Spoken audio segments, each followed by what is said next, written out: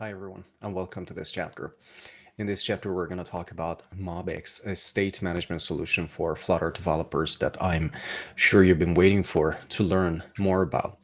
And we're going to go into details of MobX in this chapter. We're going to develop two complete applications with Firebase integrations using MobX. And for both of those applications, we're going to write thorough tests as well. So you're going to get exposed to that as well.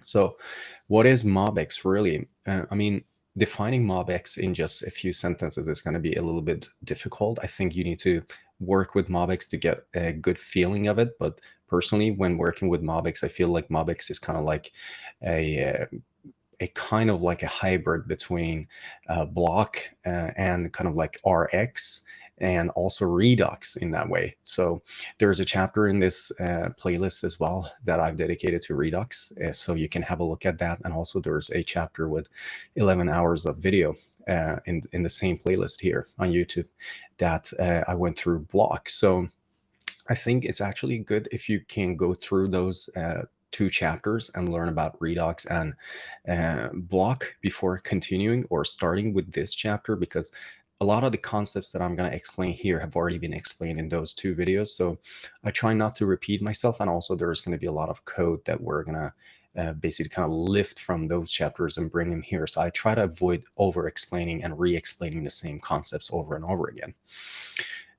So the core concepts of MobX, as you can see in here, are really in three parts. One is an observable.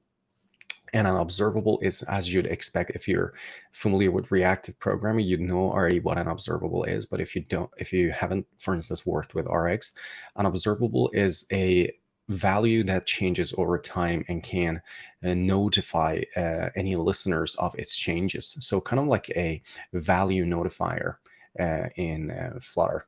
So that's the first part of MobX. The second part is an action. And actions in MobX are kind of like functions that can change your observable. So an action can be, for instance, an asynchronous action that takes in some parameters, performs some tasks, and then at the end, it can change the value of one or more observables. So you're not really allowed to go ahead and change the value of an observable from outside the context of an action. And then the third part is a reaction in here. And I'm not sure about the word reaction. For me, reaction in MobX is kind of like a side effect. So let's say that you have an application state that you've created with MobX, and then as you'll soon see, the application that we're going to develop, or the first application we're going to develop in this chapter, is going to be working with Firebase, and it's going to allow you to log into Firebase and create reminders and delete reminders and log out, etc. And one of the things that you're going to see in this application is that it has kind of like a loading state. So when you're trying to log in, or when you're trying to register or log out, etc., it's going to have a loading state. So we have a Boolean observable that says is loading, and then you can observe that Boolean property and say, okay, is it at the moment loading? It's like a global loading state. And if yes, then you're going to display a loading screen to the user. And this is a reaction because you're not actually changing any observable property, and then you're only listening as a side effect of that is loading property changing to true or false, then you're showing or hiding your loading screen. So it's a reaction is kind of like a side effect.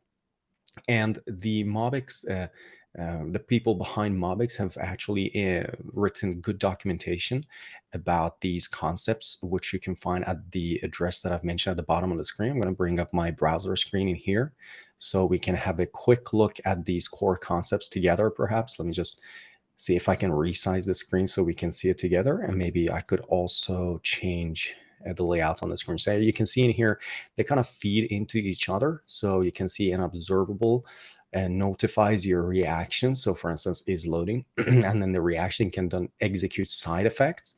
And then here says reactions fire actions, and that's kind of okay as well. But in our application that we're going to develop, we're not going to fire any actions from our reactions. Instead, we're going to have these actions being fired from the UI. And then, as you can see, when the actions are fired, then they can mutate the observables, and it kind of just goes around and around.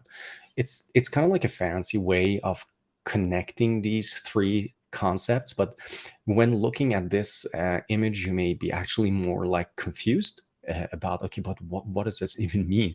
And I kind of don't like images like this, simply because they can make you more confused in the beginning. But when you learn the concepts, then it would make more sense to have a look at this image. So if it was me, I would put this image at the bottom of this article, simply because, yeah, it could be confusing. So this is documented very well on Mobx's website at Netlify, but you don't have to read all of this, because I'm going to explain it to you in this video. So don't worry about that. Okay, so what we're going to do is that in this chapter, we're going to write 2 complete applications that are going to work with Firebase. And we're going to then write some tests for them as well. So you don't have to go ahead and like write mock applications. We're going to write actual applications that work with Firebase. Okay. So the first application that we're going to write is a reminders application, and I'm going to show you how it kind of looks like, so you get an understanding of what we're going to develop. All right, so let me do some reshuffling on the screen. Good stuff. So this is the application that we're going to develop. As you can see, it's just a simple app. I'm going to make it bigger as well, so you see it better. All right, here. So you can see when you start the application, you're greeted with this screen in here that says login, and then I've pre-populated these 2 text fields in here for the email and password. But for a normal user, when you release this application, it's just going to say enter your email here and enter your password in here. And then we have a login button, and then we have also a not registered yet, register here button. So if you press the login button, it's going to log you into the application. I'm not going to do that right now. I'm going to show you what this button does for now. So if you haven't registered any user yet, then you can go to the registration page by clicking this button. As you can see, the screen just changes to register screen. And then in here, you can enter your email and a password and register your user. Since this user has already been registered, by trying to register this user again, we should ideally get an error message, which you'll see in here. It says email already in use. And in here, then if I go back to the login screen, press the login, then I have a loading state, and then I end up in the reminder screen. So you saw now a login screen, you saw a register screen, you also saw that dialog that said, yeah, you're already registered, and you also saw a loading state. And a lot of these things, actually all of these components that I just described, I've gone through in the block course. So if you have a look at this chapter that we're looking at right now, and then just jump back 1 chapter in the video that's 11 hours, I think 11 and a half hours long, we went through all of these things: the login, the register, the loading state, and the authentication dialogues. So in this chapter, I'm gonna lift a lot of that code, but I'm gonna just quickly explain them. However, I'm not gonna explain all of that code. So I kind of expect you to already know about those components, but I'm gonna go through the code in this chapter as well, but I'm not gonna write them.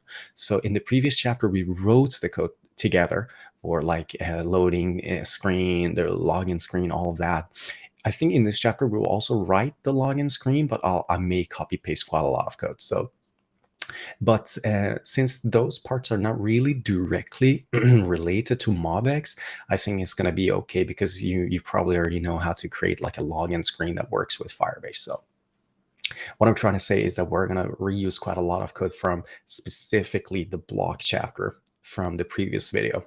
So it would be really, really good if you could watch that video as well. So when you land in the main UI of our application, you can press the plus button in here and you can enter some text for your reminder. So let's say reminder number 1, and then you can press the save button, and then you can see it's added here.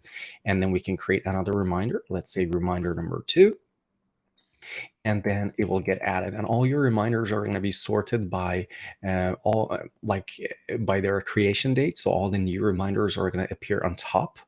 And then they're also going to be sorted based on their done state in here. You can see you can tick every reminder and say whether they're done or not. So let's say reminder number 3, reminder number 3 in here. And if I tick reminder number 3, you can see it jumps to the end. And if I untick it, it pops back up. So you can say 1, 2, 3, and then untick them, and then they're at the same state that they were. Apart from creating reminders and also ticking reminders in here or unticking them, you can also delete them. So you can press the delete button or the trash can button in here for reminder number 2, and it says, are you sure you want to delete this reminder? And then if you say cancel, it cancels the dialog. If you say delete, then it deletes that particular reminder. Then you, apart from all of this, you have this button in here, which is our like pop-up menu, and you can do logout and delete account. So if you say logout in here, it just tells you, shows you a dialog. If you say cancel, it cancels it. Logout, you can log out of the application and log back in. So that's for logout. You can also delete your account. So if you say delete account, cancels the dialog, and also confirming the deletion, it deletes your account and all your reminders. So if you try to log back in, that user doesn't exist. You can easily create the same user, but then you don't have any reminders. So really, that's the entire application that we're going to create, but there's a lot of things going on in this application which is not directly visible to the user, but we're like logging in and logging out, creating accounts with Firebase. We have Firebase security rules that are going to be set up. I'm going to walk you through all of that. And every user is going to have their own set of reminders. So if I create a user and 3 reminders, if I log out and log in with another user, I'm going to see my own reminders, not the other user, of course. And then we have the concept of deletion of an account, which in itself logs the user out and also deletes all that user's contents and also deletes the user. So lots of things are going to happen in this application. On the UI part, it doesn't seem that complicated, but we're going to create a whole MobX solution around this, so you don't have to manage the state manually. All right. So as I mentioned, we're going to use quite a lot of code from my block course, and you can find that in chapter 8 of the Flutter State Management course here on YouTube. It's a playlist of its own. So I've hooked you to that particular video at the bottom of the screen. You can see the link to that. So it's very, very beneficial if you can watch that video before continuing with this one. All right, now that we've seen how the application should look like on the screen, let's go ahead and create our project and get started with this application. So I'm going to open up a terminal window in here. So I'm going to get rid of this simulator on the screen so we see the terminal a little bit better. I meant to say. So in here, let's just increase the font size quite a bit. And I'm just going to go into a folder in here. Let's say projects Flutter. Okay. And in here, actually, I think we need to go into one folder back. And I'm going to go into courses, Flutter State Management in here. Okay. And then let's go create our application. So let's say Flutter create MobX reminders, and then I'm going to add an underscore course at the end of it. And I like to add an organization in here, but unfortunately we can't see that right now. Here it is. So se.pixelity is the organization. So this is something I've mentioned in other chapters as well. If you're trying to create a new application with Flutter, it's always easier to specify your organization from the absolute beginning, simply because this is going to be your like reverse domain name for your application. It's going to set like your bundle identifier for both Android and iOS. So if you set this from the absolute beginning, your life's going to be so much easier than having to go and change this later in the Android manifest and the iOS's info plist. So this is a hint just to Flutter to create this for us from the absolute beginning. So it's going to go ahead and do its work. All right. So it's created the application. So let's go into CD MobX reminders course, and I'm going to bring up Visual Studio Code then in that folder. All right. So trust the author in here. I'm going to get rid of that. Would you like to configure the project? CMake, not now. All right. Lots of stuff popping up. I don't want to do any of that. Great stuff. So what we have to do in here is just to first create a very simple scaffold application. And I've created a video on YouTube that I explain how to do that with Visual Studio Code so that we don't have to create like a scaffold by hand every time. So let's go into main Dart in here. I'm going to get rid of all this code in here. And I'm just going to delete it. And instead, I'm going to say FSA, which is Flutter Scaffold Application. So This FSA really does. It just creates a main function here with run app and material app. And then in there, there's a home page, and the home page at the moment is just a stateless widget, as you can see in here. Okay. So before we go and run our application, we have to go ahead and add all our dependencies. And this is just so much easier if you know from the beginning what your dependencies are.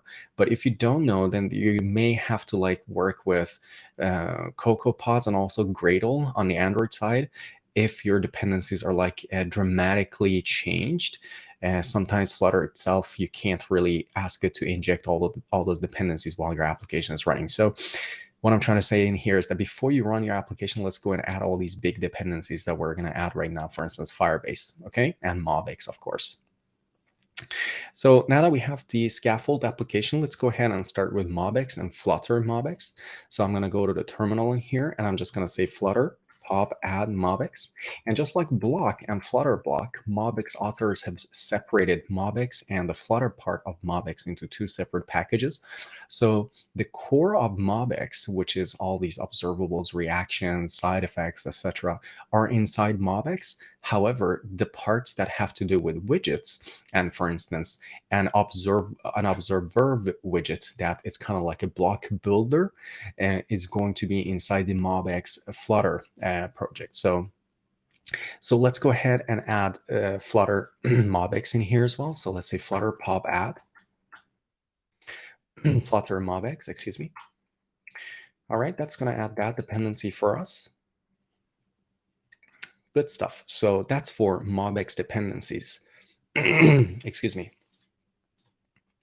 Let's go in here and add then our build runner. I mean, there are two dependencies in here that are a little bit difficult to explain, but I'm going to do my best to do that. MobX uses a technique that you probably haven't seen in a block provider and other, or even Redux. What it does is that it does a lot of code generation for you. So what this means is that you're going to like annotate your properties inside your MobX model objects with things such as @observable. And these are kind of like property wrappers that are going to allow MobX to understand that, oh, a certain property in your model object has to be an observable. And then what MobX does under the hood is that it has some code generation abilities that you have to bring into your application. And this code generation is then going to go ahead and translate all those property wrappers to some internal code that MobX is going to generate for you, which is also going to be a Dart code, but you're not going to be involved in the writing of that code at all. So you need to be kind of like comfortable with the notion of MobX generating code for you. But just to be clear, MobX generated code is nothing that you're going to go into and like even peek at, or you're not going to modify them at all.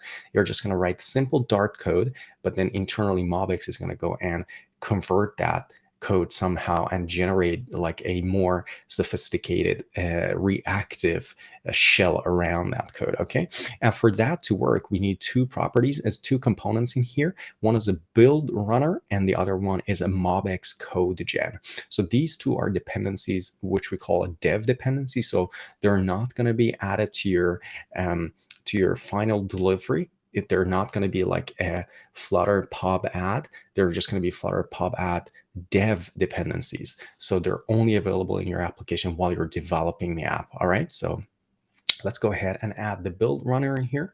Flutter pub add -- dev build runner. Okay. This is going to add the build runner package for us as a dev dependency. And then let's go ahead and add the code gen as well. So Flutter pub add -- dev MobX underscore code gen, like this. All right, so we need both of those as dev dependencies. Okay, now MobX is very similar to, it's very similar to Block in that you have to provide an instance of your application store or application state to the rest of your widgets, for instance. And also in that sense, it's very similar to like Redux. So you always create like a store or multiple stores if you want to, and then you provide them to your widget hierarchy. And we're going to use especially the provider package for that. So let's go ahead and say Flutter pub add provider. So let me bring up the text at the bottom of the screen as well. Flutter Pub Ad Provider in here. So let's get that in the application as well. And also we need Flutterfire. So what we're going to do with Flutterfire is going to set up our application with Firebase in here. So you need to install the CLI. And there's good instructions at the bottom of the screen, as you can see in this URL that I've hooked you with. So please go in there and install Flutterfire CLI if you don't have it already. After installing the Flutterfire CLI, we're going to go ahead and configure our application. So let me get the PWD in here and get this folder right here. And when configuring your application with Flutterfire CLI, I've noticed sometimes that there's a problem in Visual Studio Code when rendering long text that are not going to be rendered on the screen. So it's kind of like easier to bring up a separate terminal window, like a proper shell, if you're configuring your application. At least that's my experience, because sometimes when text runs off the screen, Visual Studio Code with Flutterfire CLI specifically can't render the text, so it can't wrap it to the next line, so you don't see what you're typing. So what I'm going to do is to bring up a proper shell in here. So let's go to iTerm, which is my terminal in here, and I'm going to cd into this folder. Okay. Let's make this bigger so we see what we're actually doing in here. All right. So let's go ahead in this application. Let's say Flutterfire configure. Yes. Okay.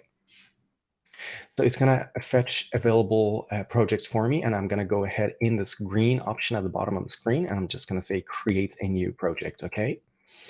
So it says, okay, what is the name of the project? So what we're going to say is to say Mobx reminders course, Mobx reminders course. Excuse me. Here. So Mobx reminders course. So let's enter the project's identifier here. It's going to go ahead and create this Firebase project for us. And I believe that these project identifiers could be unique, potentially even across accounts. So if I've taken this name, you may not be able to take this name, but that's something that you can basically test for yourself. So, all right, we got a little bit of a problem in here, failed to add Firebase to Google Cloud. All right, that's completely fine. We're going to run the command one more time just to see if it's a problem with Flutterfire configure or if it's something that was just temporary. So let's see if it's, and I can see actually Mobx reminders course was created. So it just created the project for us, but it really couldn't configure it. So let's just basically use that now, and I'm just going to say that we have Android and iOS, but we don't want web for now. All right, so let's pick those. So it's going to go ahead and configure those for us, and as soon it's going to ask us for an iOS bundle identifier, which is going to pop up soon, as you can see. So it says, which bundle identifier do you want to use? And I'm going to say SE Pixelity in here, Mobx reminders dash course. Okay. And this is something that you need to specify for yourself. So you don't necessarily have to go with SE Pixelity, because this is my company's reverse domain name, and you could just choose something else. And if you don't have a domain name in here, you could just say com dot blah, blah, blah dot, and then some identifier. It's not that important for this particular example. Okay. So that's going to go ahead and do its work. There's a lot of work that the Flutterfire CLI is going to do for us, so we don't have to do all this by hand. We used to have to do this by hand previously. So here, I mean, it's showing also the project identifier, and that's completely fine, because I'm going to delete this project at the end of this recording. So it's completely fine that is exposed in this video. I don't really mind at all. So it's gone ahead and done its job. And if we come back to our application in here, you can see that there's lots of things that are created here for us, but we have some problems specifically with this Firebase options in here, because Firebase Core is yet not a part of our application package in here. Okay, but we're going to fix that. So what we need to do in here is to go ahead now and actually can keep the terminal, I believe, right here. So let's just keep the terminal in case we need it later. But what we need to do is to go ahead and add Firebase Core to our PubSpec YAML. And some people go ahead and do Flutter pub add Firebase Core, but I've had a lot of problems with that command, specifically for Firebase Core, simply because a very old version is going to be added to the application that's not compatible with the Firebase options that was created by Flutterfire CLI. So I prefer to do that by hand. So let's go ahead and inside our PubSpec YAML and try to add Firebase Core. And we can bring up a web browser in here and go to pub.dev, okay, and say Firebase Core like this. And after you find Firebase Core, so let me make the screen a little bit bigger. You can go to installing and then copy this command right here. And it says Firebase Core should be inside dependencies. So let's go inside our PubSpec YAML in here. All right. And let's find our dependencies somewhere in here. The font is so big, I can't really see. All right, right here. Right after provider, let's go ahead and add Firebase Core 1.14.1 at the time of recording this video. Okay. Then the next thing that we're going to do is also we need Firebase authentication. So we're going to add that to our PubSpec YAML as well directly. So we're not going to use Flutter pub add for that either. Let's go to pubdev in here and go back to the search. And let's just say Firebase auth. All right. See if you can find that. Here's Firebase auth. And we can go into the installing section in here and copy this particular Firebase auth dependency and bring it to our PubSpec YAML. All right. And then press Command Save in Visual Studio on the Mac or Command S on Mac or Control S on Linux and Windows in Visual Studio coding your PubSpec YAML. And then that should be able to add the PubSpec of Firebase auth as well for us. So there's quite a lot of dependencies. That's completely fine. I mean, if you look at it, Mobx, these two are really just Mobx provider. Well, because we need to create the Mobx store and provide it to our widgets. And then here we have Firebase. So really, I mean, it looks a lot, but it really isn't so much. So the next dependency talking about dependencies, we have one more dependency, and that's going to be using Flutter Hooks. And I have actually a video in the Flutter State Management playlist here on YouTube that explains Flutter Hooks in great detail. So you're more than welcome to go and have a look at that video as well. In this particular video, we're going to use Flutter Hooks not to a great extent. We're only going to use Flutter Hooks for the hook widget and also to be able to manage our text editing controllers. And if you don't want to do that, if you don't want to add Flutter Hooks, it's completely fine, but you may have to deviate a little bit from the instructions that I give you in this video if you don't want to go ahead with Flutter Hooks, in that you have to create text editing controllers manually, and instead of having stateless widgets, you may have to have stateful widgets because you're going to manage text editing controllers and you have to dispose of them. I personally recommend that if you want to follow along with this video, even if you don't know Flutter Hooks, it's completely fine just to go ahead and add that as a dependency and just follow along with the instructions I'm going to give you in this video, simply because it's going to be a lot easier for you if you just follow the instructions rather than having to deviate from them, especially if you don't know so much about like text editing controllers and how to manage them. But for most Flutter developers, text editing controller is usually a very simple thing to manage. So it's completely up to you.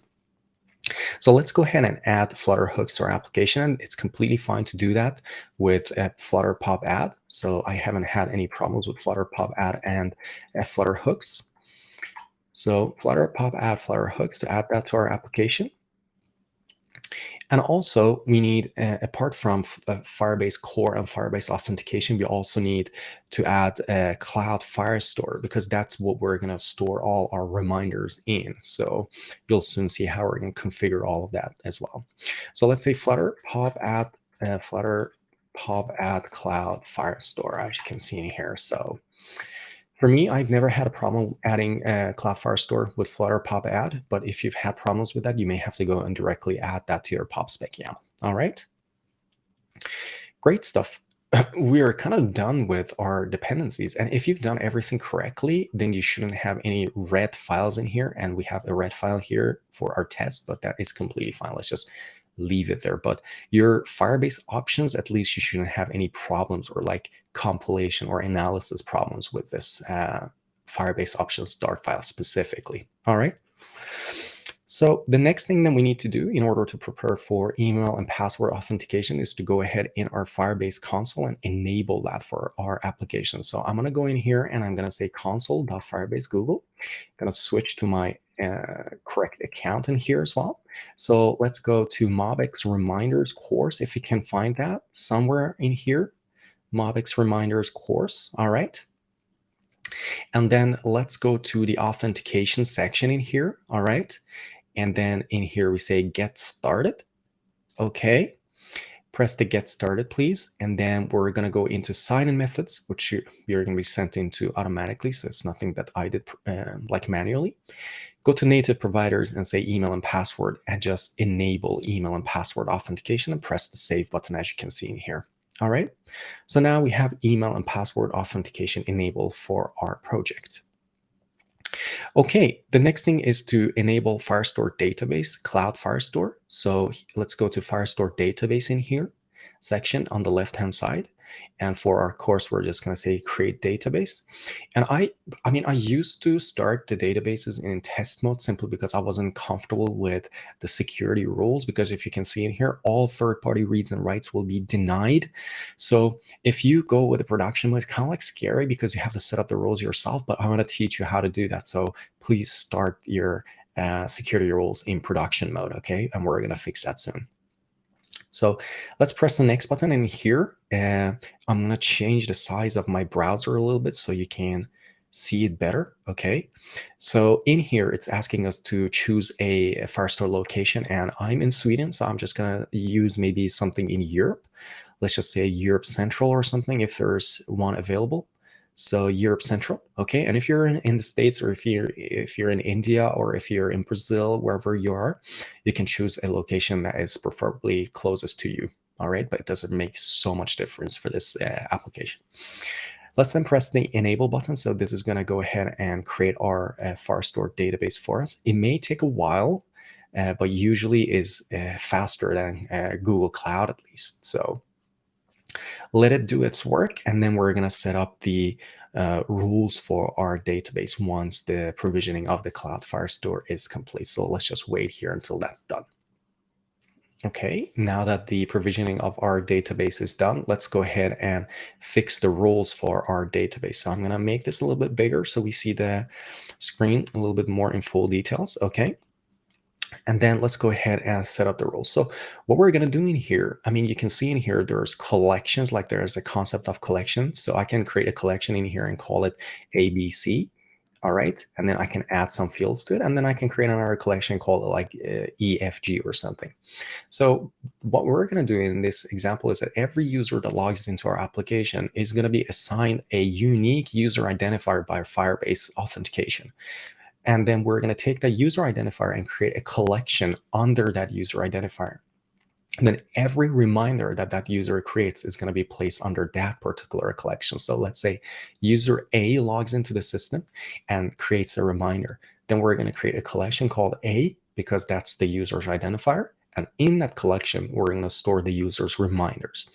Then the user B logs into the system. We're going to create another collection called B and then put that user's reminders in that collection. So what we're going to do, the collection, the name of the collection is going to be the user identifier. So what we need from the security rules perspective is that user A should only have access to a collection called A, and user B should only have access to a collection called B. So from the security rules perspective, we need to get the name of this collection that the user has access to, and then give read, write, update, and delete access to that particular collection. Okay, so let's go into the rules in here. And you can see, let me see if I can actually change the size of the screen a little bit. All right, so here you can see at the moment, the default rules, can I actually increase this? Yeah, and perhaps I could actually change that size as well. Can I see anything? No, I can't really see, like, okay, it's so big. I can't see anything. Let me just change the size a little bit. All right. So by default, what it does is that it tries to match at the root folder with a document. And this is a variable called document. However, we said that we want to have we don't want to have documents at the root. We want to have documents under collections, and collections are going to be named after each user identifier. So let's go ahead in here and add a variable in here, and we're going to call it collection. Okay, if I can type collection / document. And then in here, let's go ahead and create a function and say is function is database owner. And then we're going to take the user ID. Okay. So the goal in here is that we're going to say allow read writes, and then there's other rules, I believe, delete, and we have update as well. Yeah. So actually create. I know it's like CRUD basically. Create CRUD, which is delete, and then let's just so that's CRUD, and then write as well. Okay, at the moment it's just false, but what we're going to do in here is that we're going to have a look at the request. So let's just say request. This is an object that the Firebase security rules are going to provide for you. And then in the request, every request that comes into Firebase storage is going to have an auth variable. And then there's a UID in there, which is an optional. So let's just make sure that it is not null, and the request auth UID should be equal to the user ID in here. Okay, so what we're really saying is that the user ID that we provide in here should be equal to the request user identifier. So this function is very simple, and you can see we have 2 errors in here, but these 2 errors are going to go away as soon as we actually start using this function. So let me just take a sip of coffee. All right, so let's go ahead in here. Instead of returning false right there, we're just going to use our function. So we're going to say is database owner, and then let's pass the collection in here. Okay. So, and let's put a return in there as well. So this error is going to go away soon, hopefully. Return, and these errors have gone away as well. So what is this error? Unexpected return. Okay. We have function in here, arrow. And then the collection is database owner.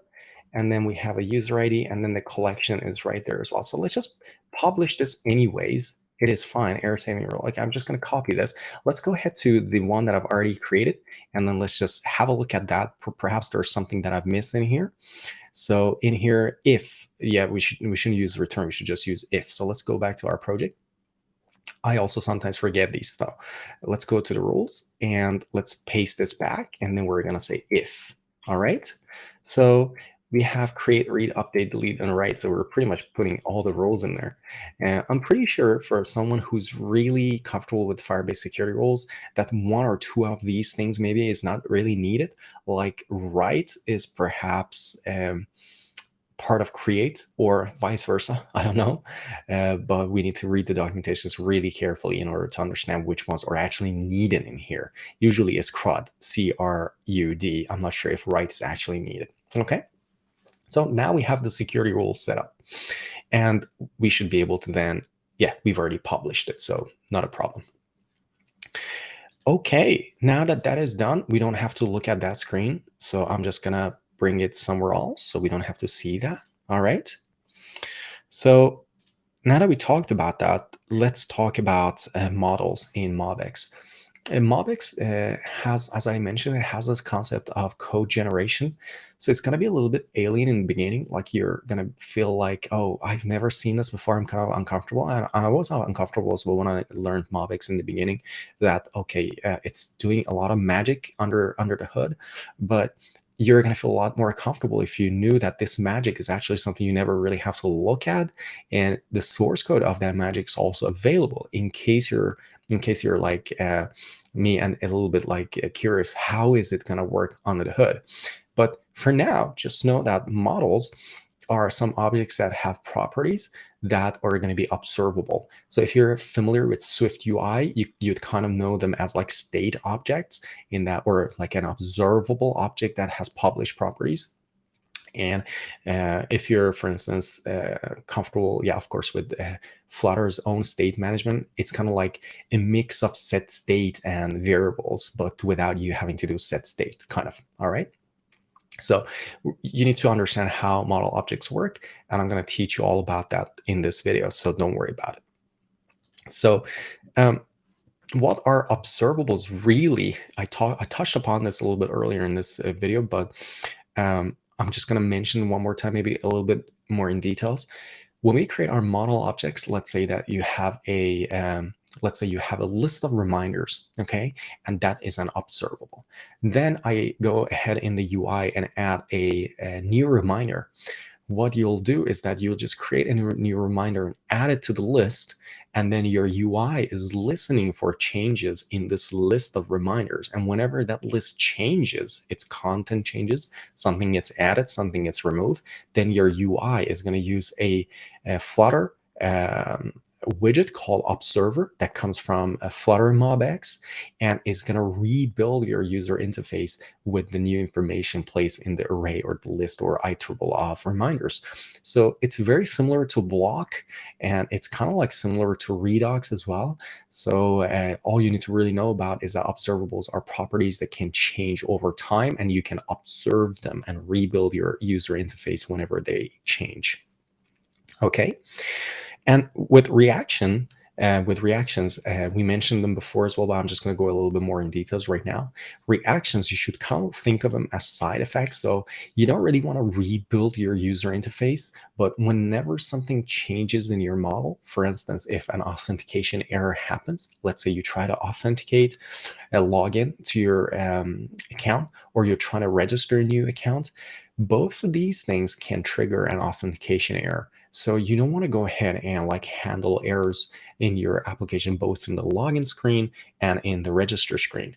What you want to do is to have like a global error handling in your application as a reaction of your authentication error. So your model object is going to store a variable, let's just call it auth error, which is an optional. And then if it's null, it means that no authentication error has occurred. But if it is non-null, meaning that it has a proper authentication error, then you can have as a reaction a dialog that appears to the user that says, hey, an authentication error happened. Please try to fix what you did wrong or do something. So reactions are kind of like you waiting for state changes to appear in your MobX store, in your model objects, for instance, and then you're trying to execute some code based on that, and such as displaying a loading screen or displaying a dialog. But they're not necessarily kind of like direct actions that have some effect on the store itself, although they can. It's a little bit difficult to explain right now, but I hope you got like the gist of it by this explanation. So what we're going to do in here is just to go ahead and save this main Dart file, and we're going to go ahead and actually create our first model in our application. So let's go inside lib, and then let's create a new file and a folder, and we're going to say state/reminder.dart. Okay, so this is going to be the core of our application. We're going to have later a state object that is also a MobX model. But for now, what we need is like a reminder object that can also in itself change. So if I bring the user interface back, let's see where our simulator is. So in this user's account, if I go ahead and create a reminder, let's say reminder number 1, all right, you can see the reminder itself can also change. So if I tick this reminder, it will be ticked, and then untick it as well. So it kind of has its own property of is ticked or is done. And that property in itself is actually observable. So this tile that is sitting right here, let's actually create another one, reminder number 2, just so that I can demonstrate what I'm trying to say in here, reminder number 2. So there are 2 tiles at the moment displayed to the user, tile number 1 and tile number 2 for reminder 1 and reminder 2. This tile in its entirety at the moment is itself observing the changes that are happening to this reminder number 2. So if I tick this reminder, it pops here, and it means that this reminder number 1 doesn't have any idea about what actually changed. It just knows that it itself didn't change. So these reminder objects, these reminder models that we're going to go and create here, in their own, they are observables. So they're model objects in MobX that you can change with their own properties. And that's exactly what we're going to go and model right now. Okay. Okay, so let's go ahead and start with the implementation of our first model object. All right. So now that we've created the file, let's make the editor a little bit larger in here so we can see what we're doing. And the creation of model objects in MobX is a little bit strange. And I will show you how to do that and how I prefer to do that.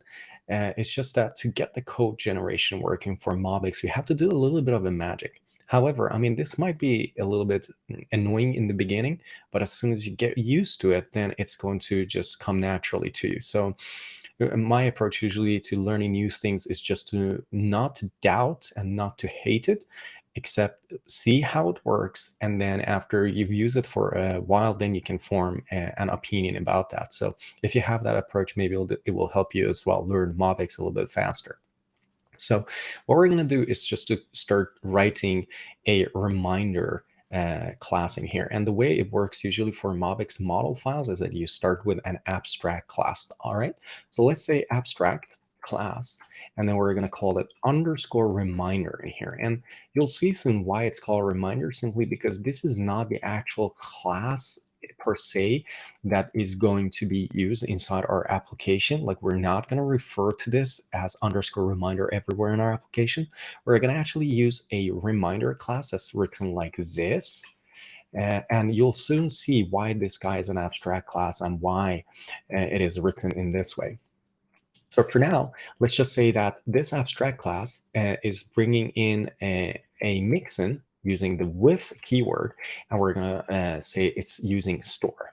And just be a little bit careful in here, because store is implemented in both MobX, as you can see in here, in MobX library or package, and it's also in Flutter Hooks. So what we need to do is just to auto import the correct package in here. You don't want store from Flutter Hooks, you want store from MobX. So now that it's imported, you can see in here is auto imported, okay?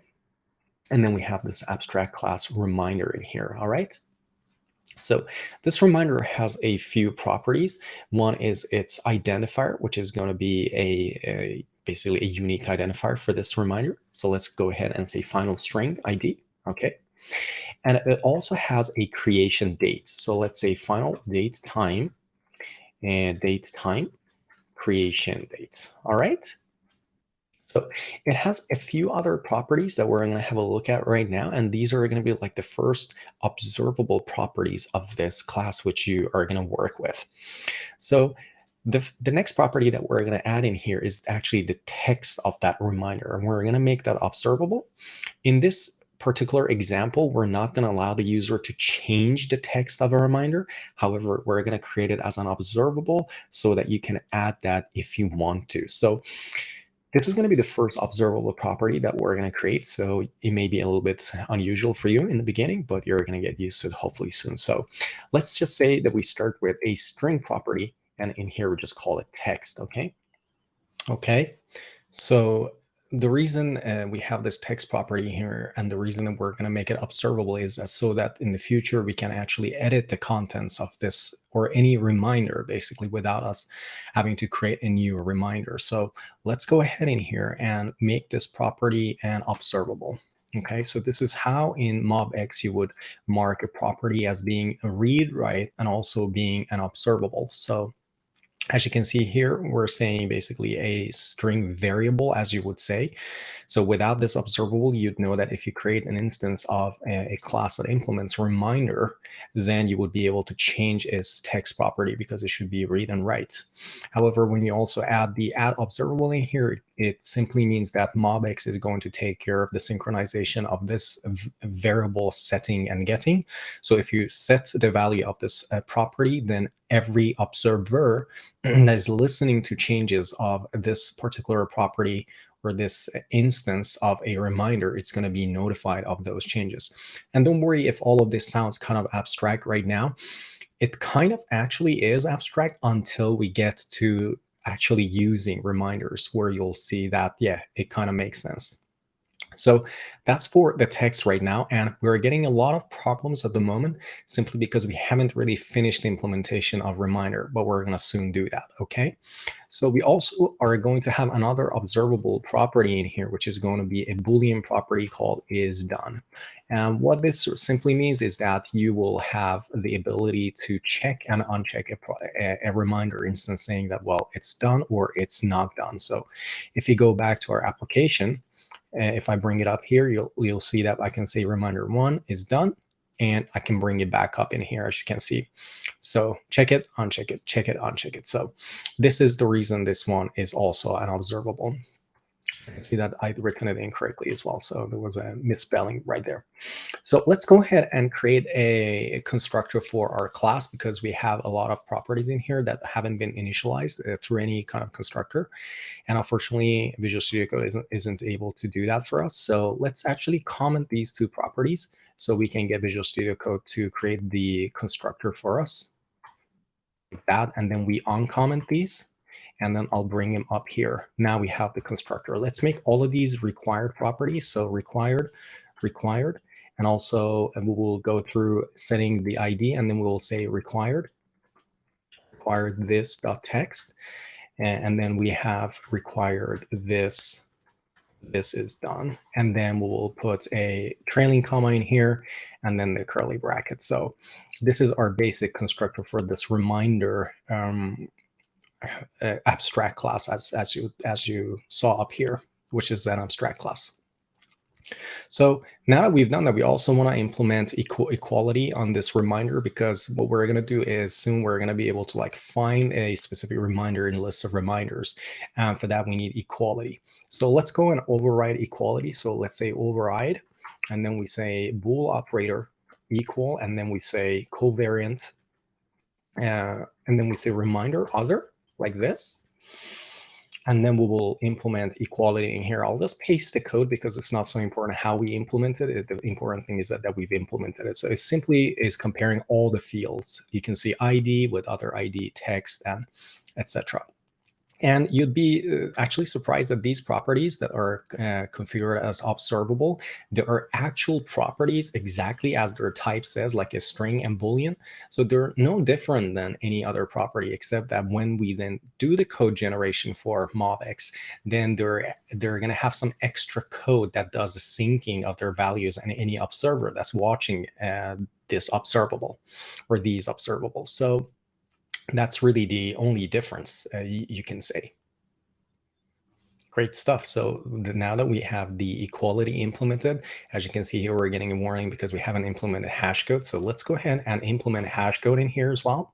So let's remove the comment right there. And for the hashing, we're going to use object.hash in here. So let's say object hash, and we're going to hash all these properties that we have in here. ID, text, is done, and creation date. So I'm going to copy paste those because it's quite boring to actually have to, or a tedious job to actually have to write all these properties in here. But this is the simple implementation of that reminder. Okay, so we have this abstract reminder in here. We've implemented equality, and we have two observable properties in here, but we aren't really done yet. We have to do two things to get this to actually work. And I will tell you what those things are. The first thing that we have to do is to create an actual class that points to this reminder. So I'll tell you how that's going to work, and it's going to look really strange to begin with. I have to say it. I completely still personally think that it looks strange, but once you get used to it, you don't have to really do that. You don't have to really be worried about how it actually works. So the first thing you'll do in here, you want to create an actual reminder class that is equal to your reminder abstract class, but you'll say with _ reminder like this. And this is, of course, not going to work at the moment, but we're going to get that to work soon. So that's the first part. So here we're creating a reminder, and we're saying that, well, it is an actual abstract reminder. However, it has some underlying implementation that's coming from this _ reminder magic class or magic instance somewhere that we don't really know about. Then what you have to do is you have to write part, and then you'll say g.dart, and right before this g, which is like kind of generated, you would actually write the name of your file And our file in here, as you can see, is called reminder.dart. So just type reminder.g.dart. Okay. So you can see we have this error at the moment, and that's completely fine. It's simply because we haven't actually kicked in the code generation. So I'm going to bring up the terminal and type the command, as you can see at the bottom of the screen, flutter pub run. Okay, and let's say build runner. Remember, we added build runner as a dependency to our application. Then we're going to say watch, and then dash delete conflicting outputs, like that. All right, we're going to let it do its work. The first time around, this code generation can actually take quite some time.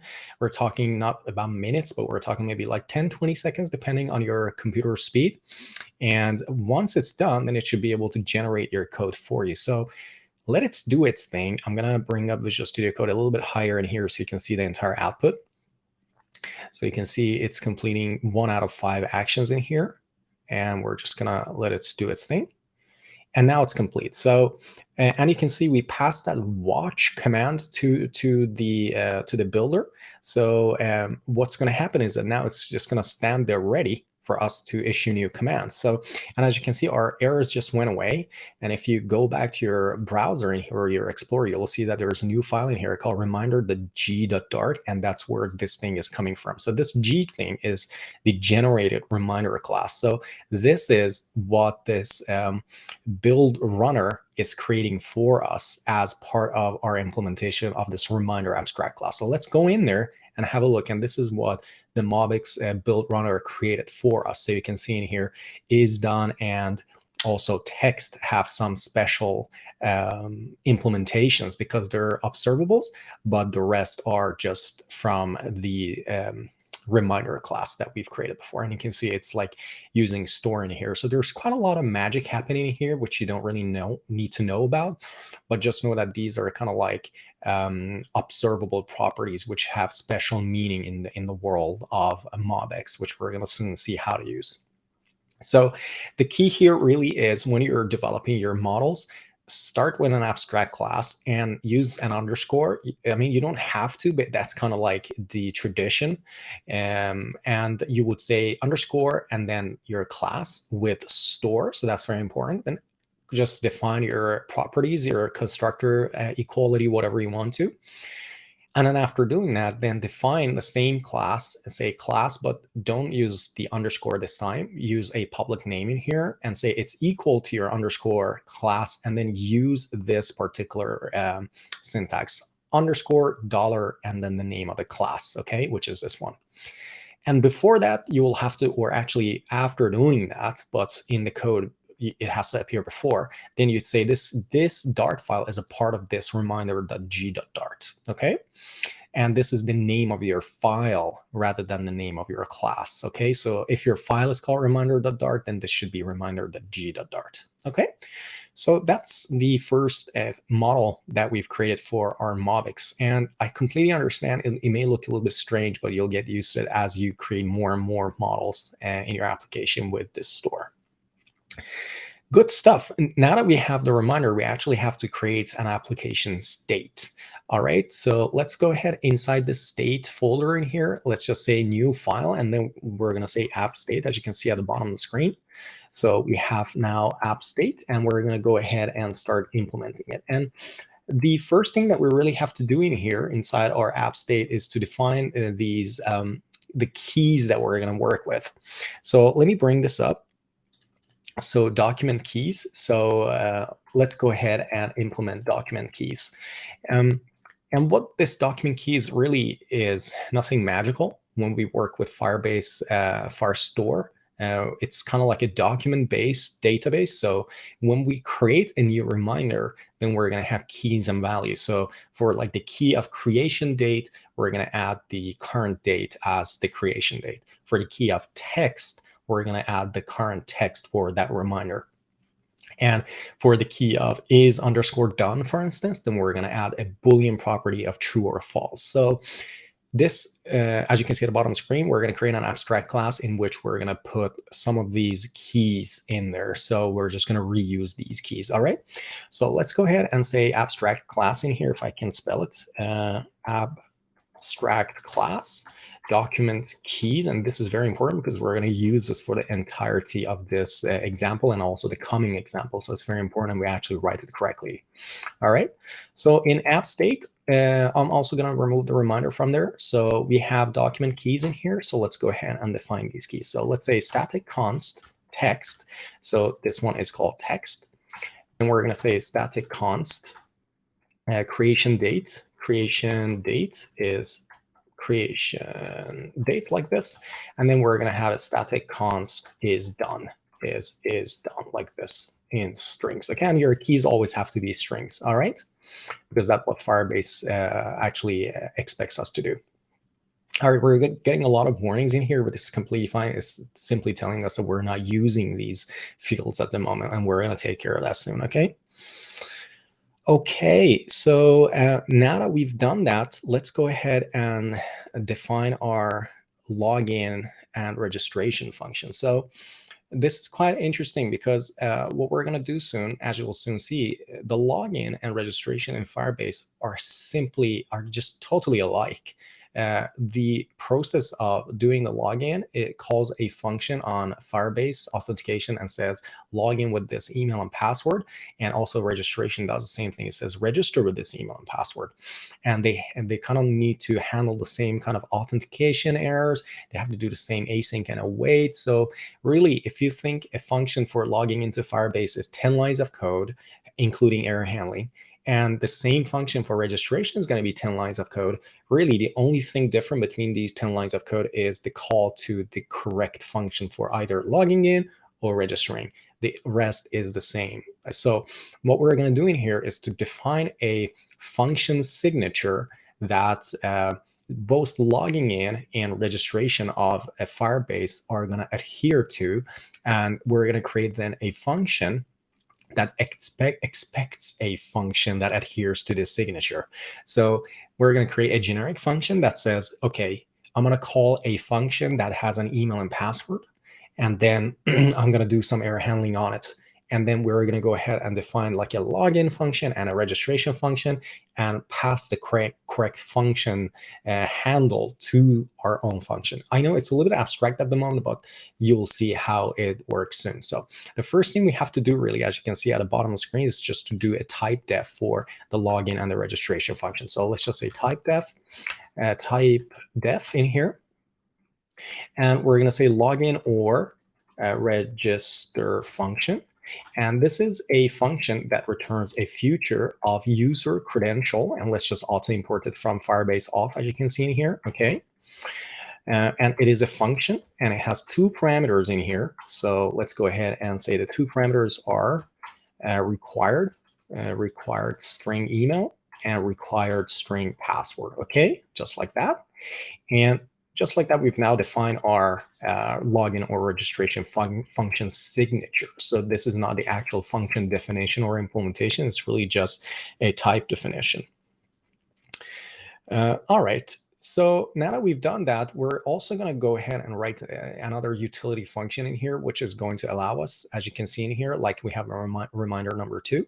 If we check this reminder number 2, then this reminder number 2 actually jumps to the end list. So what we're doing in here is very interesting, is because like if I say reminder number 3, let's add that.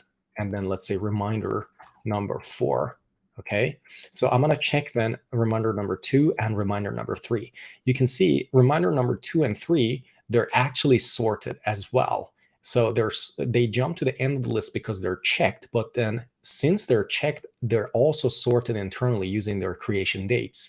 So the creation date of this reminder number 1, as you can see, was because since it was the first reminder, it always goes to is like the first item, because we're sorting so that the ones with the latest creation date always end up at top of the list. So what we're going to do in our application is we're going to do a multi-field sorting mechanism in our reminders that sort not only by the is done property, but also by the creation date. So in order to get the sorting done, then we have to convert our booleans to an integer, because comparable in Dart works with integers, kind of, and like functions, or sorry, objects that implement the compare to function, and Booleans don't do that. So what we need to do is just to create an extension function on any Boolean in Dart that can be converted, that can convert a Boolean into an integer, so that when it comes to doing the sorting algorithm, we can actually use that Boolean, the isDone properties integer value, to do our sorting properly, okay?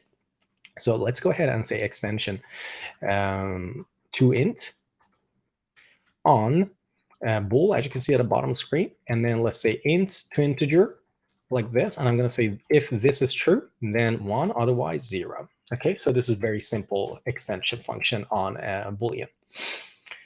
All right, great stuff. So let's go ahead now and create an extension using which we can sort our reminders. So this is going to be a little bit of a long function, to be honest with you, a little bit boring. But if you're interested in sorting objects, especially multi-field sorting, this is going to be quite interesting.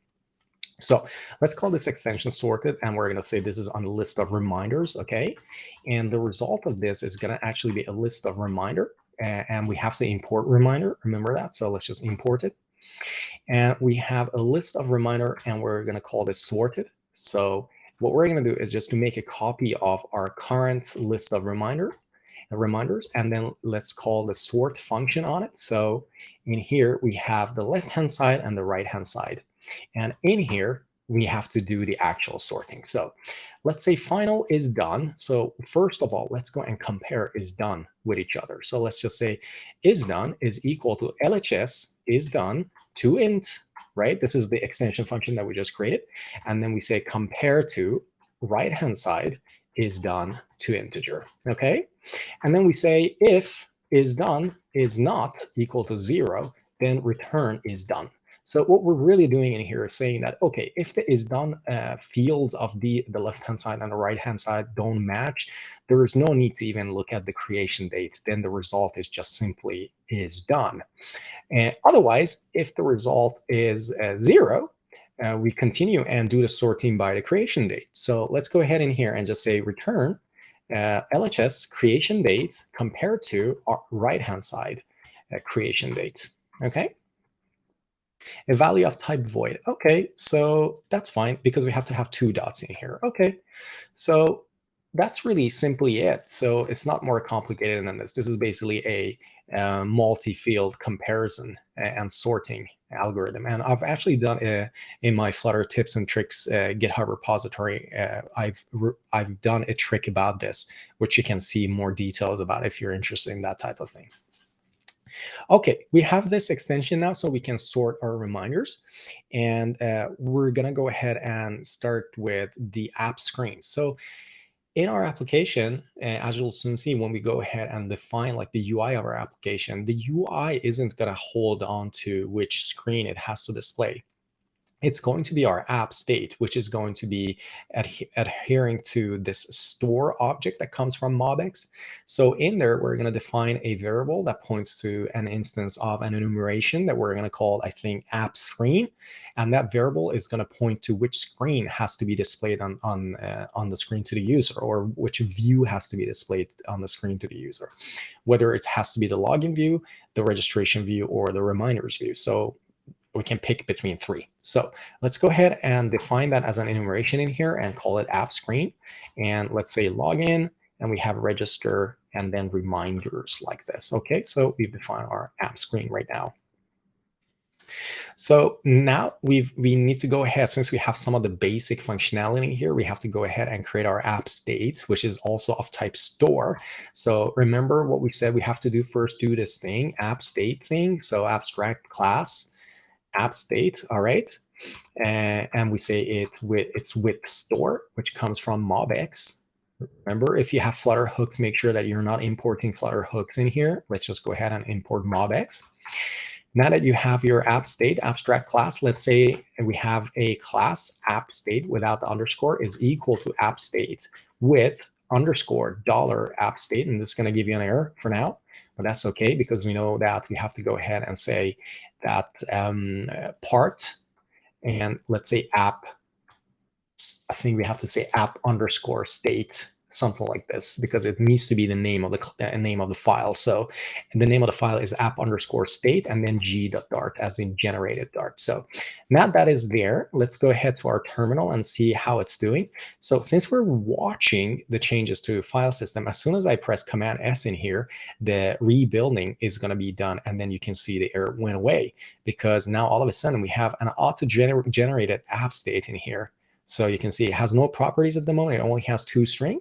So that's really good. So now all of a sudden we got our app state. You can see once you do it one time, then the second time is going to be a lot easier. All right. So we have that. And what we need to do is to go ahead and define our first observable property of our app state, which is going to be our current screen. So let's say we have an observable property, and let's say it's an app screen, and we call it current screen. Okay. And by default is always app screen.login. So now we create an observable property, and if I press Command S right there, or Control S if you're on Linux and Windows, and go back to our app state.gdart, you can see that there is a getter for our current screen, and that does a report read, and also there is a setter for our current screen, which does all this work for us. So I mean, you don't really have to look into that generated code because it just works. But if you're like me and you're curious how MobX works under the hood, you're more than welcome to go inside these g.dart files to see the generated code as well. All right. Great stuff. Now that we have that, let's go and keep track of our loading state. So as you saw in the application, if I now try to log out, you'll see there's a loading screen. Actually, it's so fast that you don't see it. So if I say login, do you see the loading? And if I log out, let's see it one more time.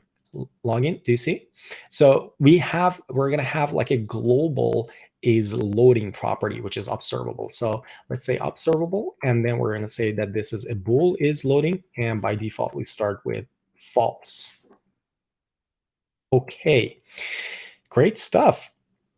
So after you try to log in with a username, sorry, an email and password, then we're going to get a user from Firebase. So in order for us to know that you're logged in or you're actually logged out, we have to hold on to a user object. So let's go ahead and do that right now. So let's say we have an observable, and then we say a user, and you'll see that this needs to be imported, I believe, from Firebase, but we probably have also already imported Firebase auth, so we don't have to import it again. So user is already available, and this is going to be an optional value because you may not have, you may have not really logged into the application yet. So let's say current user, and that's optional at the moment, and the default value is going to be null. All right. So let's go ahead also, and we're going to hold on to auth errors in here. Okay. So we need basically now this auth error class that we've already implemented in the block chapter. So if this chapter is chapter 9, then we have chapter 8 which is 11 hours of block course. So even if you're not interested in block, I suggest that you go in there and at least have a look at the code that we're writing. I understand completely that 11 hours is quite a lot of video to watch. So what we'll do now is to go ahead and bring that auth error in here, and I'll just quickly go through it with you. So let's go ahead in here inside lib, and I'm going to bring this entire auth folder inside lib. Okay, and there's just one file in here called auth error.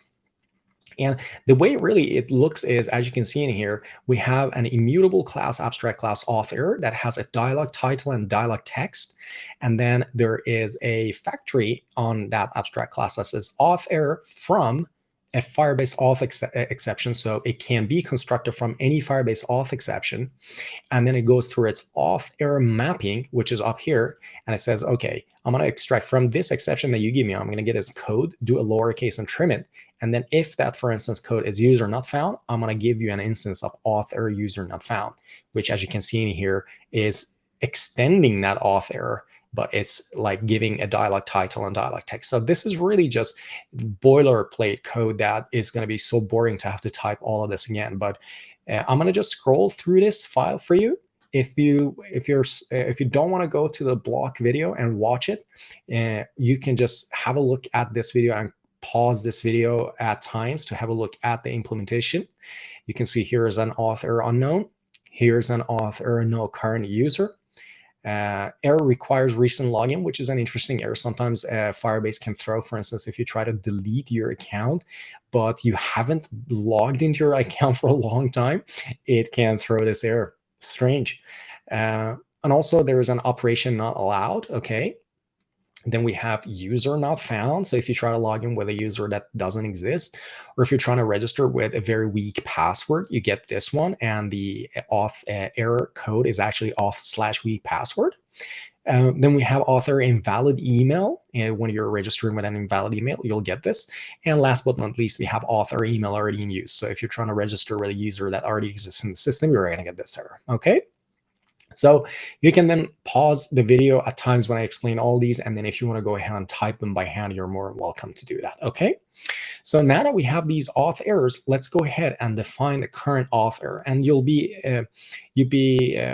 I mean, it's not that difficult to know why we need an auth error observable in here. I'll tell you how it works. So if I log out in here and then try to register a user that's already registered in the system, I say register, you'll see this is an auth error. So we're going to have an observable in here, and we're going to say it's an auth error. It's going to be auto imported, and it's optional, and let's just say auth error. And the default value is nil or null. And if we set this value, then we're going to have a specific place inside our application. It's just one place. Not all screens are going to handle auth error. It's just one place that is going to be observing changes to this auth error. And as soon as auth error changes, since it's an observable, as you'll soon see, we're going to create observers. If this auth error changes to a value that is not null, then we're going to have a single place inside our application that displays a dialog for that auth error. Okay. Great stuff. That was a lot of information. So we've defined our auth error now. What we need to do now is to go ahead and define our reminders inside of some sort of a list. So as you'll soon see, let's just log in with this user. And if I create a new reminder here, let's just call it reminder number 5. When I create a new reminder in here, this reminder is going to be created on Firebase, our database, Firestore database, but it's also going to be inserted in some sort of a local list in this application. So we're not going to just like create this reminder on Firebase and then read that same reminder back, but we're going to have like a local observable list of reminders that if you add a reminder here, then that reminder is going to be added to our local list as well. And then we're going to observe changes to that observable list. So you can see in here, we have this observable, but in order for a list to be added in here, we can't just have a normal list. We have to actually create something called an observable list in Mobx. So let's go ahead and say we have an observable in here, and it's of type observable list of reminders. Okay. And is equal to observable list of reminders in here, as you can see. And then we're just going to say it's an empty list like that. Okay. Just like that, actually. And let's see what it's complaining about. For to block body, the name observable list is already defined. Oh yeah, because I haven't specified a name for it. So let's just say reminders. Okay. Good stuff. So this is how you'd manage lists in Mobx. Okay. Not just like a list of reminder, but it has to actually be an observable list. All right. And an observable list, as you'll soon see, it actually implements you can see it implements listenable and also list mixing. So it works exactly just like a list or an iterable. So you can get its elements, you can add stuff to it, remove stuff from it. So it works pretty much just like a list, except that it works very well with Mobx and it understands changes to a list. All right. Great stuff. So now that we've done that, you can see in here, we have a list of reminders, but what we want is to be able to always have a sorted list of reminders, because let's say that we start our application fresh, we log in, the user's already got 10 reminders, for instance, created, and upon logging in, we tell Firebase, say, hey, Firebase, it give us all those reminders. Then Firebase will return those reminders to us, but there's absolutely no guarantee how those items are going to be sorted. So that's completely fine. We're going to place those items inside this reminders property. However, what we want is to be able to always, from this reminders property, get a sorted list of reminders. And MobX has this absolutely beautiful concept of something called computed observables. And as its name indicates, a computed observable is an observable that is derived from another observable. So you can't really set a value for it. It's a read-only observable. And all it does is that it gives you a view of another observable with some modifications that you want to put on top of it. So let's go in here and create a computed property, and it's marked with computed, as you can see in here. And we're going to say it's an observable list of reminders because it's going to be our sorted reminders. Let's call it, it's a getter as well. So we're going to say sorted reminders. Okay. It is created from our reminders, observable of, and then we're going to say, observable list of reminders. And then we're going to be saying sorted, just like that. Okay.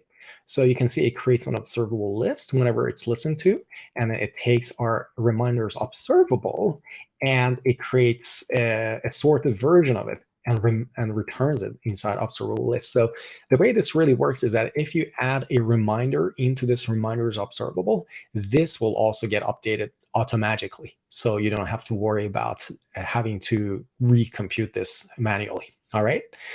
And again, there's a lot of code that's being written for us. I just press Command S just to get the code generation kick in. You can see there's a lot of code created here for us that we don't have to do manually. All right, so if you have a look at computed, let's see if computed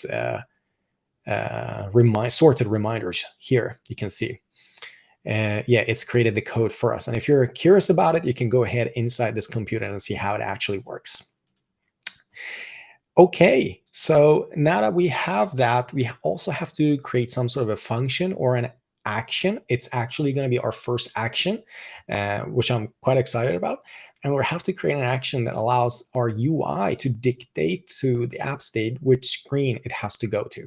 You see, this app state that we're creating in here, you may think that, okay, I'm just going to create an instance of this app state, and then I'm going to use a provider, provide it to my widgets, and then when the login widget wants to go to the reminders screen, then I'm just going to change this current screen.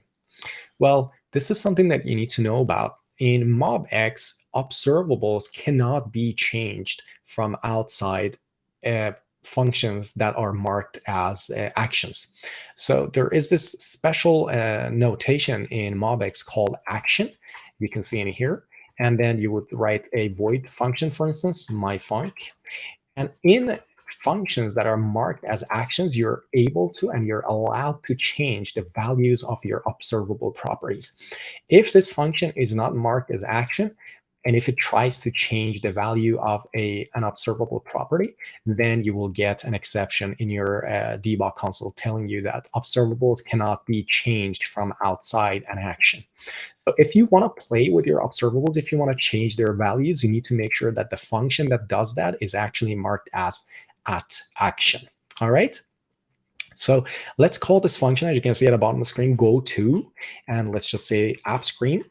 And in here, we just say screen. And this is a very simple function, to be honest with you. All it does, it just changes the current screen. So current screen is equal to screen, just like that. And again, you have to have this action simply because we're changing the value of an observable property inside this function. All right. Okay, now that we've done that, we also have to allow the user to delete reminders. As you can see in here, I can go in here and say, I want to delete reminder number 3, and it will just disappear, both from Firebase Firestore and also from our reminders list, which is right here. Okay, so we need a function for that. So let's go ahead and just create a function. Since this function is going to play with this reminders observable and list, it has to be an action. Okay, so let's just say action. And it returns a future of bool. And let's say delete. It deletes a reminder like this, and it's an async function like that. All right. So what we want to do in here, as soon as you call this delete function, as you'll soon see, let's go in here. It is going to delete.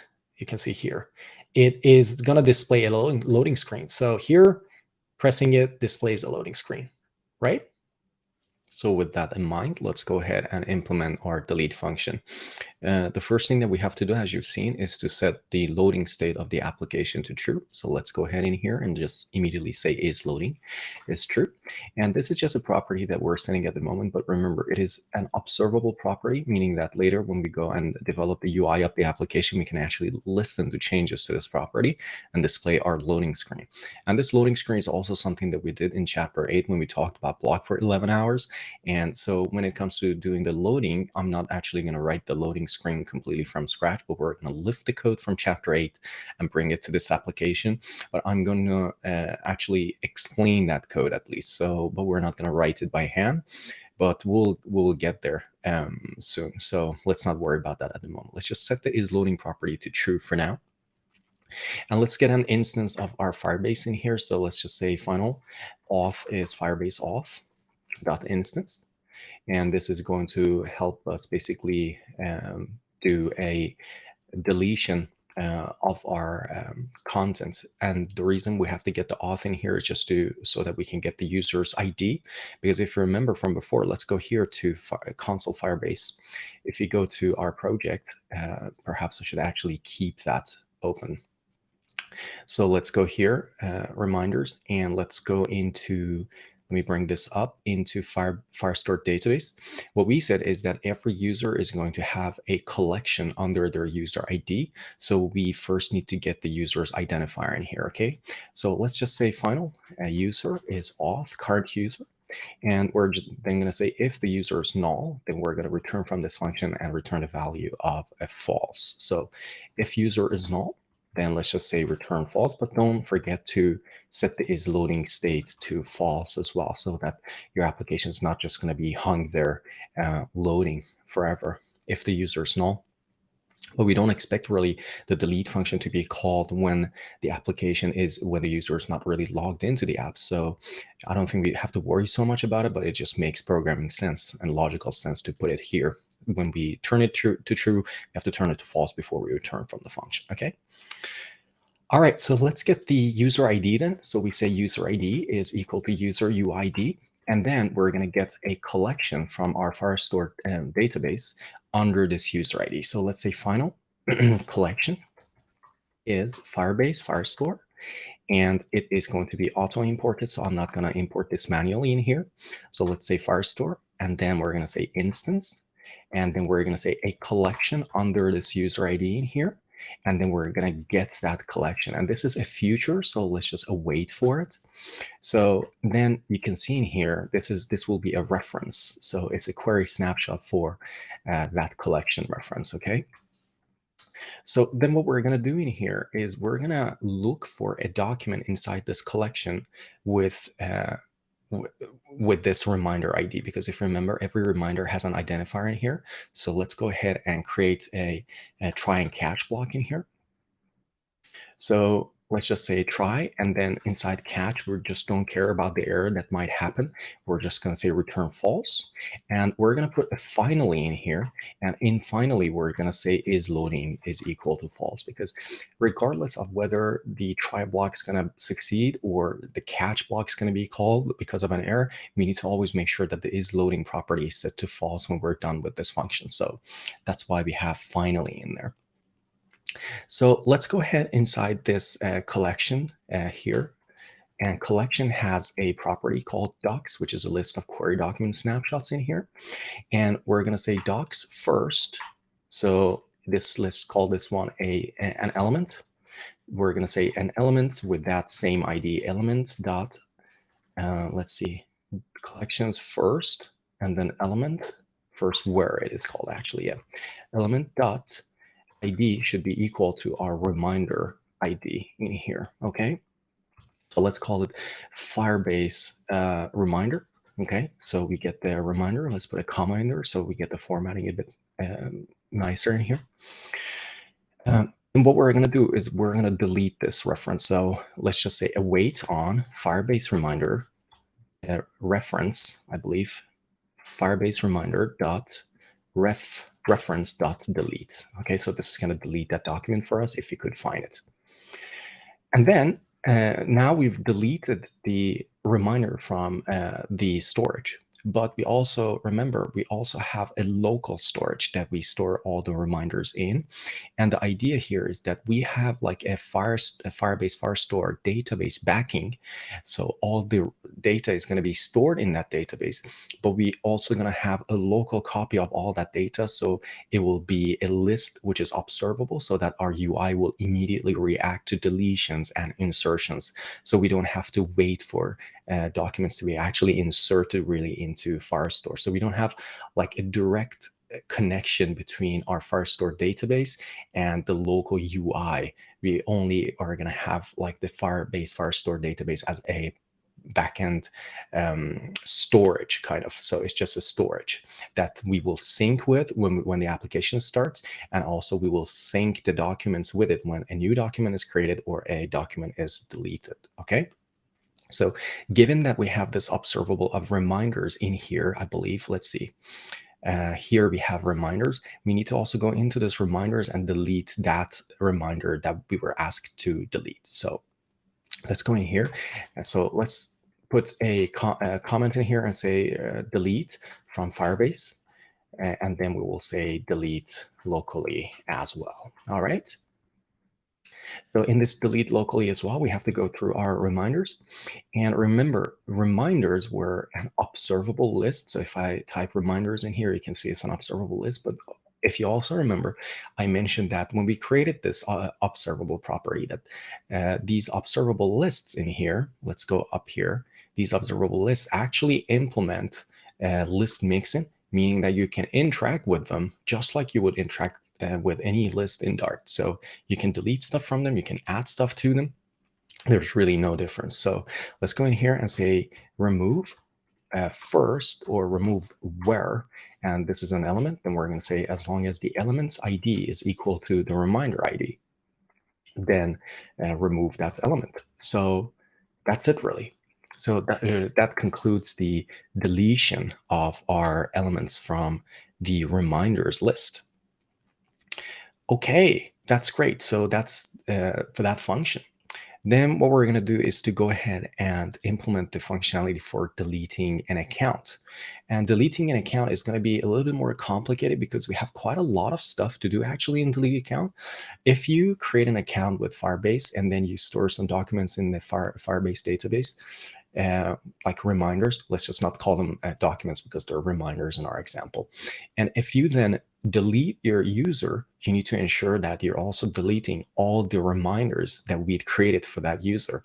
Because inside the console, you can see in here, we have the authentication part completely separate from the Firestore database, meaning that if a user that's authenticated with an email and password combination in here has created 10 reminders inside the Cloud Firestore, deleting that user doesn't necessarily mean that his or her reminders are going to be deleted. Those are completely separate entities with no relation whatsoever to the user who created them. The only relation that we are creating is an artificial relation, meaning that any collection with a given user ID also needs to be deleted when that user has been deleted. So if we delete a user from authentication, we need to get that user's ID and go inside Firestore database, find a collection, if possible, under that user's ID, and delete that entire collection of all the reminders in it. So this delete user is going to be quite a complicated functionality, but I think we're going to be able to handle it without a problem. So let's go ahead, as you can see at the bottom of the screen, create a future in here. So we're going to say future of bool. And let's also make sure that we mark this function as action. Yes, it seems like it. Okay, that's great. So let's say future of bool, and then we're going to say delete account like this. And let's make this an async function as well. I can see that this says the body might complete normally causing. Okay, so it seems like we didn't really return properly from there. So at the end of this reminder, remove word, remember to return true as well. So all paths that lead to the ending of this function actually returning a Boolean value. All right. So we have this delete account now. Let's go ahead and start implementing that. It is the header of this delete account is going to be very similar to what we've done in here, in that we have to first start loading, then get the user, and then get the user ID. So let's just copy this code from the delete function, and then let's go and paste that inside delete account in here, okay? Because we need the exact same functionality. And you could, to be honest with you, go ahead and make this reusable if you want to. So you could create a separate function in here that returns a user ID, etc., and sets is loading, etc. So that's completely possible as well if you want to go ahead and do that. All right, so what we need to do inside delete account really is to delete all the user's reminders before we actually delete the user account. But the problem here is that you could potentially have a user that has hundreds of reminders or thousands of reminders. Thousands, maybe it's a little bit out of reach, but hundreds, it is possible that it's going to happen. But what we need to do in here is to issue a batch operation. And you can do that with Firebase. It's very easy. You can just have update, creation, or deletion, for instance, operations, and add them to a batch operation, and then execute that batch operation, which then allows us not to have to wait for every deletion separately, for instance. So let's take advantage of that batch operation. And the first step towards that is for us to just simply create a try and catch and finally block in here. So let's say try, if I can spell it, try, and then we have catch. However, remember here, while deleting an account, and this is something that you will also see perhaps when you're working with Firebase, if you try to delete an account that hasn't logged into her account for a long time, then you could actually stumble upon authentication errors. It's actually very interesting in that if you call the functions on Firebase to say delete this account, and let's say that user had logged into the application last time 30 days ago, for instance, then you will get a Firebase auth exception. So we need to also handle auth exceptions separately in here, okay? So let's say on Firebase auth exception, catch E, and then in here, we have to actually handle auth errors. So let's say our auth error property, remember we have an auth error property, which is observable auth error. Okay, if you go there, you'll see it here, okay? So let's say auth error is equal to auth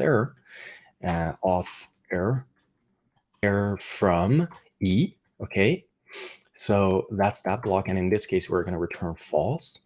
If there's any other error, then we're just going to say return false, and we're going to have a finally block in here, which is going to set is loading to false. Okay, so that's great. So all we have to now handle is the try block, which is basically the meatiest part of this function. So let's go in there and get a reference to our store. So let's say final store is Firebase Firestore.instance. All right. And then we're going to create a batch operation. So let's say operation is store.batch. Okay. Then we're going to go through all the documents that this user might have under his or her user ID. So let's say final collection is equal to storage. Storage. We call it store, right? Then we're going to get a collection under the user ID here, and then we're going to get that collection, and we're going to await on this function as well. And then we're going to go through a collection. It has a property called docs. So if I say collection here, docs, all right. So let's say for final document in collection docs, all right, then we're going to get the document reference in here and add that to the operation. So let's say operation dot delete the document reference like that. Okay. After we've done that, we need to actually execute this operation. So let's say delete all reminders for this user on Firebase. Then let's just say we await on the operations commit here. So this is going to delete all the reminders under that user in that collection if they exist. Otherwise, it's not going to throw an error for us or anything, because there's not going to be any document. So there's no document added here to the operation for deletion, and the commit is not going to do any work really. Okay, after that, we are going to actually delete the user. So let's say delete the user here, delete the user, and then we're going to say wait on our user in here, delete. Okay, then let's say log the user out. Because deleting a user, surprisingly, in Firebase, if you delete a user, it doesn't log the user out automatically. Or at the time of recording this video, at least it doesn't do that. So when you delete a user, you may be surprised that when you come back to your application, just a few seconds later, your user's already, like you actually have a current user property already set in here, which is right there. So I would personally expect when you delete a user, if that operation is successful, that the current user is actually set to null, but that's not how Firebase works. So let's just say await user, auth sign out. Okay, so we sign a user out. And then after doing that, after doing all of this, deleting and then signing out, we also have to set the current screen. Remember, this operation is going to be performed from the reminders screen, where we have a list of reminders, and then the user is going to say, okay, delete account, as you saw earlier. So if I go into our application, we have a delete account in here. If everything goes successfully and according to plan here inside the try block, then what we need to do is just to say return true. And before doing that, we have to set the current screen. So let's say current screen is actually app screen dot login. All right, so this is very important because changing the current screen is then going to signal something to our main application when we actually develop the UI to say, oh, now we have to switch back to the login screen. So we're going to have an observer later that is going to wait and listen for changes to this current screen property. And when those changes happen, it's going to display the relevant screen to the user. So don't forget to do this. It's very important. Otherwise, the user is going to be deleted. All the documents are going to be deleted, and the user is just going to remain on the reminders screen, which is incorrect. Okay. Fantastic. So now that it is done, let's go ahead and implement the logout action, which is going to be very easy because remember, from the UI, you can also log out. You don't necessarily have to delete your account to be logged out of the application. So let's go ahead and create a future in here. So let's say we have an action, and then we have a future of void logout, okay, with an async account. It's an async function, and it's gonna log out of the account. And then let's put a try block in here, and then an anonymous catch in here, so we don't actually need the error. And so when you try to log out in here, what we need to do really is just to start loading. So we say is loading is true, and inside the try block, we're just gonna say Firebase auth instance sign out like this, and then we could actually await on it as well. So let's just await on it. And upon any errors that might happen in here, we're just at the moment ignoring them. We are ignoring the errors. Okay? Because really, I mean, sign out, the only error that might happen really in here, actually, I can't really think of any error that might happen during sign out. It would be good to read the entire documentation about sign out. And as you can see in here, if successful, it also updates any blah, blah, signs out the current user. And I don't really see any documentation in here that says that it's going to throw an error. So let's just assume that it's not going to throw an error, but it's also good practice to put it in try and catch so that the caller is not going to get the error, okay? And after doing that, we're going to say is loading is false, okay? And then remember that we're going to set the current screen to app screen.login. All right. And to be honest with you, you could go ahead in here and also remove all your reminders. So if you went in here and said reminders dot remove, you could say clear perhaps, because that's going to delete all the reminders in the list for us as well. Okay, so you could do that, but you could also skip it because when the user is actually logged out to the application, they're not going to be inside the reminders screen.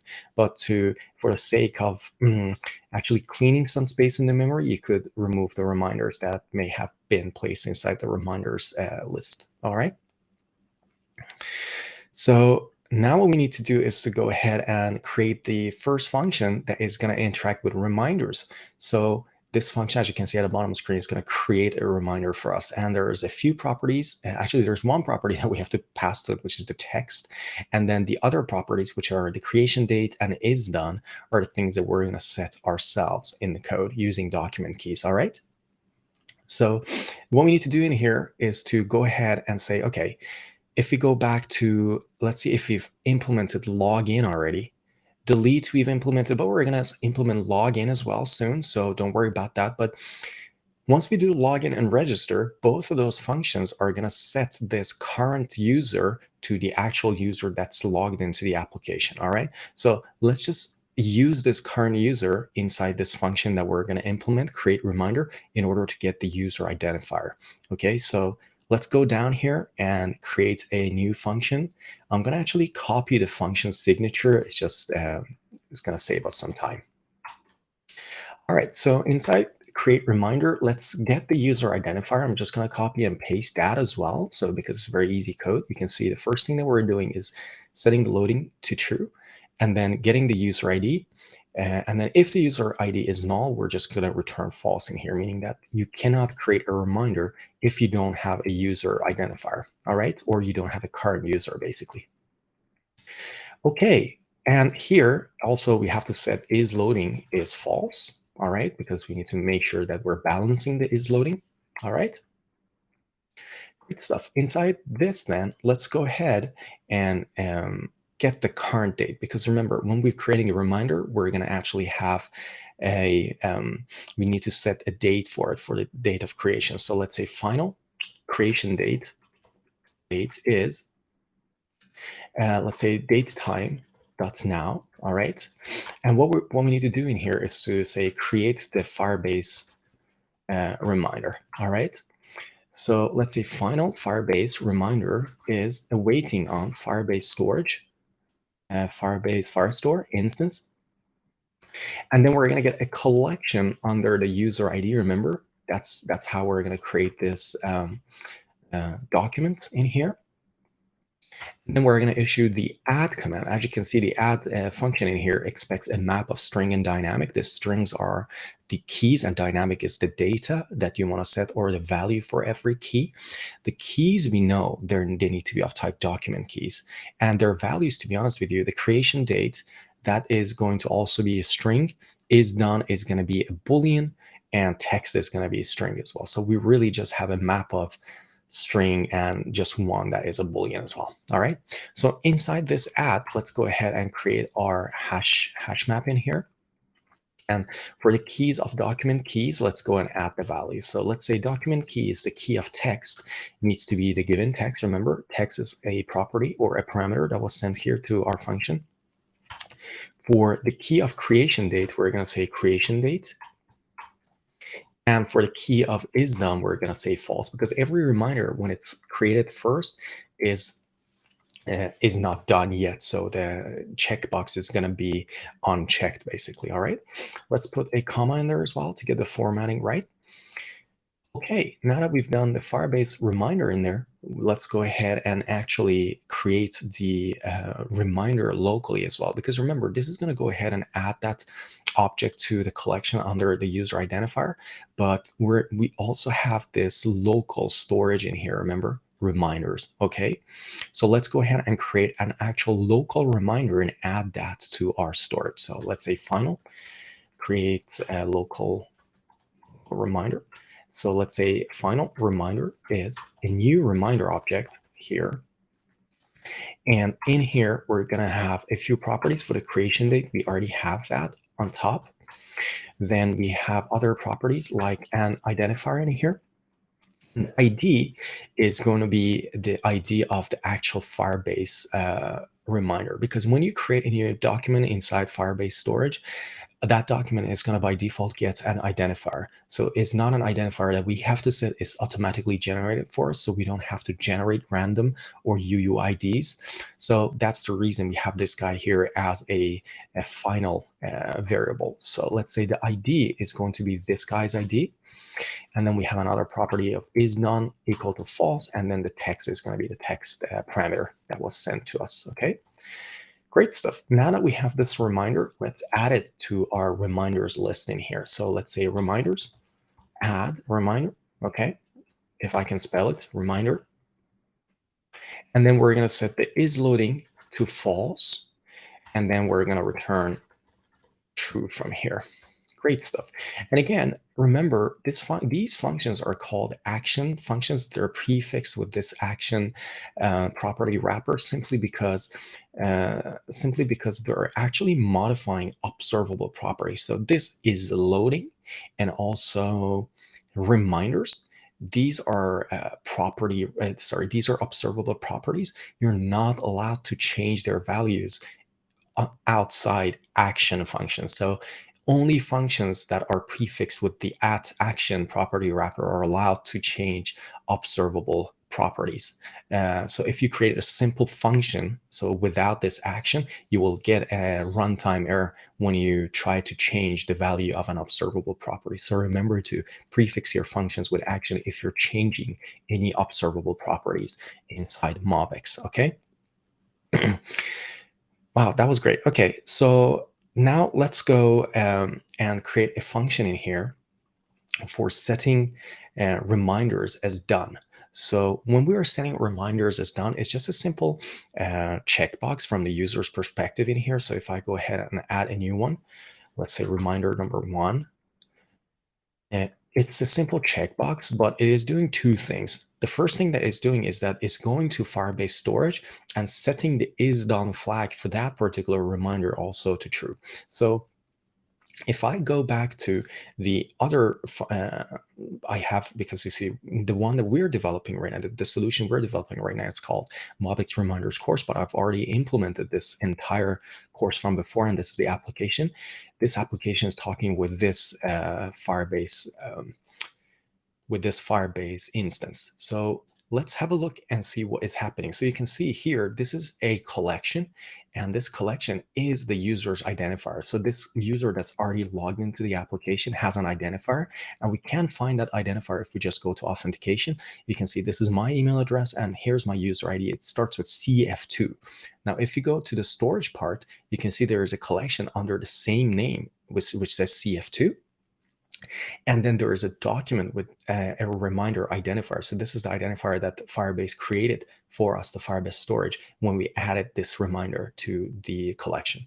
So if I now, you can see in here, there is a property here that says is done false. If I tick this, this is done is going to be true, right? And if I delete this guy like this, then this entire thing is deleted. And if I refresh the screen, actually, this collection, this in this collection, you can see that entire collection is deleted. So this is a behavior. If you look at the deletion function that we have implemented, actually we haven't yet implemented the deletion function, but when we implement the deletion function, or have we? No, we haven't yet. Okay. When we implement the deletion function, when we want to delete a reminder, we're not deleting the entire collection because there may be 10 or 20 more reminders in the collection left. But what happens inside Firebase storage is that if the last document inside a collection is deleted and the collection is empty, Firestore by default deletes the collection itself. And that's exactly what's happening inside this function that we created, delete account. You can see that we're deleting all the documents. Oops. We're deleting all the documents in the storage in the collection, but we're not deleting the collection itself. And that's because Firestore has that functionality already built in, so we don't have to do that ourselves, okay? So as you can see, so let's go back to what we were supposed to do in here.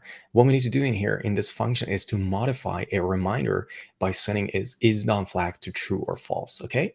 So let's create another action in here, and let's say that this is an action, and it is a future of bool. And in here, let's call this guy modify, and we have a required reminder property. And then we're going to say, actually, let's not make this required. Let's put this outside these required main parameters. And in here, we're going to say a required bool is done. Okay? And that's an async function. So in here, we need to get the user ID. So let's say final user ID is current user dot UID. If user ID is null, we're just going to return false. Okay, so we're not doing any, we're not really doing any loading in here. So we're not saying is loading, blah, blah. It's just not necessary in this case. You could argue that it's not necessary in the other cases either, to be honest with you. So you could say that, okay, in this function, for instance, is loading shouldn't really be set until we actually have like, yeah, I actually agree. We don't have to set is loading in here if there is no user ID either. So we don't have to do the same thing maybe in this case either. If you're deleting an account and then we don't have current user, yeah, you could just say, yeah, it doesn't have to be set. But remember to go ahead where we deleted this is loading in this create reminder. If you're deleting this from here, remember to put it at least here, because you need to start loading when the actual conditions are met for doing this function, okay? But for this example, I'm just going to leave it like it is. Let's not play with that, okay? Current user, let's go back in here. In this modify function, current user is an optional property. So let's say current user UID. And if the user identifier is null, then we're just going to return false from here. Okay. So let's put a little comment in here and say update the remote reminder. Okay.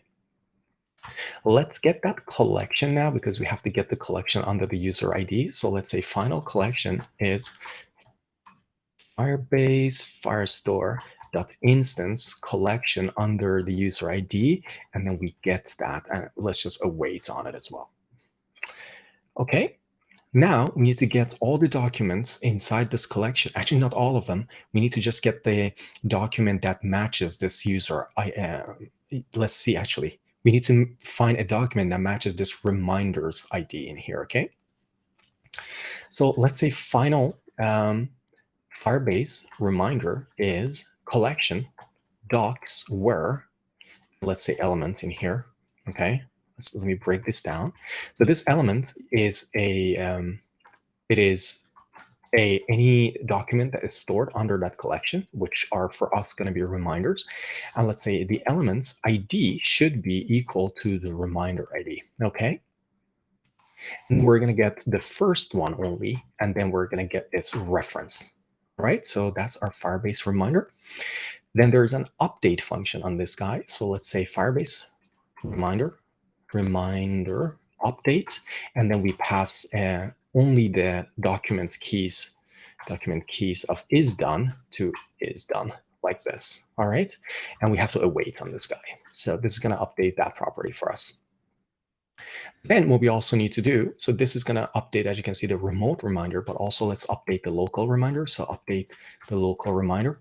Okay, let's go through our reminders list and then say first where element.id is equal to the reminder ID. All right. Then we're going to set is done property to is done, just like that. So let's put a comma in here to get the formatting a little bit nicer. And then at the end of all of this, we're just going to say return true, just like that. So very easy. Just like that, we're done with the implementation of the modify function as well. And after the implementation of the modify function, we should go on and move on to the initialization of our app state. Now, initialization is actually a very important part of our app state, simply because when a user lands in our application for the first time, then we're going to have to basically check whether that user logged in before in the application or not. Because if you look here in this application, which is called MobX reminders, if I kill that application completely and start it again, you can see that it starts in the login screen, but then it immediately moves to the reminders screen, knowing that that user had been logged into the application before. So we need to have some sort of initialization to check whether a user had been logged in before or not, because otherwise, when we kill this application and start again, otherwise everyone is always going to end up being on the login screen, and that's not correct. So we need some sort of a function in here, which we're going to call initialize, as you can see at the bottom of the screen, which is an action. And this function, all it does is going to look for the current state of the user. If there is a current user in Firebase, it's going to set the current user property in our app state. And it's also going to set the current screen. Okay, so let's go ahead and start implementing that. So let's say that we're going to have a function in here, which is an action. And we're going to call it just future void initialize, just like this. And it's going to be an async function. Okay. Upon coming in this initialize function, we're going to set is loading to true. Actually, let's see, is loading. Loading is true. Okay. And then let's get the current user and assign it to our current user property in here. So let's say Firebase auth instance, current user. Okay. And we're going to say if current user is not null, then we're going to have to do some work in here. So let's just say to do load the reminders from Firebase storage. Okay. So that's the first thing that we have to do if we actually have a current user. And then we're going to say the current screen in this case is app screen. App screen dot reminder. So if we have a current user, then we have to immediately go to the reminder screen. Otherwise, we have to say current screen should be app screen dot login. All right. And then we're going to say we're now not loading anymore. So in here, it's very important that we actually load the reminders into our reminders property, because when the application is completely dead, then this property up here, which we call reminders, is by default going to be empty. So it's very important that by doing an initialization in here, having a current user, we have to be able to load the reminders into that property. So let's just say await load reminders in here. It's a private function. And we're going to now go ahead and implement this. So the rest is very simple to understand. We go to reminders if we're logged in, and we go to the login screen otherwise. Okay. So as you can see at the bottom screen, now we're going to go ahead and implement this function load reminders. Okay. So since this load reminders is going to play with the reminders observable list, it needs to be an action. So let's say an action. All right. And it's a future of bool. And we're going to call it load reminders in here. It's a function with no parameters, and it's an async function as well. So let's get the user ID first. So we're going to say if the current user, current user UID, and if user ID is null, then we're just going to return false from this. So we cannot load reminders for a user that's not logged into the application. So if we have no current user set as the current user property, then we can't load any reminders. Okay. Let's go ahead in here then and say that we are going to get a collection from Firebase storage instance collection under the user ID, and we're going to get that. So let's say final collection is equal to this, okay? And await on this guy like this. Then this collection, let's actually call it ref, or maybe a collection. Collection, remember, has something called docs, which is a list of query document snapshot. And then we're going to map this guy. So let's call it doc. And for every doc, we're going to create a reminder. So here, we're going to say reminder, and its ID is going to be the doc ID. The creation date is going to be date time parse. We're going to read now the doc's document keys, creation date. All right. So we're going to parse that, and we're going to make sure that this thing has a string. Okay. What other properties do we have? We have is done. So this is also going to be our doc at the key of document keys is done. And we expect this to be a Boolean because that's how we store it in Firebase. And the last property is going to be the text, which is going to be the document keys and keys text, all right, as a string, just like that. All right. So now we're reading the collection documents. Every document, which is a reminder, is going to be translated into a local object instance of type reminder. So let's say final reminders like this. And then we're going to set our current reminders. So we're going to say this reminders is observable list of reminders like this. Okay. And the reason we're using this in here is that we have reminders already as a local variable in here. Therefore, we need to distinguish between this reminders and reminders. Otherwise, this is going to happen, and we're going to set the same variable to itself, which is not going to work. After that, we're just going to say return true. Okay. So very simple. That's going to load the reminders. And remember, load reminders being called from the initialize function. And we are then going to call the initialize function when we later start initializing and providing our app state using provider to our widget tree. So don't worry about that for now. Just know that this initialize function is going to be called later when we create an instance of our app state. All right. Oh, fantastic. Now we're going to move on to a function which is going to do login or is going to do registration or logging in.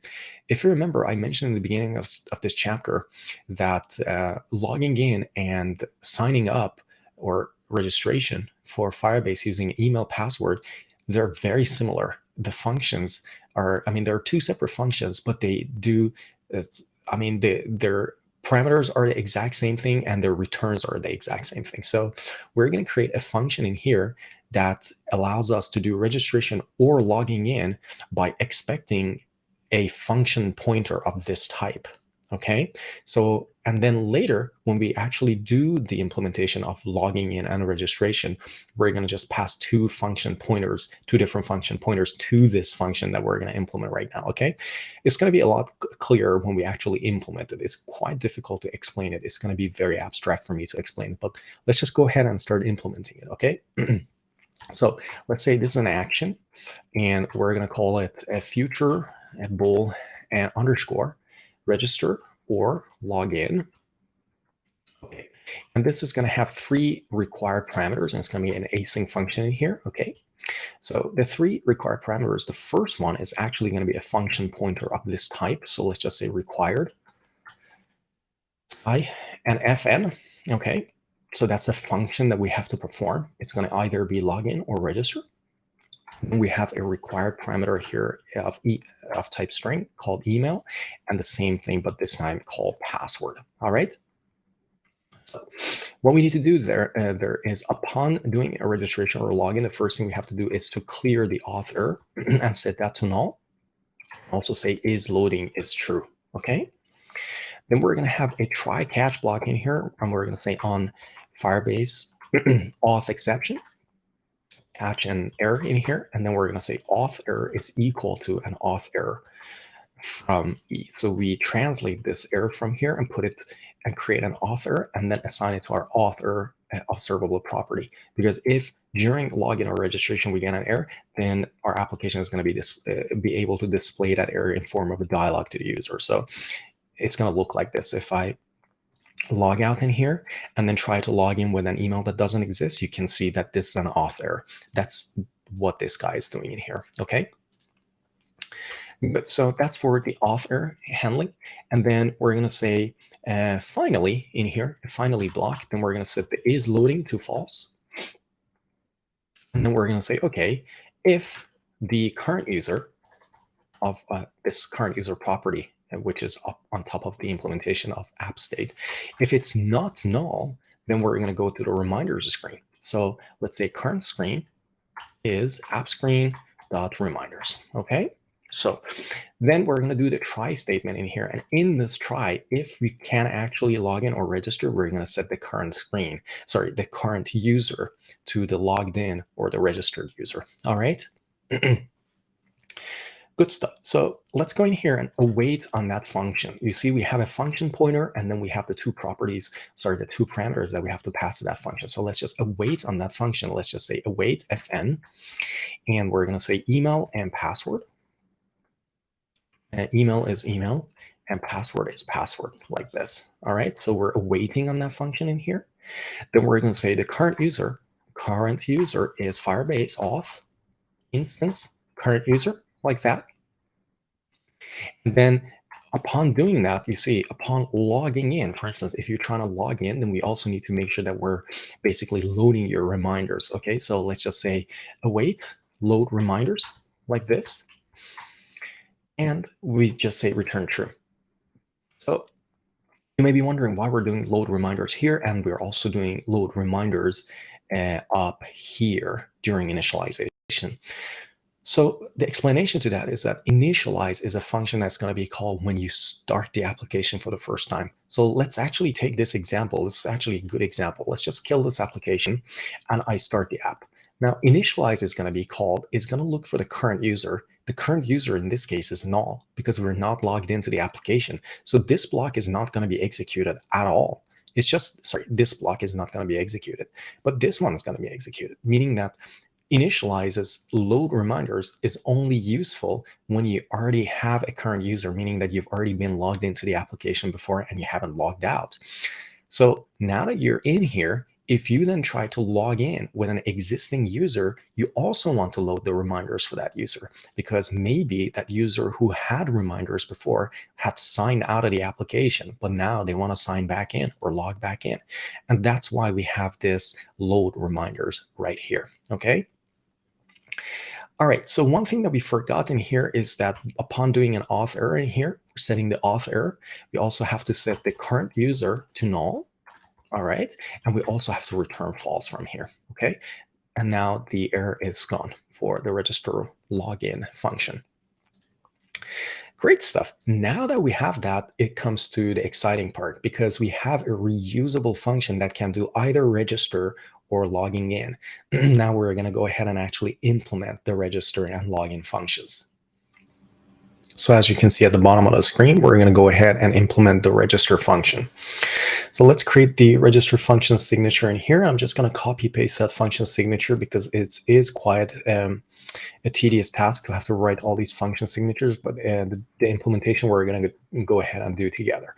So here we have the register function signature, and you can see that we have email and password in here. And really all we have to do is just to call this function register or login. However, we have to pass a function pointer to this function. So we really have to just pass a function to this function that does the actual registration, which is being called in here. And thankfully, that function is already available in Firebase Auth. So let's go ahead and say that this is an arrow function, because this implementation is very simple. We don't have to actually have a separate, like a function block in here using curly brackets.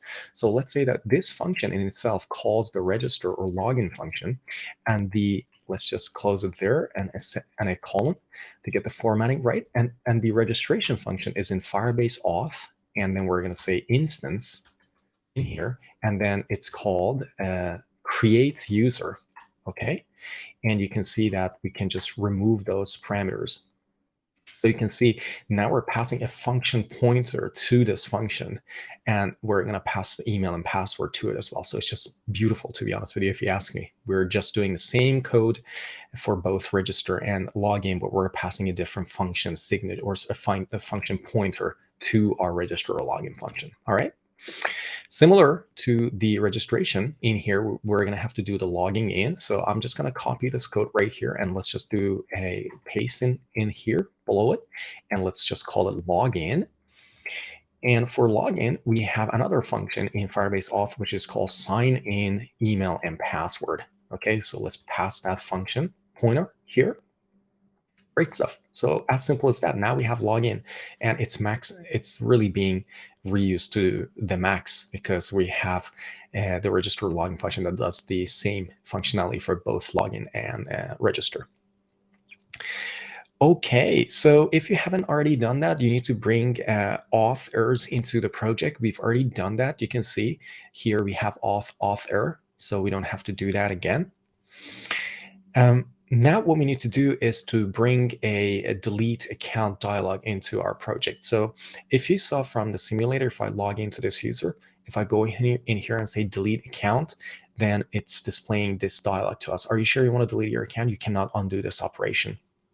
And this dialog, along with many other dialogues, for instance, our auth error dialog, these are the dialogues that we've already implemented in Chapter 8 for the block course. So we're not going to go and re-implement all of these, and we're going to go ahead and bring them into the project, but I will quickly explain to you how they work, so you can pause the video and have a look at the code. And as well, if you're sitting at home in your office, if you want to pause the video at the part when I display you and show you the code, you can pause the video. And if you want to rewrite the same code in your application, you're more than welcome to do that, but we're not going to write the same code again.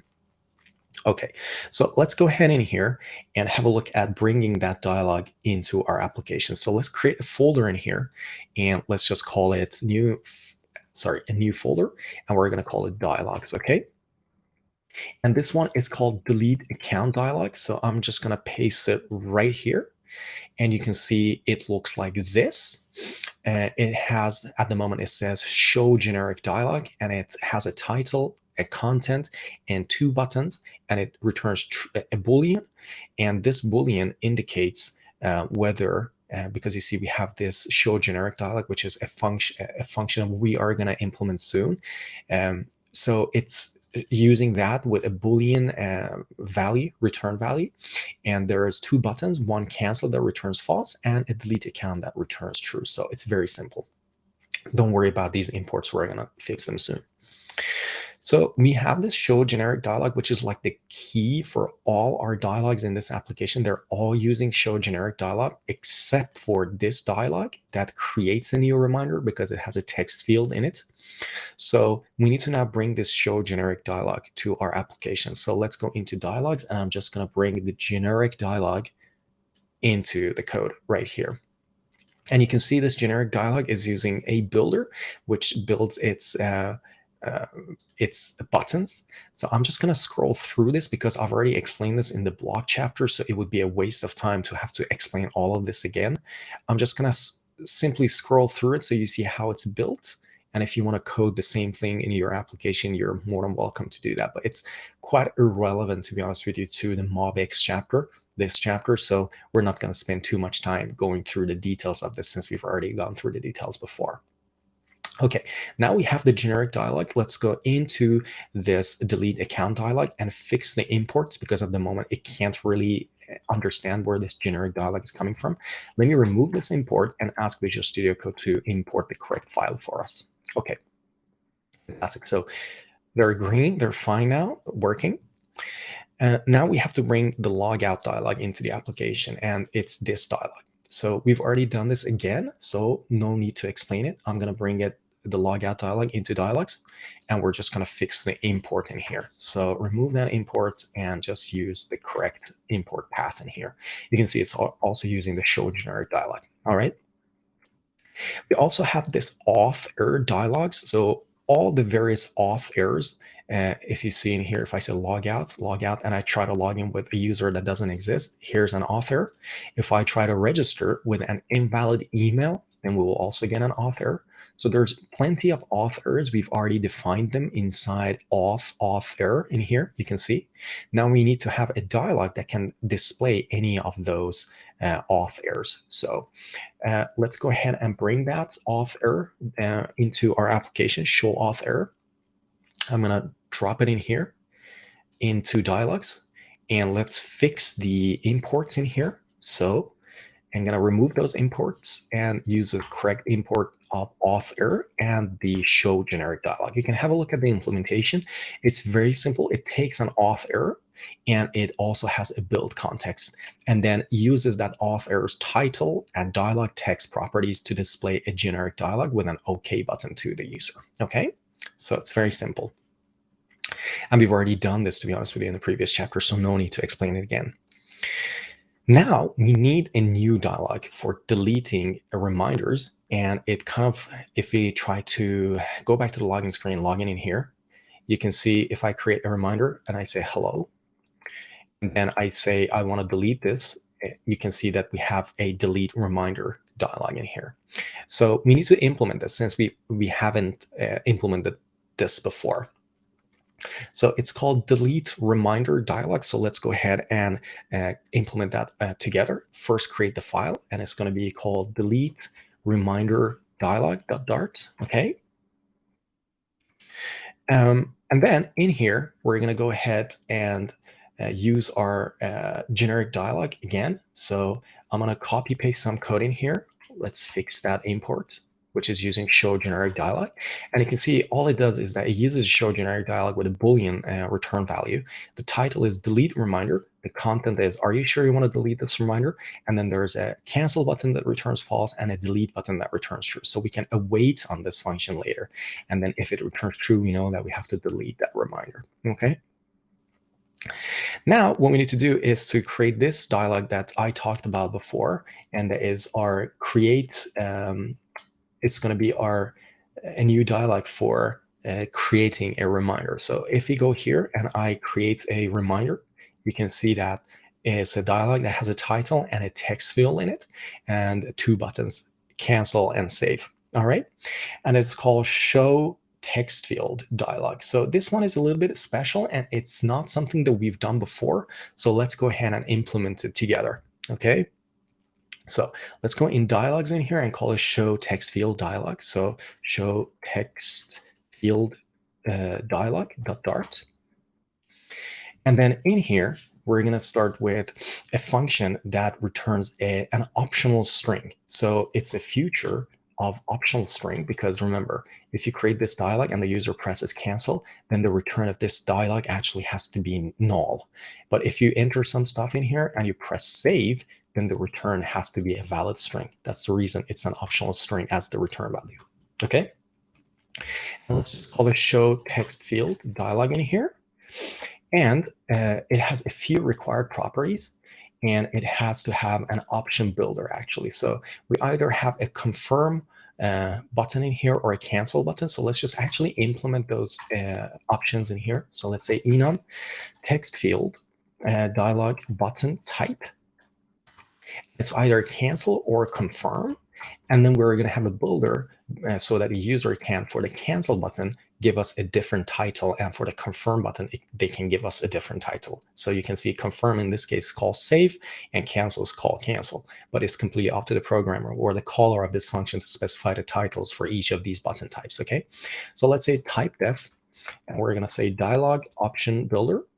Okay, and this is a map of text field dialog type and string. So for every dialog type, button type, we're going to get a string as its title. Okay, so we have 4 required parameters in here. So let's say build context, which is a context. We have to import material to get this build context in here.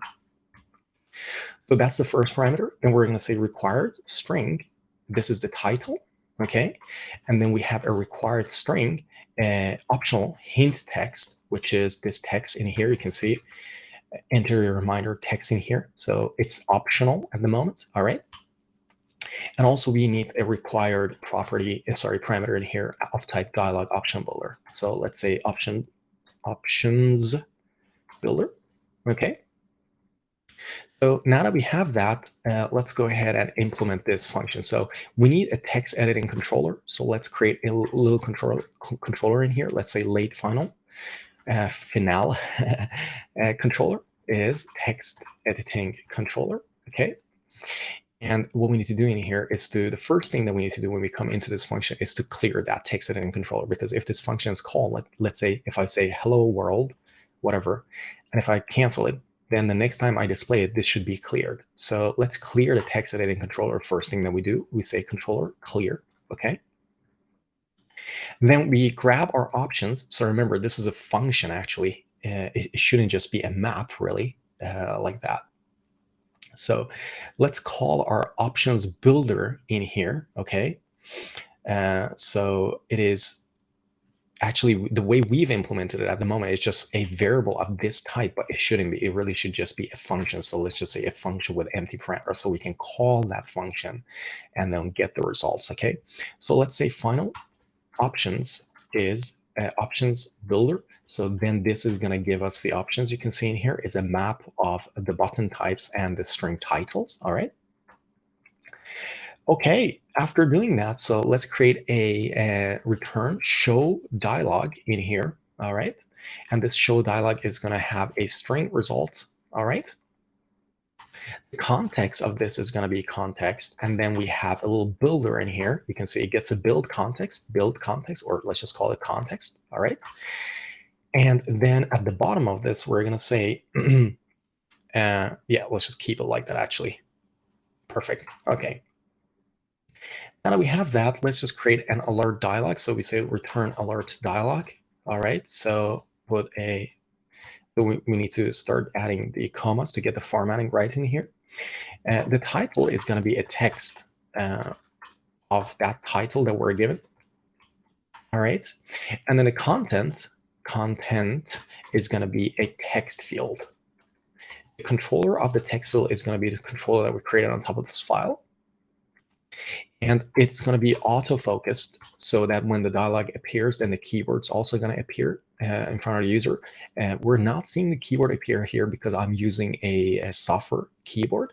But if I cancel this, press Command K in iOS Simulator, and then bring the dialog again, sorry, Command K, then you can see that it will be autofocus. So cancel, you can see that's the autofocus in action. So as soon as this dialog appears, then the keyboard's going to appear as well. But in the sake of saving some space on the screen and being able to use my Macintosh keyboard, I always press Command K in the simulator so I can use my Macintosh keyboard to type faster instead of having to use the iOS simulator's keyboard. Okay.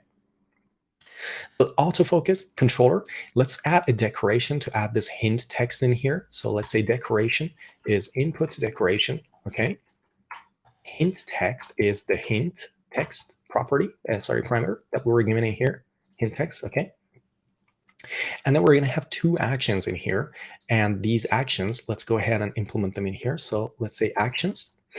Actions are our options. And we map every of these options, entries map, okay? And this is an option. All right, let's create a proper function block in here. Action isn't defined. Okay, that's okay. I mean, text field. Oh, I see, because this actions isn't a part of the text field, but it's actually a part of our alert dialog in here, like that. Okay, and let's make this guy toList at the end. Let's see, at the end of this, it's kind of difficult sometimes to read.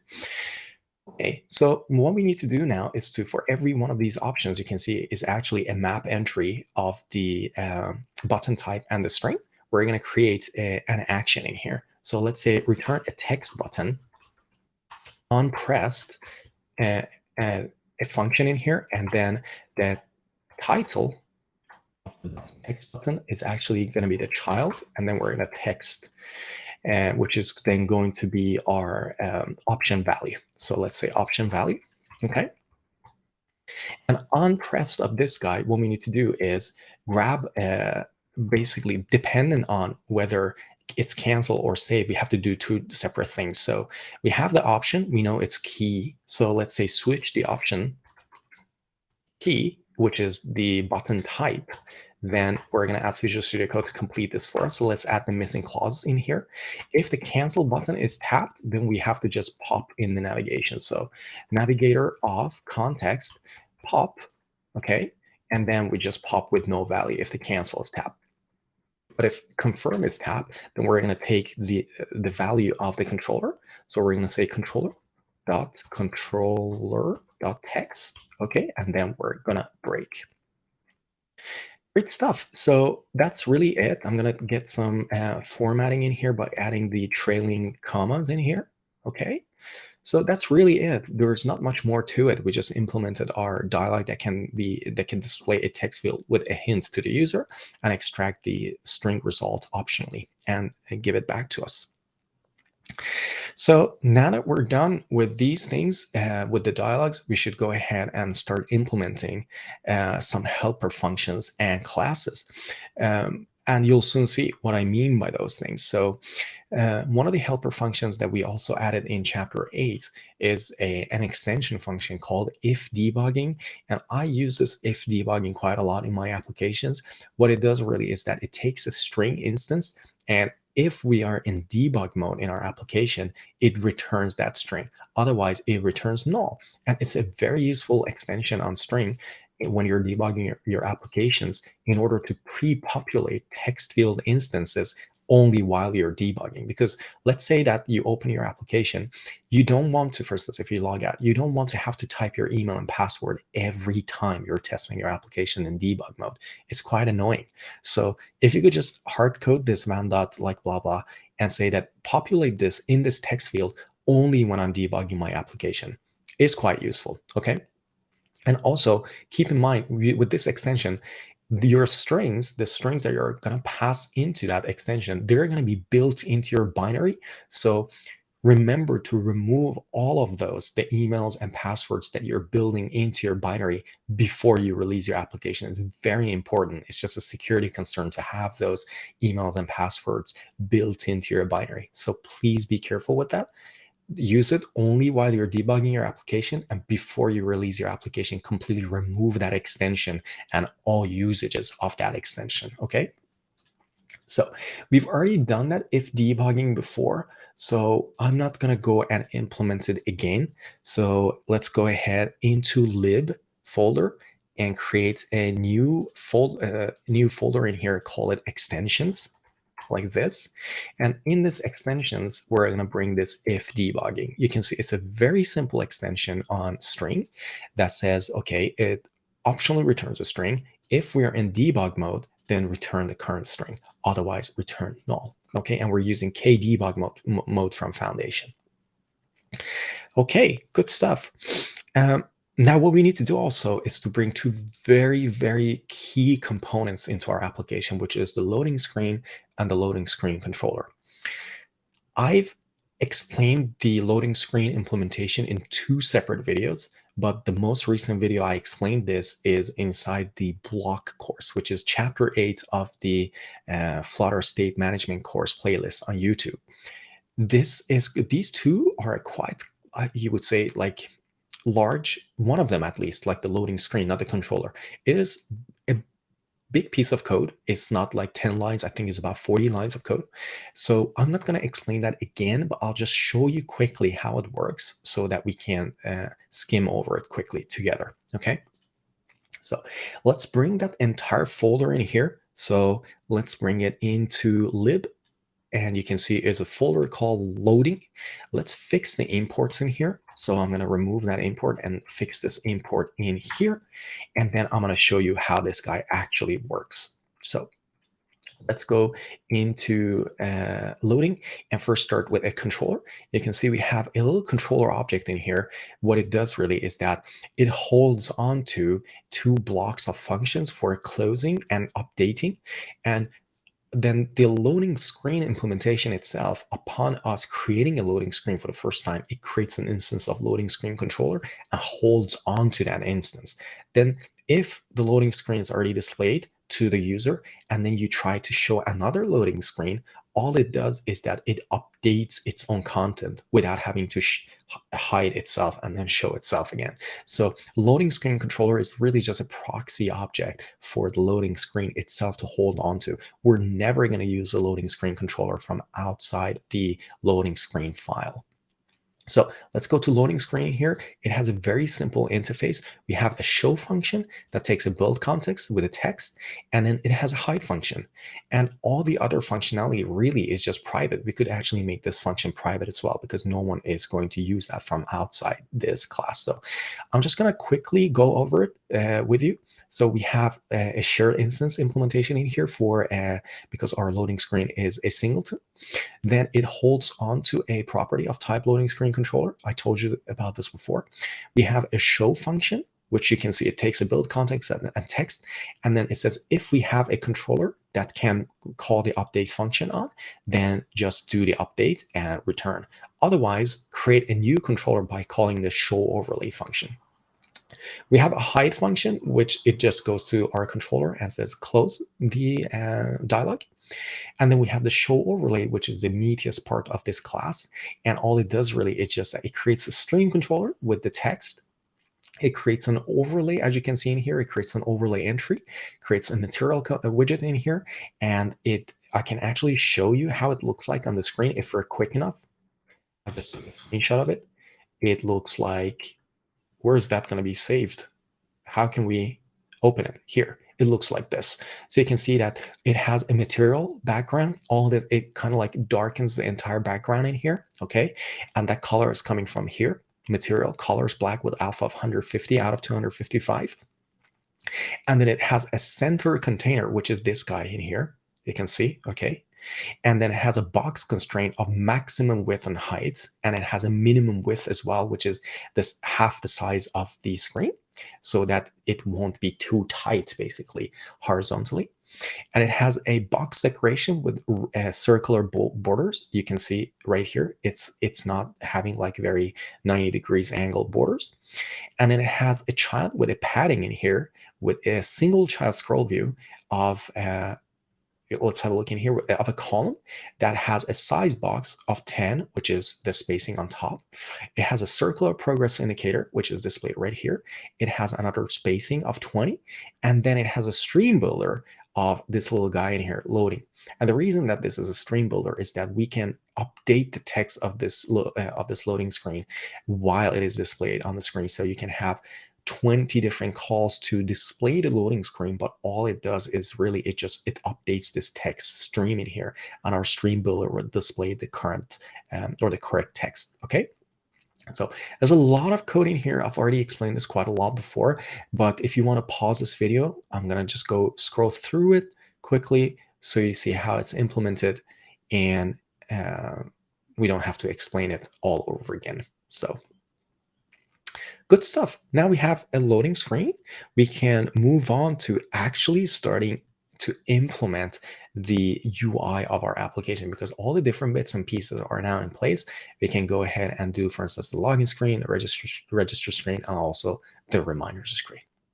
So the first screen that we're going to bring into our application is going to be our login screen.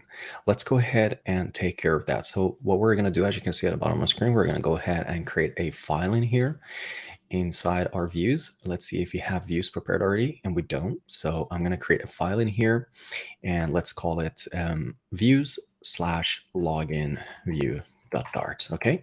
And since this view, if you remember from our simulator, it has, let's right there. That was a screenshot, right? So if you remember, this login screen has two text fields in here. And what we're doing in here is we're using a Flutter Hooks. So we need two text editing controllers, and you can either use Flutter Hooks as I'm doing in this video, or you may just go ahead and create your login view as a stateful widget so that you can manage two text editing controllers. But to make things easier, I'm just going to go with a hook widget, which is a stateless widget using Flutter Hooks. And if you remember from the beginning of this chapter, we've already included Flutter Hooks as a dependency in our application. So let's go ahead in here and create a stateless widget, STL, in Visual Studio Code. And then let's call this guy login view. Oops, I think I'm typing incorrectly in there, STL. And we're going to call this guy login view. All right. And we're getting all these issues in here because we don't have material imported. So let's do that right now. And the problems go away. Then let's say import package, and we also need to include hooks, Flutter Hooks. Okay. So let's change this guy from a stateless widget to a hook widget, just like that. Great stuff. So what we are going to do is to right here, as soon as our application starts in the login screen, we're going to create a nice scaffold in here. So let's say we have a scaffold, all right, with an app bar. And our app bar is an app bar with a title of a constant text that says login. Okay, so this part's very easy. So if you look at the application, the finished application, you can see that we have login on top of the screen with a simple app bar. All right. Okay, now that we have a hook widget, we can go ahead and create two text editing controllers. So right here in the build function, we're just going to go ahead and say we have email controller, final email controller, which is use text editing controller. Okay, and then there is some text that we can enter in here by default. So let's say it's my email, for instance, by default, and here you can enter your own email. And then we're going to say if debugging. Okay, and let's import if debugging in here. Great stuff. Okay, so now we have an email controller, and let's go ahead and create a password controller as well. So let's say password controller, and in here we're just going to say foo bar bas. Okay, so very weak password. Please don't use this in production environment. This is just for an example. All right. So we have two text editing controllers in here. We can go ahead and use these in our application. And what we need really in here is to create, as the body of our scaffold, we're going to go ahead and create a column. So let's say body, and because it's this column that's going to include all our components in here, two text editing controllers, a button in here for login, and another button to send us to the registration screen. So let's say column in here. Okay. And column has a property called children. All right. So the first child of a column is going to be a text editing controller for our email. So let's say a text field, I meant. And its controller is going to be our email controller. Okay. And then it has some other properties, which I'm going to copy paste so that because they're not directly involve, I mean, they're not directly related to this course for MobX. As you can see, we are adding a decoration to it, meaning that if the user deletes this content in the text editing, in the text field, then this hint is displayed to the user. Okay, and that's what this hint text is for. The keyboard type is quite simple, because if we have a software keyboard, then we want the @ sign to be in here. And you don't see it, actually, I can see now here. So that's why we're setting the keyword type to email, and also we're setting the keyword appearance to be dark, which is this one right here. Okay. So now that we have that text field, let's copy this, because it's going to be very similar for the password one. So I'm going to copy that text field and just paste it right here. And in here, we're going to say enter your password here, and then in here, we're going to say password controller. Okay. Great stuff. And for the keyboard type of the password, we're not going to actually have an email address in here. So let's just remove that. Keyboard appearance is going to be dark, and then we're going to also make it an obscure text, meaning that when you enter some text in here, it's not going to be displayed to the user, really. Okay. And also obscuring character, I'm just going to change that to a character that I like for obscuring text. So you can see it's just this circular shape in here, which is right there. I actually don't know what it is called. Let's see if we can find it. It is called circled bullet. So if you search in your emojis, if you say circled bullet, and I mean, to be honest with you, you don't really have to do this part. If you're, for instance, on Windows, you can just completely ignore this. But if you're on Mac, bringing up the emojis list is just so easy. I think it's with Command, Control, and Space. You can bring it anywhere where you're writing text. So on Linux, is also a little bit more difficult. You have to go into the text editing application and then right-click on the screen, and then you can say bring emojis window or something. So depending on your operating system, this may be a little bit of a difficult thing to do. So if that is difficult for you, just don't do the obscuring character property in here. Okay. Then what we need is two text buttons in here, one for login and the other one is for not registered yet. So let's go ahead and create those text buttons. So one after the other. I'm just going to say a text button, and onPress is going to be empty for now. And then the child of the first one is going to be a constant text that just says log in, I believe, right there, log in. And let's put our trailing commas to get the formatting right. And then I'm going to copy and paste that so that we have it twice. All right. So the first one's going to say login, and the second one is just going to say not registered yet, register here. So I'm just going to copy that text so I don't have to type it. I'm just so lazy. All right, so now we have our two text buttons. Let me also make this code a little bit larger so you see it better. Okay, perhaps like this even. So we have our two text buttons, and we have to go ahead and now start programming the first text button, which is for login. And remember, we're not actually going to do anything that has really anything to do with executing the logic for login. We're only going to pass that intention to our app state. So how do we actually get hold of our app state? And the way to do that is we're going to use provider. So we're going to import provider soon. So don't worry about that. The first thing is just to go ahead and grab our email and password. So let's say email is email controller, text, and password, final password is password controller, text. And then we're going to go and use providers extensions on build context in order to grab a copy of our app state. So let's say context.read, and it's going to give you an error to begin with because we haven't really imported provider yet. We're going to solve that soon. Don't worry about that. And we're going to say we're going to read an app state, which is going to be auto imported now. All right. So I didn't have to import that manually. And now let's go ahead and grab the context menu on this, and let's see if we can import provider. And it doesn't seem really like it's using provider. So let's have a look at our PopSpec YAML and see if we even have provider. And yeah, it seems like we have provider. So I'm just going to go ahead on top of this file and say import package provider provider.dart. Okay, so now that read is going to be resolved without a problem. I was thinking maybe Visual Studio Code is smart enough to be able to understand that read comes from provider, but it wasn't, unfortunately. I've had luck with that sometimes, but sometimes it doesn't work, and that's completely fine. So, okay, now that we have that, now we can get our provider. How do we actually communicate with it? So, sorry, not the provider, the app state. So what we need to do in here, remember, read is just actually going to grab a read-only copy of our app state for us. So we have a login function on that with email and password, as you can see in here. So that's it really. So you're just sending your intention to your app state saying that I want to log in. And we're not even waiting on this login function, even though it's a future of bool. And the reason behind that is that if you remember from our login function, if I go in here, if I make the font a little bit smaller, let's go into the app state class itself and find the login function, which goes to register or login, as you can see in here. The reason that this is a future of bool is that it is returning true if everything goes well and returning false if things don't go well. However, if things don't go well, we're also setting our current user to null, and we're also setting our auth error to a valid error. So if anything happens during the login, then we're going to have an auth error property of our app state set to a valid instance of auth error, indicating which error actually happened.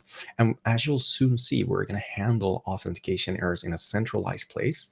So we don't actually have to handle authentication errors, for instance, in the reminders screen, in the login screen, and the registration screen. All auth errors are going to be handled in one place. And we'll soon implement that. But the reason we're not doing any waiting in here and trying and catching in here is, I mean, for try and catch is simple because login is never going to throw an error simply because we have, actually it can throw an error if there's an exception that is not Firebase auth exception, but that shouldn't really happen. But let's say that Firebase auth exception happens and we're catching it and just returning false, okay? That's why we don't have try and catch in here. And we don't have any await in here because we don't actually really need to wait for anything to happen. And if we call the login function, it comes to this register or login, and then you can see we're setting the is loading property of our app state to true. And we're going to later go ahead and catch that is loading property and display a loading screen. And that's the beauty of decentralized app state management or state management in any technology, in that you don't have to go ahead and in every call to login or register anywhere in your application do error handling, and then you don't have to go and do like loading screen displaying, hiding, etc. All that is going to be done in one place. You just convey your intention to your app state using this signal, and then the rest is history. Okay. So that's for our login, and we're going to do something very similar for this button in here, which should take you to the register screen. And if you remember, we have this very handy function of our app state that just says go to. And in this button, the register button, the only thing we have to convey to our app state class in here is to say go to the register screen. So let's go ahead and copy this code from here, the context read, and let's go and bring it on the onPressed in here, and then let's just say we want to just go to app screen, okay, dot register, and that's it. So now we're conveying to our context that we want to go to the register screen. Okay, that was simple. We're pretty much done with the login screen, so it's not more complicated than that. Okay, now that we have the login screen, let's go ahead and create the register screen. And we're going to go ahead and create the file for it inside views, new file, and let's just say register view.dart.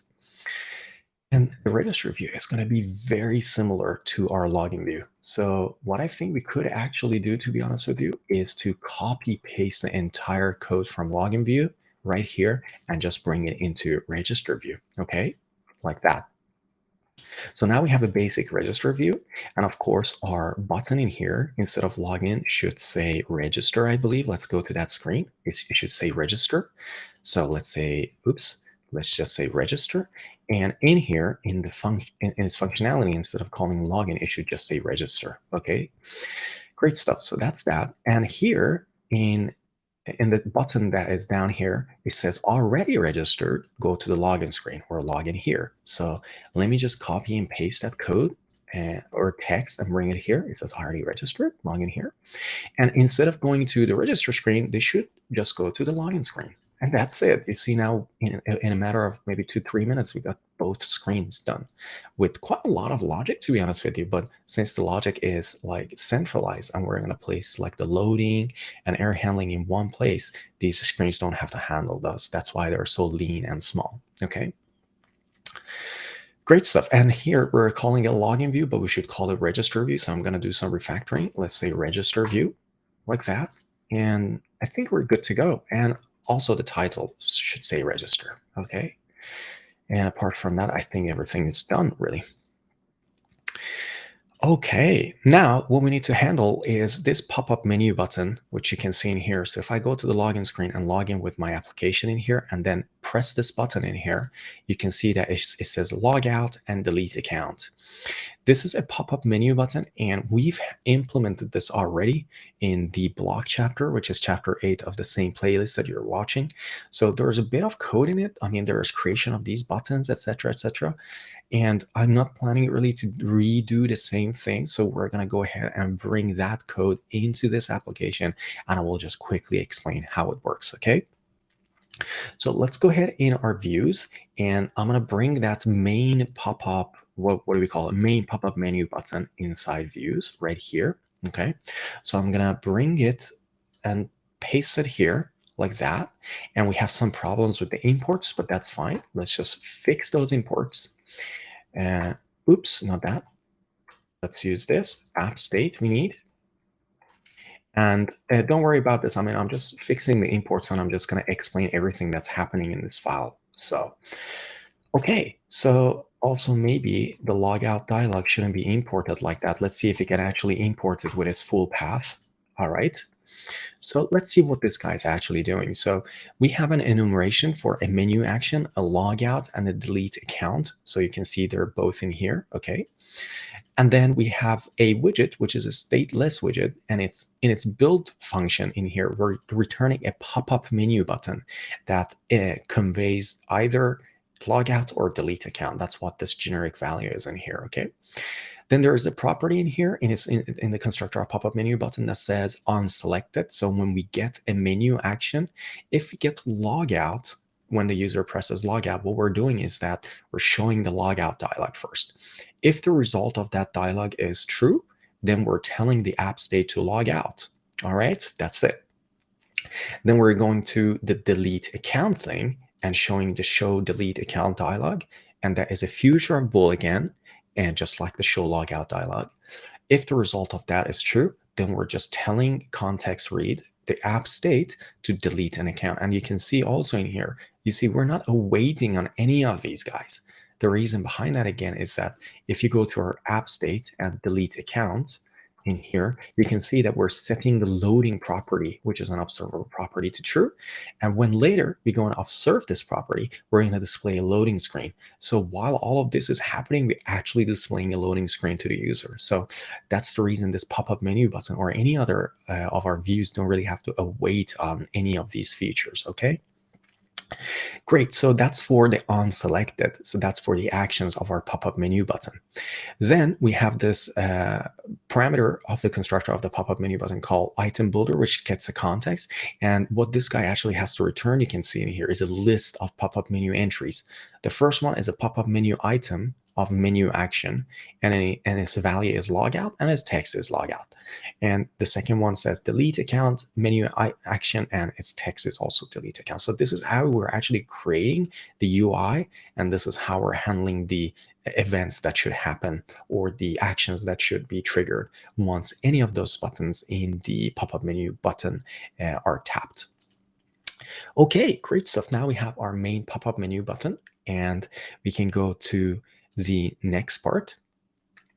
And we're going to go ahead now and actually implement our reminders view. And this is one of the coolest views, to be honest with you, because we're going to put a lot of things together in this reminders view.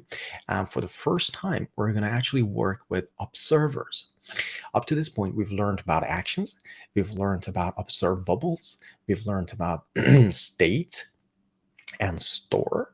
We've also, what else have we learned about? Oh, computed properties. So we had a look at that sorted reminders. If you go back to our app state, and we have something here called computed. You can see it's a computed property as a computed observable, okay? But we haven't really worked with observers, and that's exactly what we're gonna go ahead and do now. Okay, the first step that we have to take in here is to go ahead and create our reminders view inside the views folder. So right click here, new file, and we're going to say reminders view.dart. As you can see at the bottom of the screen. And then in here, I'm going to create a stateless widget, okay, STL, and then let's call this guy reminders view, reminders view. And let's say that this, we have to import material, of course, right there. Okay. And for the actual body of this, we're going to just create a simple scaffold for now. Okay. So let's say in here, scaffold, and then an app bar. And we have an app bar with its title as a constant text that just says reminders. All right. And let's put our trailing commas in here to get the formatting right. Good. So what we need to do is for the app bar is to first create these buttons in here. So the first one is to create a new reminder. And then the second one should be to display our pop-up menu items. All right. So let's go ahead and create the first button in here, which is for creating a new reminder. So we have something in here. As you can see, we have an app bar with a title, and then there's another property in here called actions, which is a list of widget, optional list of widgets.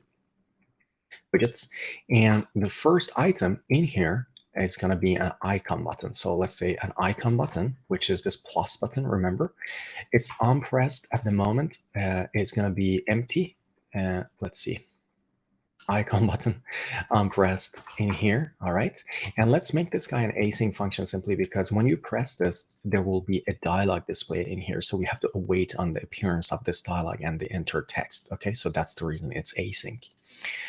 And its icon is going to be, let's say in here, its icon is an icon with icons add.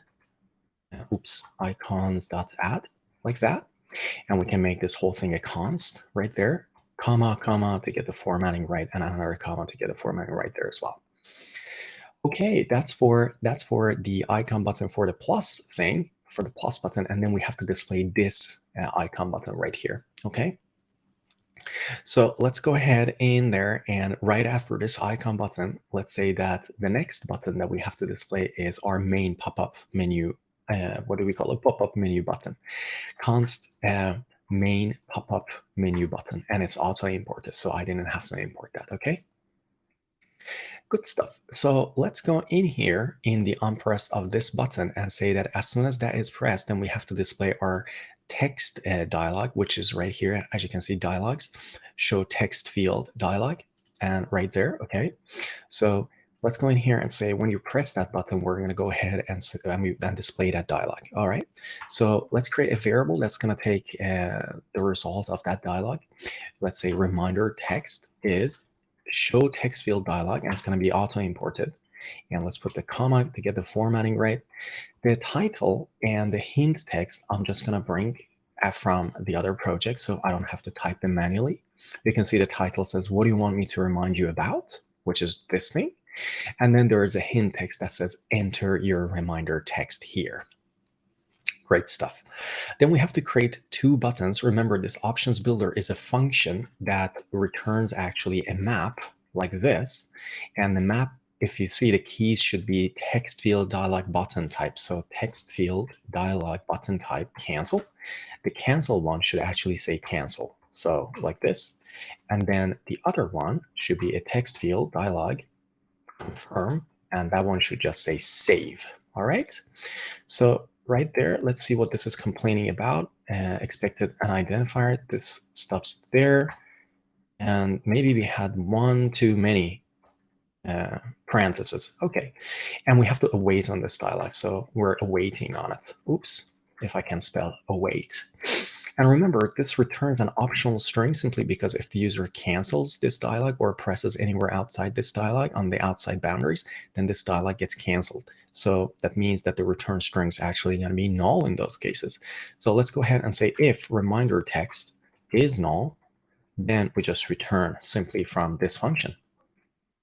Otherwise, what we want to do is we want to communicate with our app state using provider. So let's say context.read. And we'll read our app state, which is going to be auto imported. Okay, let's see if Visual Studio Code can import provider now. Great stuff. And in here, then we're just going to tell it to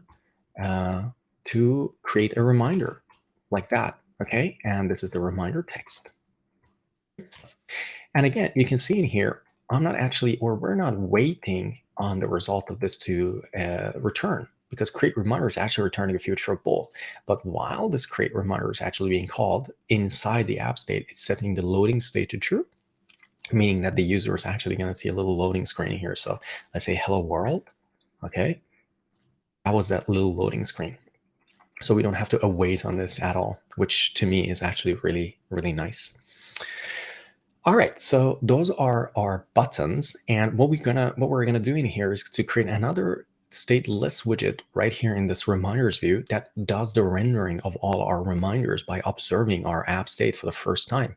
So let's go ahead in here at the bottom of reminders view, stateless widget, create another stateless widget that we're gonna call reminder list view. So STL reminder list view. And then what we're going to do in here is to go up here right after creating all these properties of app body, app bar, app body.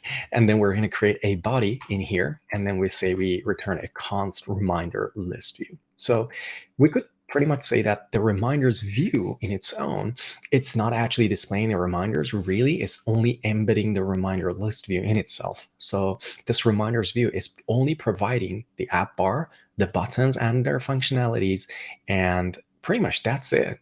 And the rest is going to be inside the reminder list view. Okay. So, all right. So in here, what we need to do really is to start watching changes now to our app state, because when you create a new reminder in here, we want to know about that. Or if you remove a reminder, for instance, we want to know about that too. So let's say final app state is context. And instead of read, we're going to say watch. Okay. So any changes to the app state, we're going to know about that. Great stuff. Now, the cool part is that we're going to get to creating something called an observer. An observer comes from MobX, or Flutter MobX is not coming from MobX, I believe. So if I in here go and say observer, you can see it's coming from Flutter MobX. An observer really is kind of like when you're working with block, for instance, is a widget that is going to watch changes that happen inside an observable, or like our store, which is our app state. And any changes that happen to this guy, it's going to rebuild this widget. But if you're comfortable with block, you already know that in a block, you actually have to tell your block builder what changes you're watching. But what's quite magical about MobX is that the way observers work is they will actually look internally at what you're using, what observables you're using inside the observer block, and it will rebuild your widgets when those things change. So you don't really have to convey that meaning to your observers. It's that MobX itself understands that by the code that you've written while you're watching, for instance, for changes. I'll show you how. All right, so let's go in here and say we have an observer, and then we have a property in here called builder. Okay.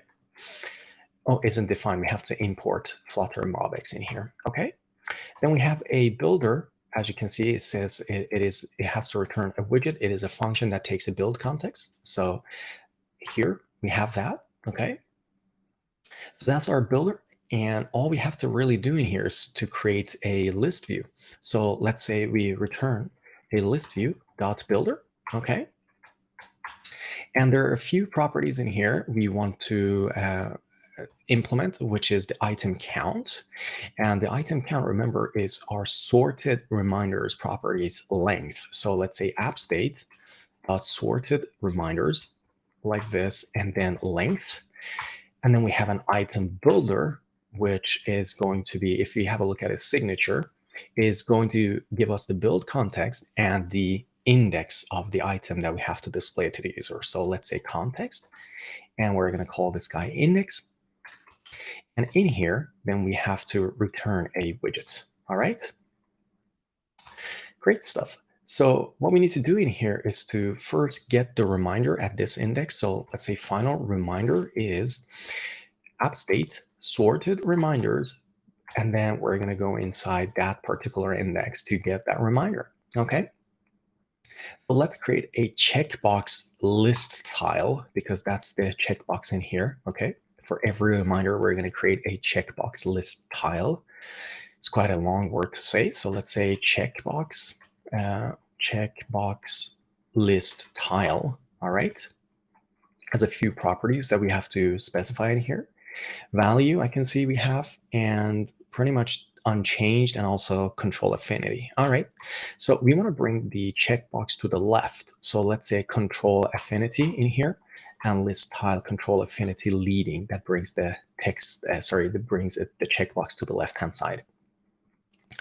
And the value, it should be whether this reminder is actually done or not. So it's a Boolean value in here, okay? You can see it's an optional Boolean. So let's say the reminders is done property should be sent there.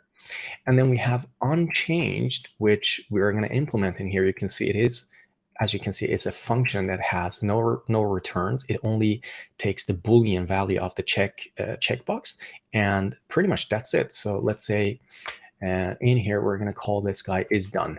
Okay, but remember, this is an optional Boolean.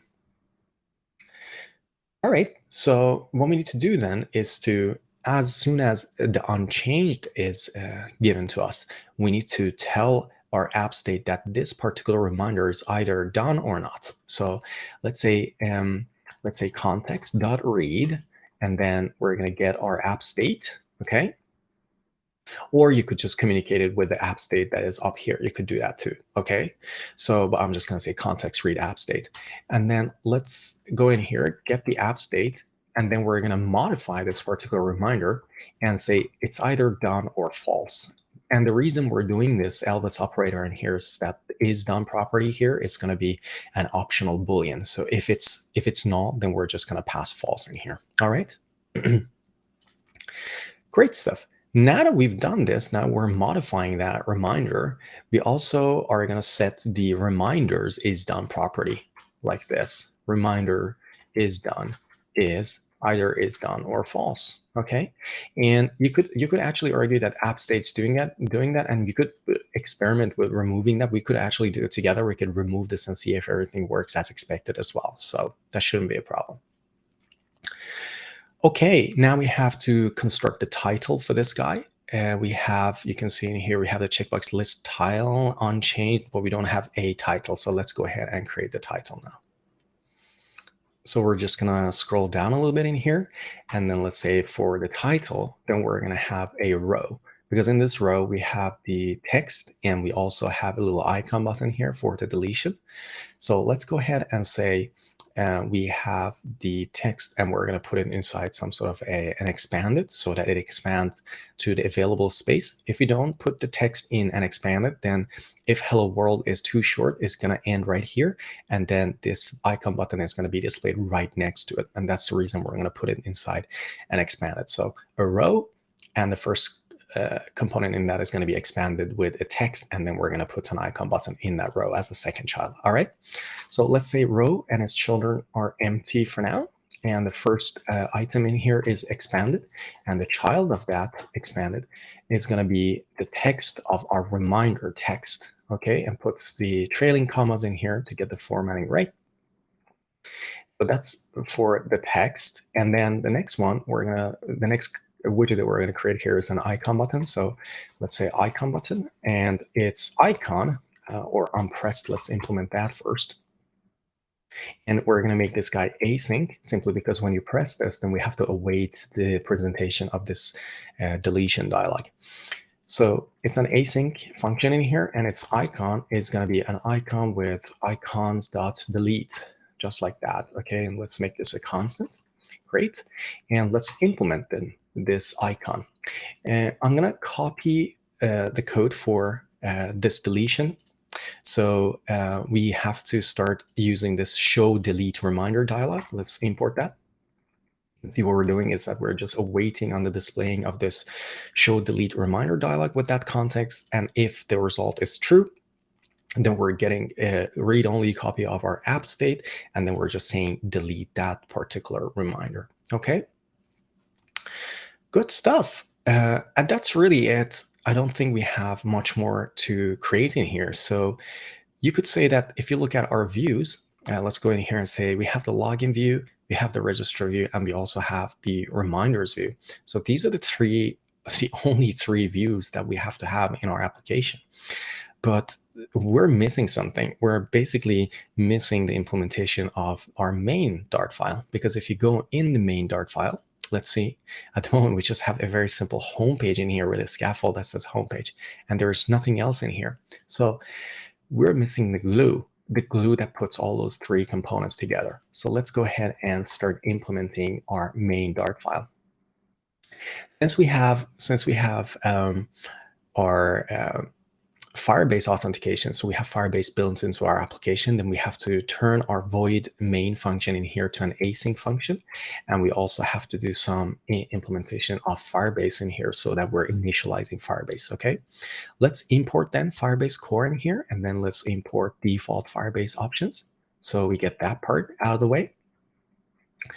Great stuff. So let's go ahead now and create. You can see in here we have material app, but we don't really, we don't want to have this app creation inside the main function. What we want is for this to be its own separate widget. Okay, so let's grab this code out of there and let's go and create a stateless widget. So let's say STL. Okay, and let's call this guy app, and then let's put that material app code inside here and then return it. Okay, so now we have an app, a separate stateless widget, which is called app. And in run app, we're just gonna use that app basically. So let's say that we want to return a const app in here. Okay, like that. But what we're gonna do before this is we're actually gonna go ahead and provide now our app state to our entire application. And that's one of the reasons we have provider, because by our application running, we want to be able to first create an instance of app state and inject that inside the entire build, entire widget hierarchy and the widget tree, so that various widgets such as the login view, the register view, and also our reminders view can reach up in the widget tree and grab a copy of our app state. So we have a provider for that. So let's go ahead in here and provide our app state to our entire application. So let's say that we want to wrap this guy with a provider. So I'm going to say wrap with widget, and I'm just going to say this guy is a provider, okay? Which hopefully is going to be auto imported. Yeah. Okay, so providers now needs a create function in here, or create parameter. So it says, okay, what should I actually create? It takes a build context, which we're going to ignore. And then let's say that we want to create an instance of our app state like that. And let's import app state. But remember, app state always initializes in the state of being in the login screen. But we had this handy function called initialize. Remember this? Just like that. So we're telling it to initialize upon being created. Great stuff. We now got a good main function here, which is an async function, and we also got a separate app widget in here, okay?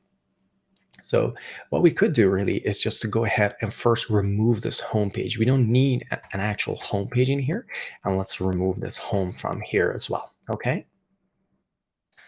And this title, to be honest with you, is not that important because we're going to display an app bar with valid titles. So we could try to remove that title because it's not that important, and kind of having a title that says Flutter demo that is not displayed to the user could be seen as being a little bit confusing. So let's just remove that. And you could choose to actually remove the debug banner as well. So debug show check mode banner false. So it's not showing. Yeah, that's good. So that false is actually not displaying it. That's great. So now we've talked about observables. We have also talked about computer properties. We've talked about observers, and we've talked about stores. There's one thing missing though. Those reactions that we talked about in the beginning of this chapter when I showed you that little diagram that was showing the three main components of MobX.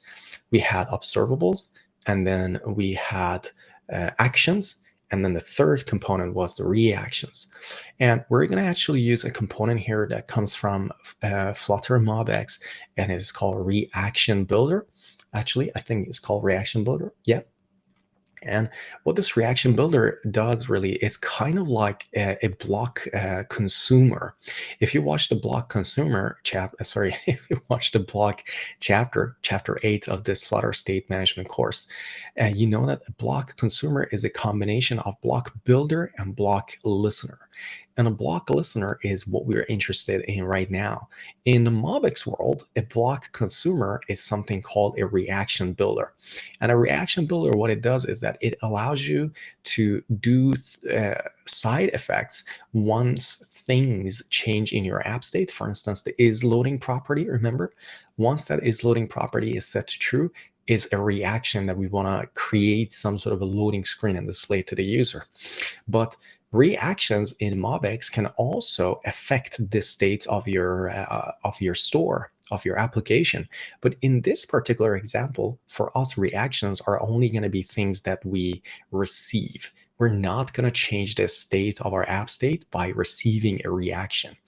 So once a reaction is received by us, two particular reactions, the is loading property of our app state and also the auth error. If an auth error appears, we're just going to display a dialog to the user. And then the first one, which one was is loading? If is loading is triggered to set to true, then we're going to display a loading screen. Once it's set to false, we're going to remove the loading screen. So, and that's what a reaction builder does. It listens for changes inside your app store, for instance, app state, and then it allows you to do side effects. And apart from that, it also allows you to build your widget tree, as you'll soon see. So let's go in here and say for the home, we're going to have a reaction builder, which is going to be auto imported from Flutter MobX. All right. And you can see it has two very important properties in here, the builder and a child. And inside the builder is where we actually create our reactions, okay? The third component of MobX, which we haven't talked about, or actually we just talked about it, but we haven't done anything about it yet. Let's go in the builder. You can see it gets a build context, and then it has to return something called a reaction disposer. Okay, so let's go in here and say, okay, it gets a context, but we don't really know yet what a reaction disposer is. So we're just going to completely ignore that. But we're going to go first implement the child in here because that's what we know we can provide. We have three children. We have the reminders view, we have the loading view, and we have the reminders view, the login view, and the register view. So we take and start implementing the child first in here. Okay, so what is this child going to be? You can see it's just a widget. It's not going to give you your app state. So wait a minute, how do we get our app state? How do we change the child depending on the state of our app state? And the way to do that is to actually return an observer in here. Because remember, observers are actually widgets. So we want to observe the state of our app state, and dependent on the state, we want to return a different child. So let's go in this observer and give it like a name first, and let's say current screen. Okay. This is not important. You don't have to specify a name. This is completely optional. This is just for debugging purposes. Okay. And in the builder, then we're going to take an a build context like this. And here, then we have access to our app state. All right. So let's say switch context.read read our app state. Okay. And then we switch to current screen. Right. And then we go and add the missing cases. Then for the login, then we're going to return the login view. It's going to be auto imported. Okay, a constant. For the register, we're going to say return const register view. Great stuff. Remove the break. And for reminders, we're going to say return const reminders view. Great stuff. Auto imported. So to me, this is beautiful because really we don't have to implement such like the moving from different screens. So you're either in the login view or the register view, or you're inside the reminders view. Okay. Now that the builder, the child arguments of this reaction builder is implemented, we have to go inside reaction builder. And you saw it here, the builder has to return something called a reaction disposer.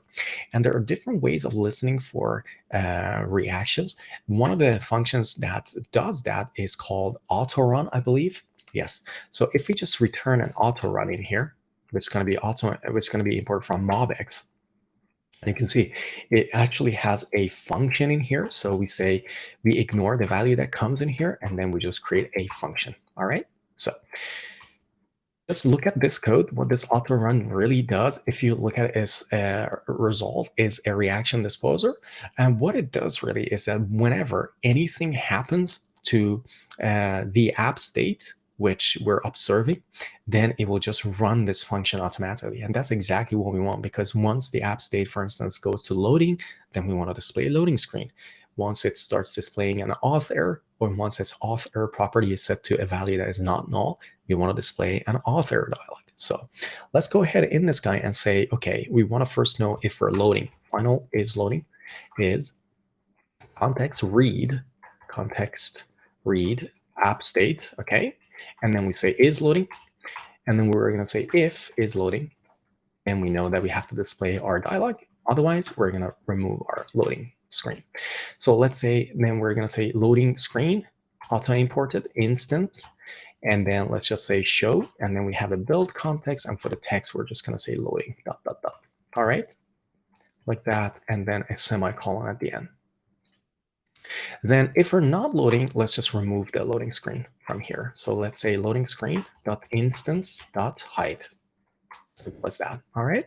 So let's put a comment in here and just say handle loading screen. All right. That's for the loading. Let's put a comment in here as well to get the formatting right. Okay, we have taken care of loading now. And the only thing we have to do is to take care of author, displaying authors. And authors are also properties of our app state. So let's say final author is context read our app state. And we're going to say author. And then we're going to say if author is not null, then we're going to display show author of our author and context. And that was it, really. That's all we had to do. Now we've pretty much completed this entire application. You can see how easy it was to start listening for changes that are happening in our app state, and also do side effects using autorun. Okay, so what we're going to do now is just to ensure that all the files are saved, and seem to be. Everything is green in here. Nothing is, or blue, green, blue. Nothing is red except for the tests, and those are fine because we're going to go and fix some tests actually in the next section of this chapter. So don't worry about the tests, which are red, as you can see in here. Okay, now that it's done, I'm just going to select a device in here, and let's say iPhone 13 Pro simulator, and then I'm going to go to the main Dart file and run our application. And since this is the first time we're actually running our application, it's going to do pod install on iOS simulator or on our iOS code, which could take actually quite a long time. And you can see now we're getting quite an interesting error in here, simply because the default target is iOS 9, but adding Firebase to our application doesn't allow iOS 9. Actually, I think it should be at least iOS 11. So we're going to go ahead and fix that. So if you get this error, go ahead and open a file in here called pod file. And at the top, uncomment this platform iOS. And let's just put iOS 13, to be honest with you. Yeah, that will do. Good stuff. Now that it's done, we can go ahead and run our application again and see if it makes any difference. And since this is the first time we're doing this, this could take quite a long time, to be honest with you, depending on your system and the state of your CocoaPods repository. So let's just wait for it to finish, and we'll continue after that. All right, now after a while, our application's finished launching. So this is going to be quite an interesting moment, and I'm kind of anxious to see how our application performs, since this is the first time we're actually running it after writing quite a lot of code. So there could be some bugs in our application, but what would be really good is to have a look a little bit here in our login view. The first thing I can see is that we don't have padding around our components. And if you have a look at how our application should look like, which is this one, you can see there's some padding here, but there is no padding in our application. So let's go ahead and fix that directly. Let's go inside our login view in here, and then right here inside this, right before this column, let's just say wrap this with padding, so we can get the padding going on. And then if you go to the register view as well, we have to have the same thing. So let's go to register view and find our column in here. And let's just say that we have some padding around the column. Great stuff.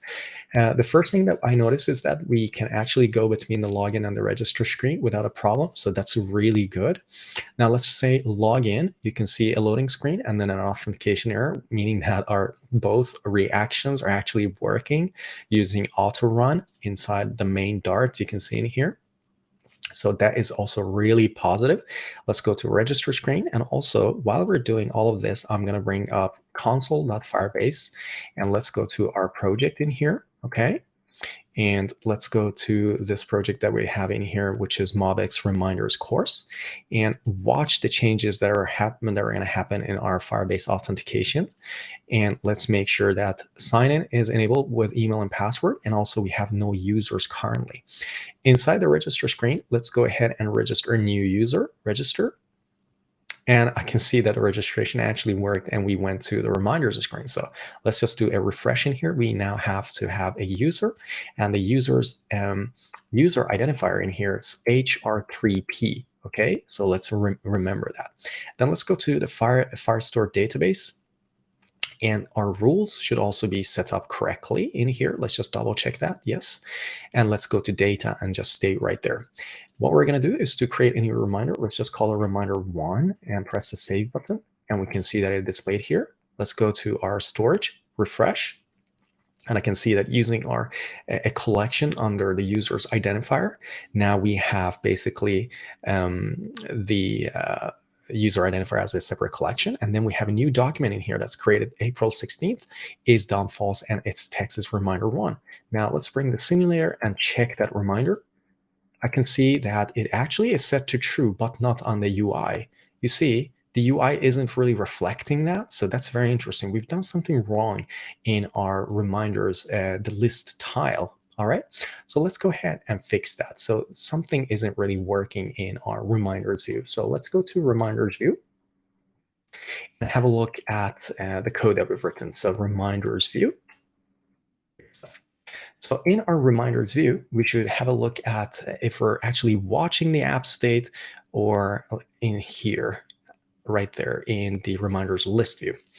We can see that we're watching the app state, so that's really good. And let's have a look at the code that we've written in here for our list tile. We can see it is inside an observer, so that's really good as well. And what else could we be doing wrong in here? We're reading the app state and modifying it to is done or false. And also we're setting the reminder to is done or false. And really, we're not doing so much more. We shouldn't be doing so much more. And the reminder list view is also being created in here, but somehow we're actually not setting the reminders value. And that's something that we need to have a look at right now and see what could actually be wrong in here. So what I'm going to do is just going to do some poor man debugging in here. Let's just add, let's do some observation. We can see in here that is done is true at the moment. And if I just do a hot restart of the application, reminder is set to true. Okay, if I tap on here, I know that the action is actually being fired in here. You can see that it's being set to false.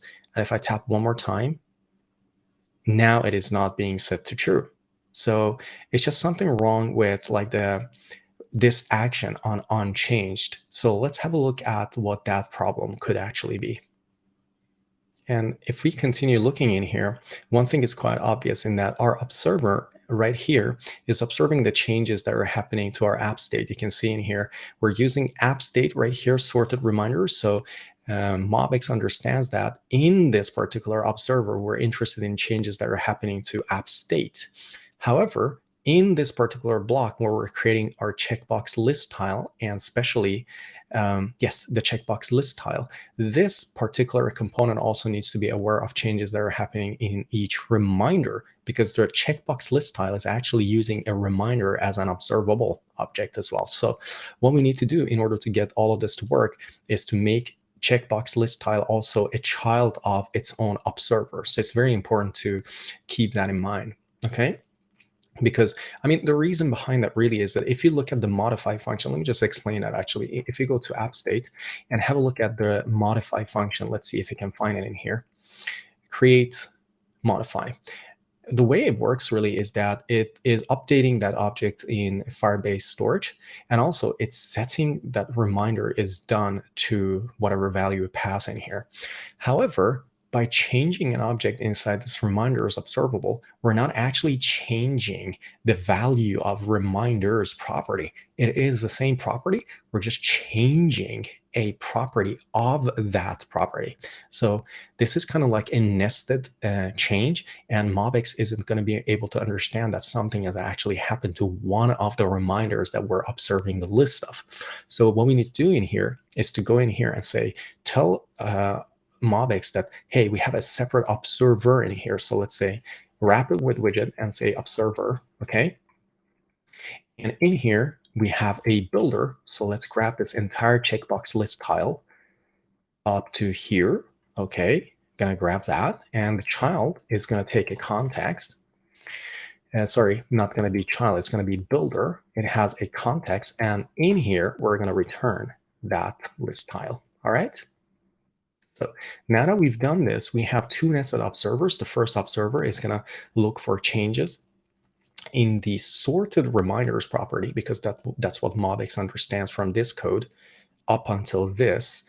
If you look inside this observer code, it understands that we're talking with app state sorted reminders, which is a computer property. So any changes to sorted reminders is going to trigger a rebuild of this list view builder, okay? However, inside that, for every checkbox list tile, we also need to do observing of the reminders that we're creating the tiles for. And that's what this observer is for. So having said that, then let's then do a hot restart of our application. And let's go in here. And now if you tick this reminder, you can see that is understanding that the reminder has changed. And if you untick it, is also going to work as expected. Let's create another one. Let's say reminder 2. Save that. And you can see reminder 2 is not checked, meaning that we can actually check these independent from each other. So that's really good. And we can go into our database. So you can see we have two documents in here. So this is reminder number 1. Let's check it. And it jumps out to the end of the list. So that's correct. And it's done. And reminder number 2 is not done. So let's now delete reminder number 1 and make sure that deletion also works. We can see reminder number 1 was completely deleted, and reminder number 2 is the one that's staying in our database. The other thing that we can do in here is just to check logging out. So log out, great. Now we've logged out and we log back in, which should work, but we have a little bit of a problem here. I can see by logging in, our array of reminders is actually empty. So we've done something wrong in there. By logging in, we're not loading the array of reminders. Let's have a look at our login logic in our app state and have a look at what we may have done incorrectly. So let's open app state Dart and let's find a symbol for login. All right. So it's going to find, login here somewhere. Let's see, login. It's calling register or login, calling the function of sign in with email. So let's go to register or login. Good. And then we have load reminders. So it's waiting on load reminders. And then it's going and saying, okay, current user. Oh, I see. So it's looking for a current user. So let's go in here and make sure that we're setting current user. Yes, we are doing that. So that's really good. So it should pretty much come into load reminders. It's going to getting the user ID and then creating reminders in here. And this reminders is observable list of reminders. Okay, so we should really be coming here. So let's put a print statement here. And let's just say here and bring up the debug console. And I can see some errors in here. Timestamps is not subtype of string. So it seems like we're actually getting some problems in here. So that's very interesting. So what seems to be happening is that the creation date where we're storing, and this is the reason we're not actually getting our reminders back, is because when we're creating a reminder, it seems like we're actually storing the timestamp as date time objects and not strings. And here we're expecting strings and then parsing it as date time. Let's go ahead in the create reminder function and see how we're actually storing every reminder in our Firestore database. So here's create. And here I can see that creation date is set like this, and that is not good. So let's go ahead and say creation date, and then we're going to store the ISO date in there. All right, I'm going to do a hot restart of our application, and let's go ahead and empty our database. So let's just go ahead and delete this document right there. Delete document. All right, so we don't have any documents. Then I'm going to bring this up, debug console, do a hot restart. We're not getting any errors now, so that's really good. Let's create a new reminder in here and call it reminder 1, and create another one in here. Let's call it reminder 2. And let's go to our database and have a look in here. So we have 2 properties in here. Creation date is a string I can see in here, and another creation date, that's a string. So let's tick reminder number 1. We can see it's set to true. And if we log out now and log back in, then we should get our reminders back. That's great. So that is really pretty much it for the first example of this chapter. There's not much more to it. There are a few pitfalls, and I think we need to be a little bit careful about using observers. As you saw, observers, I mean, they can't observe multiple changes. The first observer in our reminder list view, let's go back to the reminders view. The first observer is looking for changes in app state sorted reminders observable, and the second observer is used for watching changes that are happening to the reminder objects. So it's very important to understand that we have to nest observer objects in order to get notified of deeply nested changes that are happening in our app state. All right. Good stuff. As is tradition, which we do in every chapter and at the end of every example, we're going to go ahead now and commit and tag our changes. So let's go in here and create a repository, git init, and then let's say git status. Good. And then we say git add all, and let's say git commit. Okay, step 1. Commit m, step 1. And then we're going to tag it as well as step 1 in here. So now we have a log of step 1. And if you say git tag, then we have our step 1 in here as well. Okay, we've done quite a lot now. And in the next section of this chapter, we're actually going to go ahead and start doing some testing for our app state, which is something that we are going to do. And not only here, but also we're going to try to do that with every example that we develop in this chapter. So let's go ahead and do some cleanup for our app state before we can actually do the testing. So now the first thing we're going to start doing in here is to start refactoring our app state so that it becomes more testable, because at the moment, our app state and quite a lot of our applications really, actually not quite a lot of our applications, it's mainly the app state. It has hard connections to Firebase authentication and Firebase storage, meaning that if you want to start testing our app state, we're actually not doing unit testing, but we're also doing integration testing. So when you start running your tests, for instance, in a CI environment, then, for instance, you're running it in Circle CI, or you're running it on whichever environment that you prefer. And if you start doing those tests, then you actually need to have a Firebase integration, and that's not ideal. So if you look at our app state, we're directly importing Firebase authentication, also Firebase storage. These two really need to go away for app state to kind of be independent from proper or from any cloud storage or cloud authentication services. Okay. So what we're going to do is, instead of having a hard connection to Firebase authentication, we're going to create a concept of providers. So we're going to go ahead and create like a cloud provider for our reminders. And then we're also going to do a cloud provider for our authentication. We're going to start with authentication since it's one of the most basic components of our application. So let's go ahead and create an auth provider. So let's go ahead and create a file in here. Let's see, we have auth. So in lib, we're going to say new file, and I'm going to scroll up so you see it better. Let's say provider, and we're going to say auth provider.dart in here. Okay. So in our auth provider Dart, we're going to go ahead and start mocking up an abstract class first. So let's go ahead to our auth provider in here. Great stuff. So we have our auth provider, and we need to start defining an abstract class for auth provider. And the reason we have an abstract class is we are goal is, at the moment, you can see our app state can be initialized. We don't even have a constructor in our app state, so it could just be constructed with no values. But our goal is to create an abstract class in auth provider, and then we're going to create a concrete implementation of this abstract class. And it's going to be our Firebase authentication provider, which is going to be bundled inside our main application. But when we start doing testing of our application, we're going to create a mock auth provider. And this mock auth provider or mock authentication provider is only going to be in our test suite. And the goal is to pass this auth provider, whether it's the concrete implementation that talks with Firebase authentication, or it's going to be our mock auth provider, into the app state, so that the app state's connection with this Firebase authentication should pretty much just go away after that. Okay. So let's go ahead and create our abstract auth provider.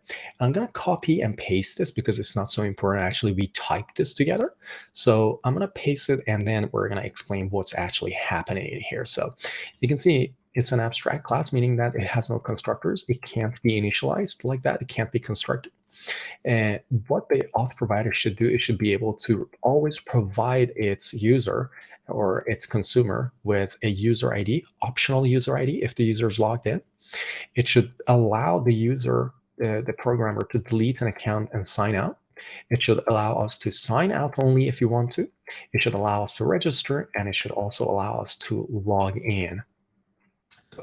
After doing that, we're going to go ahead and create a concrete implementation of this auth provider now that we have the abstract class. So this is going to be quite a lot of code. So let's start and do that together. So I'm going to say class Firebase auth provider, and then this one implements our auth provider. Okay. We have to implement quite a lot of functions in here. So let's go ahead and do that one by one. We're going to start with the absolute basic one, which is the user ID. And by us needing to return a user identifier, we could just go directly to Firebase and say, give us a current user. And from there, we're going to get the user identifier. Okay. So let's say that the user ID is always Firebase auth, which is going to be auto imported, as you can see in here. And we're going to say instance current user as an optional user. And then we're going to say UID. So that's the simple implementation of user ID. Okay. Let's now implement delete account and sign out. And if you see our app state at the moment, the way it is implemented is if you go to delete account, there's quite a lot of logic that has to do with, for instance, is loading, stuff like that, and then setting the current screen. These things are only related to the app state. They have absolutely nothing to do with an auth provider. An auth provider, the only thing really it has to do is just to log you in, register you, log you out, delete your account, and delete your documents if necessary. But it doesn't have to do anything with loading screens. It doesn't know anything about that. All right. So our implementation of delete account and sign out is going to be very similar to this. Let's see if you can actually find it. Delete account. However, we're going to strip that implementation off from all of this is loading, etc., etc. Okay. So what we could do, to be honest with you, in here is to pretty much just copy this is loading auth and user and remove, copy all of that code from app state from this delete account and bring them here, delete account and sign out. Okay. And make this function also an async function and just paste all of that code in. All right. And then we're going to strip all that code of this loading stuff. So let's remove this is loading from here and this one as well. And we can see that this is a future of void. So it's really not returning a Boolean in here. So we're actually, did we implement it correctly in here? Delete account, future void. Yep, that's fine. And delete account and sign out, I can see. And yeah, it's a future of void, but maybe we should actually change this guy to a future of bool like this. And this is also a future of bool. Yeah, that's fine. Okay, so that part of it is done. Then what we need to do in here, we have to, I can see in here, you can see it says user ID and it's going to the source, it says Firebase, Firestore instance, etc., etc. But what we need to really do is just to in here, we don't have to play at all with Firebase Firestore. Remember, this is our auth provider. it has nothing to do with our reminders. So the goal in here is that the Firebase auth provider is only going to work with authentication. It's not going to go ahead and like delete our documents. This file, the auth provider doesn't or shouldn't import the storage import in here, Cloud Firestore. So it should only import Firebase auth. Okay, so that's like the separation of concerns in here. Our auth provider is going to take care of the authentication stuff, and then we're going to have some sort of like a cloud reminders provider kind of thing that is going to take care of the creation, deletion, and the removal of all our reminders. Okay. So let's just completely remove the code that has anything to do with the deletion of our reminders from here. The operation commit isn't in here at all. And what we're doing in here is we're going to keep this user delete.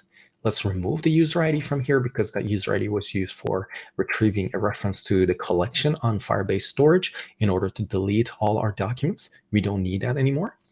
We also don't need the current screen from here because we're not playing at all with the current screen. And then in here, we create an auth error, okay? We say, here's an auth error, and let's import auth error.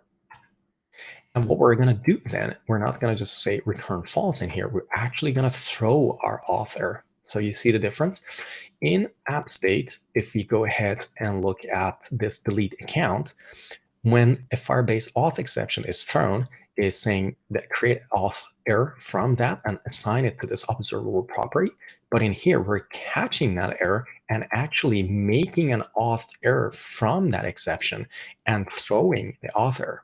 That means that when we then go into our app state later and start consuming that auth provider's result of this delete account and sign out function, we're going to be able to catch this auth error and actually have an on auth error catchy statement. It is quite abstract to explain it right now, but all you really need to know is that we're taking Firebase auth exception in our auth provider, converting it to an auth error, and then throwing the auth error. The goal at the end really is our app state after this transformation of using auth provider instead of using Firebase auth provider or Firebase auth. The goal is we should at the end be able to completely remove this import from our app state. And that means no Firebase auth exceptions should be available in this context. And that is the reason that we're taking this Firebase auth exception in here, wrapping that inside auth error and throwing an auth error instead. Okay, now when we get a catch in here, what we're going to do is we're just going to say catch E, and then we're just going to say rethrow. Okay, and I don't actually think that we need to have, could we just do like this perhaps? Yeah, but we could leave it as E as well. And then we're going to remove that finally from here. So your code should look like this really. So deleting the user, signing out, returning true, and catching, rethrowing in here and throwing in here. So we don't have to actually return false in those statements. Great stuff. So now we've implemented the deletion. So let's go ahead and implement signing out on our auth provider. So in sign out, let's go into our app state and see how we've implemented sign out in here. So which is this logout. Let's just copy that entire code and bring it to our auth provider. Okay. And let's just paste it in here. Let's make it async as well, like that. There's no loading state in our auth provider, so let's remove that. There is no loading in here. No reason to play with the current screen and no reason to play with the reminders. Okay, so this is like the simplest implementation of this sign out function in here. Okay, and we're kind of like using sign out and log out interchangeably in this chapter. I understand that it could be a little bit confusing, but I think we all understand that sign out and log out are pretty much the same thing. So if we somewhere say log out and some other place say sign out, that's kind of okay as well. All right, so we're now going to go ahead and implement logging in, all right, in our auth provider. So inside login, let's do some formatting to get the parameters lined up correctly. And let's make this an async function. Okay. What we're going to do inside login is just going to delegate that to Firebase authentication. So let's just say await Firebase auth instance. All right. And then we're going to say that sign in email and password like that. Okay. And let's put this guy inside a try block. So let's say try, and then we're going to say catch, on Firebase auth error, auth exception, catch E. Right? And then we put that inside a try statement, and inside the Firebase auth exception, we're going to do the same thing as we did in here. So we're going to take an author out of that and then throw the auth error. So like that. Okay. You could also just say throw auth error from E. You could do the same thing, to be honest with you, up here in the delete account and sign out. So let's just say throw that. Okay. It's a little bit more concise. Great stuff.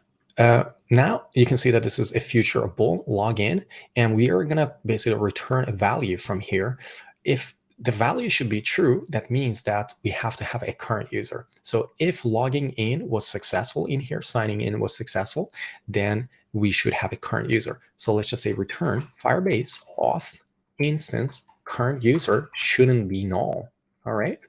So if the user is null, then the return of this function is going to be false. If the user is not null, then the return value of this function is going to be true, meaning that login was actually successful. We've done the sign-in. We are going to go ahead and implement register. And the registration is very similar to the signing in. So let's go ahead and actually implement register as well. So copy the signing in from here and then paste it inside register like this. So let's see how we're actually handling register in here in our app state currently. We have initialize, register login. We have register in here. So yeah, it's very similar to the login. So let's just paste the login code in here, turn this function into an async function so we can await on the registration. Instead of sign in, we're going to say create user, email, and password. And that's it, really. It's very similar to login. The only thing different that it's doing is just saying create user with email and password instead of saying sign in with email and password.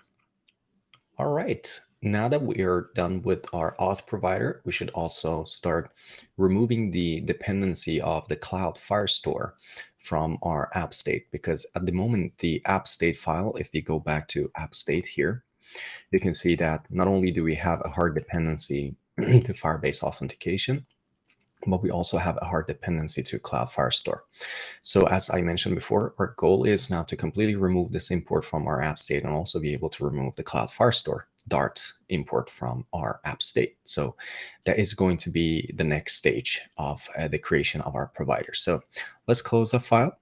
And we're going to go ahead and create a new provider in here called reminders provider. So in the provider folder, new file, let's just call it reminders provider. And I can see I've already created one actually in here, but it's empty. So if you haven't created one, just go ahead and create a reminders provider Dart in your provider folder.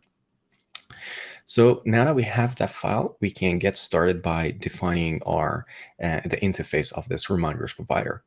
And one of the functions inside this provider, as you'll soon see, is going to be able to create a reminder for us and also be able to return the reminder identifier back to us.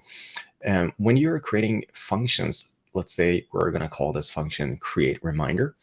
And this function is going to be able to create a reminder for us and then return the reminder ID to us. So that reminder ID is going to be a string. So imagine a function that just returns a future of string, and it's called create reminder. Now the caller to this function will then have to go and read some sort of a documentation to understand what this string actually is, because in the context of creating a reminder, it may not be immediately obvious for the caller, or the programmer's calling or invoking that function to understand what this string actually is. So what we're going to do first, as you can see at the bottom of the screen, we're going to go ahead and create a reminder ID type definition and assign that the value of it to a string, meaning that anywhere inside this reminders provider file or reminders provider Dart file, if we are, for instance, creating a reminder instead of returning just a string, then we're going to be able to say return the reminder ID. And then the caller is going to be like, oh, what is reminder ID? And then they can go ahead and see the source code for reminder ID to understand that a reminder ID is a string. So let's go ahead and say type def. And let's say reminder ID is a string, okay? Just like that. And then what we're going to do also is to move our documents key into reminders provider. If we have a look at documents keys, I think it's called document keys, what's it called? Right here. At the moment, this document keys is stored inside app state, but app state ideally, and it will actually not work with the creation or the population or the editing, modifying of the documents in the Cloud Firestore. So this abstract class here for our document keys really doesn't belong in app state anymore. And just remember, we're doing all of this so that we can remove the hard dependencies of Firestore, Firebase Firestore, and Firebase authentication from our app state. So anything that has to do with the cloud creation of users, modifying users, signing out, creating documents, modifying documents, removing documents, shouldn't reside in app state. And we're doing this so that we can actually write some tests for our app, okay? So let's cut this document keys from app state and then bring it into reminders provider, okay? Now we have some errors in app state, but that's okay. For the majority of this part of this chapter, we're gonna have a lot of errors everywhere because we're doing some heavy lifting and refactoring in the app source code. So don't worry about that you're getting a lot of warnings and errors. We're gonna fix them soon, okay? So what we need to do now is to go ahead and define an interface for our reminders provider. So let's say abstract class, and it is going to be called reminders provider in here, okay? And the reminders provider, one of the first functions that it has is for the deletion of reminders. So I'm just going to lift that function and bring it here. You can see it says delete reminder with ID, and at the moment it says ID string. So let's put reminder ID in here instead, okay? So a function that can delete a reminder with a given identifier and a given owner. Okay, because remember, we're storing reminders under collections in Cloud Firestore, where the collection name is the user identifier. So that's why we're expecting the user to send their user identifier in here. Okay. After that, we also need a function for deleting all documents for a given user ID. So that's how we're implementing that function in here, or at least putting the signature in here, delete all documents. Excuse me.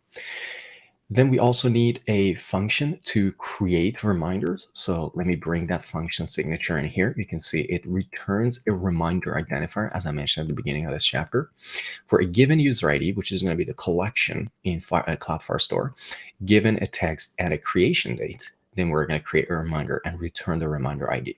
And if we're not successful, this future is going to fail. Okay.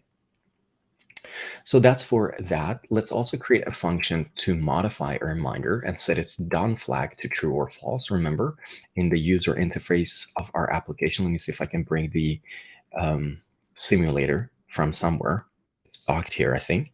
So here, the reminder 2 and reminder 1, they should be checked and unchecked. They should be able to be checked and unchecked. So that's the Boolean flag that we are going to modify in any reminder. Okay, so let's create the function signature for that. So we're going to modify any reminder with a given identifier. Instead of string, we're going to say reminder ID. And then we have a Boolean is done, which is going to dictate whether it is true or false, whether it is done or not, and for a given user. Again, remember, any operation that we're doing with reminders, we need the user ID because all reminders are stored in Cloud Firestore under a collection with the same name as the user identifier, okay? That's modify, and then we need another function that can return an iterable of all reminders under a given user ID. Now we're getting an error in here because reminder, we need to import that. So that's done. Great stuff. Now that we have, I mean, that's really all we have to do in our reminders provider. So this is just an abstract class. This is a protocol or an interface, depending on which language you come from. You may know this as a protocol or an interface. So we have now the reminders provider. We need to go ahead and create a concrete implementation of it. And in this concrete implementation, our implementation is going to work with Cloud Firestore. So let's call this concrete implementation Firestore reminders provider. Okay. Let's put that in here. like that. And we're getting a lot of errors in here saying that we're missing concrete implementations. So I'm going to get help from Visual Studio Code with command dot in Mac or control dot in Linux and Windows to bring up this menu and say create 5 missing overrides, because we have 5 functions in here that we have to implement. Okay. So we've created that. Let's go ahead and implement the reminders deletion. And the first thing I like to do in here is just do the formatting. So put the trailing comma in there and press Command S in Visual Studio Code in Mac or Control S in Linux and Windows to get the formatting right. Now we see that we have the function for creating reminders. And the first one, as you can see, we're going to go ahead and implement delete reminder with ID. And that is right here. So let's get the formatting right in here as well. Okay, now we have delete reminder with ID. Let's go to app state and see how we actually implemented the delete reminder. So here we have a lot of functions initialized. Let's see if we can actually find the delete function. Perhaps it's easier for me just to search for delete right here. Okay, so what we're going to do is just copy this code from here and then move it over here and paste it over here. Okay. So, all right, delete reminder with ID. There's no loading stuff in here, so let's just completely remove that. We don't have to actually look for a user in here, because remember, we're going to be given a user ID. So we're going to remove that part as well. We don't have to get a user ID separately, so let's remove that as well. Okay. So the first thing we need to do in here is just to mark this function as async, because we have some await functionality in here. And we're getting an error for Firebase Firestore because we haven't imported that. So Cloud Firestore importing in here, okay? And then we're saying in here that the first line is delete from Firebase. Okay, what are we doing in here? We have a reminder.id, because in the app state, what we did was we took a whole reminder in and then we extracted the reminder ID. But in here, we're only working with a reminder ID field. So let's remove this from here and just say that we're looking for an element ID being equal to this ID. Okay. Good stuff.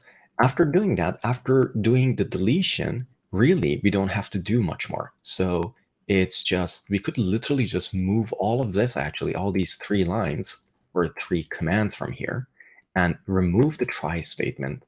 And we could actually remove this as well from here, because because you see, in our reminders provider Dart, we don't have an array of reminders. That was belonging to our app state. App state had an observable reminders, actually an observable list of reminders. And we don't have that in the reminders provider. The only job of this reminders provider really is just to delegate its tasks to Firebase Firestore. So it doesn't have a state. The job of keeping a state is for app state. Okay. So let's remove this as well from here. And really, now you can see that the delete reminder with ID only has these 3 statements in here. So it gets the collection, it finds a reminder with that ID, and it just deletes it. All right, so that was really it for delete reminder with ID. Good stuff. Now that we've done that, let's go ahead and take care of the implementation of delete all documents. So let's find that delete all. I can see we actually don't have delete all documents, because if you remember from our app state, we had a batch operation in here, which is under delete account. And that delete account really, what we need to do, if you look at this function, the implementation of delete account at the moment, what it's doing is that it's setting the loading state of the app state. Then it's going to, so imagine the first part belongs to the app state, the loading. Okay, so that's app state. Let's just say this is app state. Then it's going into Firebase Firestore and deleting documents. Firebase Firestore is its own entity, which sits here. And then if you look after that, after operation commit in here, we're going to authentication and deleting the user and signing out. So app state, Firebase Firestore, and then we have our authentication. So there are 3 components to this function. The app state itself, authentication part, and the reminders Firebase Firestore. So what we need to do really is to break this out, so that delete account in app state is going to delegate, then is first going to do its loading stuff, and then it's going to go to our reminders provider and delete all the reminders, and then it's going to go to our auth provider and delete the account and sign the user out. So we need to basically move this functionality, which is communicating with Firebase Firestore, and move it out and bring it into our reminders provider. Okay, so let's copy this code, including the commit part, and bring it here. Delete all reminders right here. Okay, and let's make this function async and a trailing comment here to get the formatting right. Let's paste this code in here, and you can see it just plugs in. Like there's really nothing that we have to change in this code because we're using user ID in here, and it's being moved to the collection.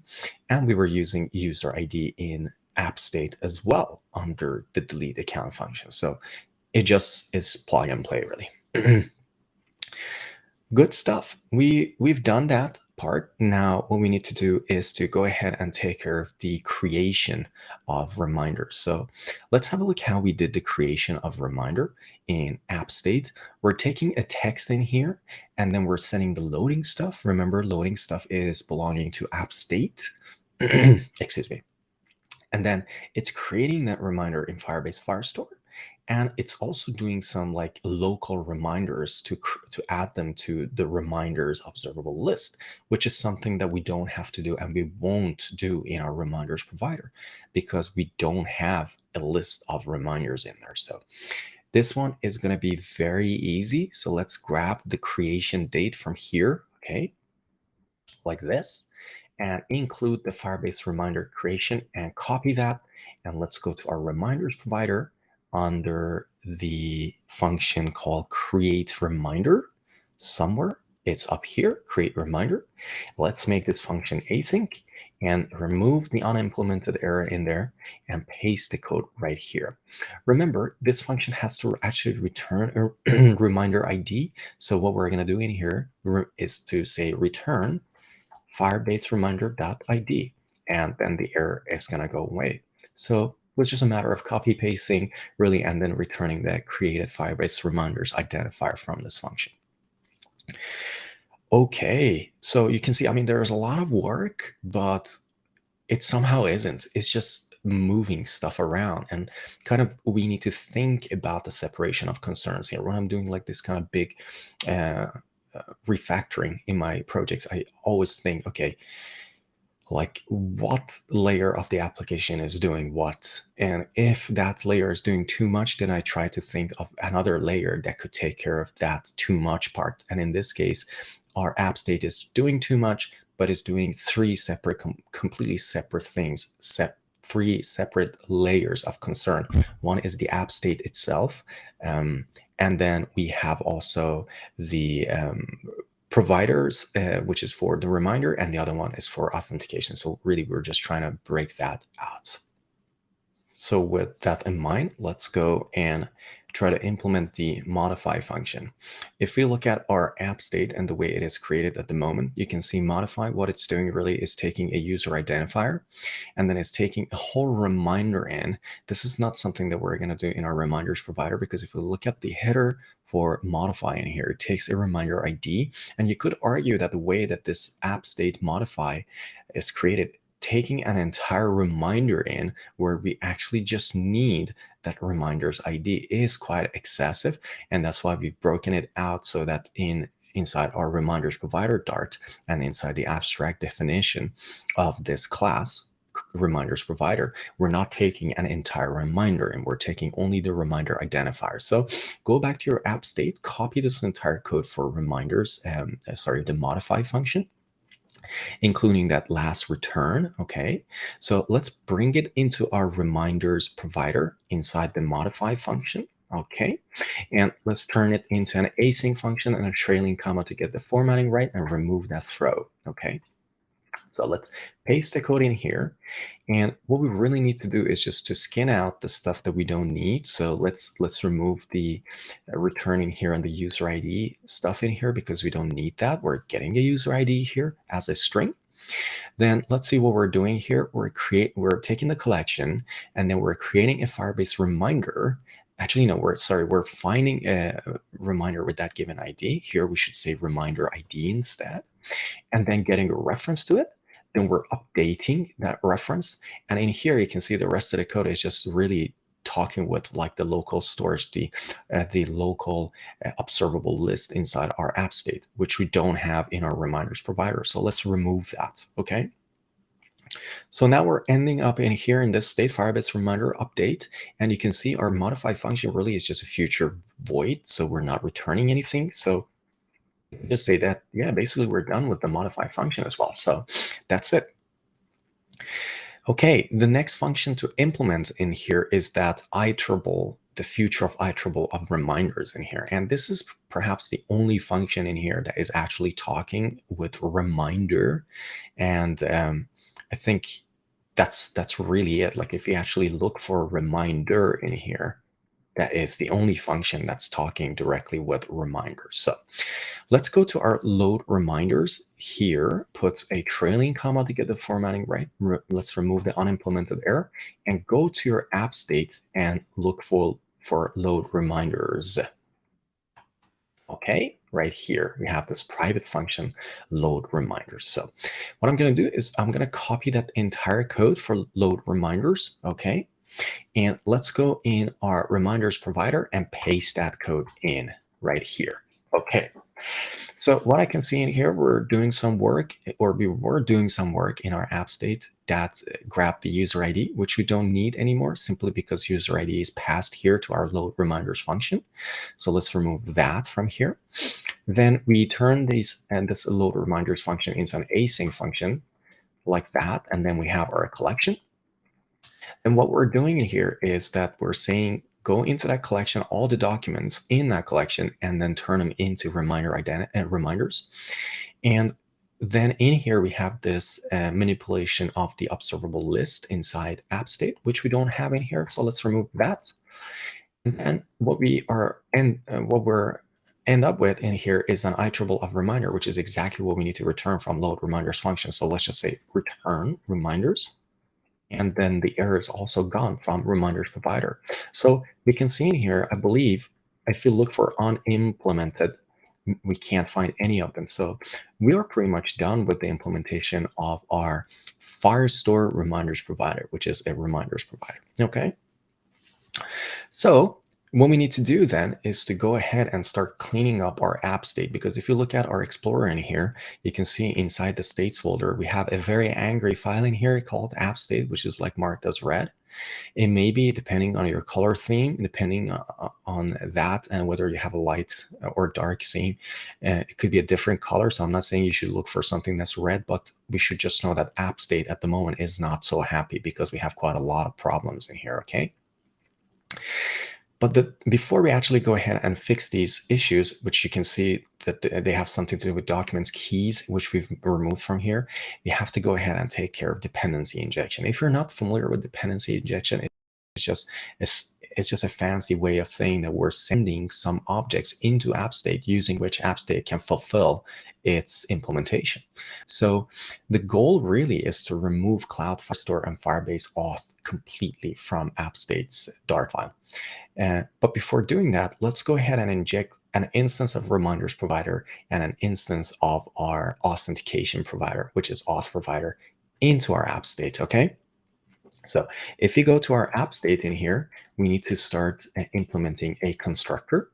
So before all of these observables, let's go ahead and add two fields in here and say any instance of app state actually needs two basic instances, and one for a reminders provider and the other one for our auth provider. So let's say final reminder provider auto import, and we're going to call it reminders provider.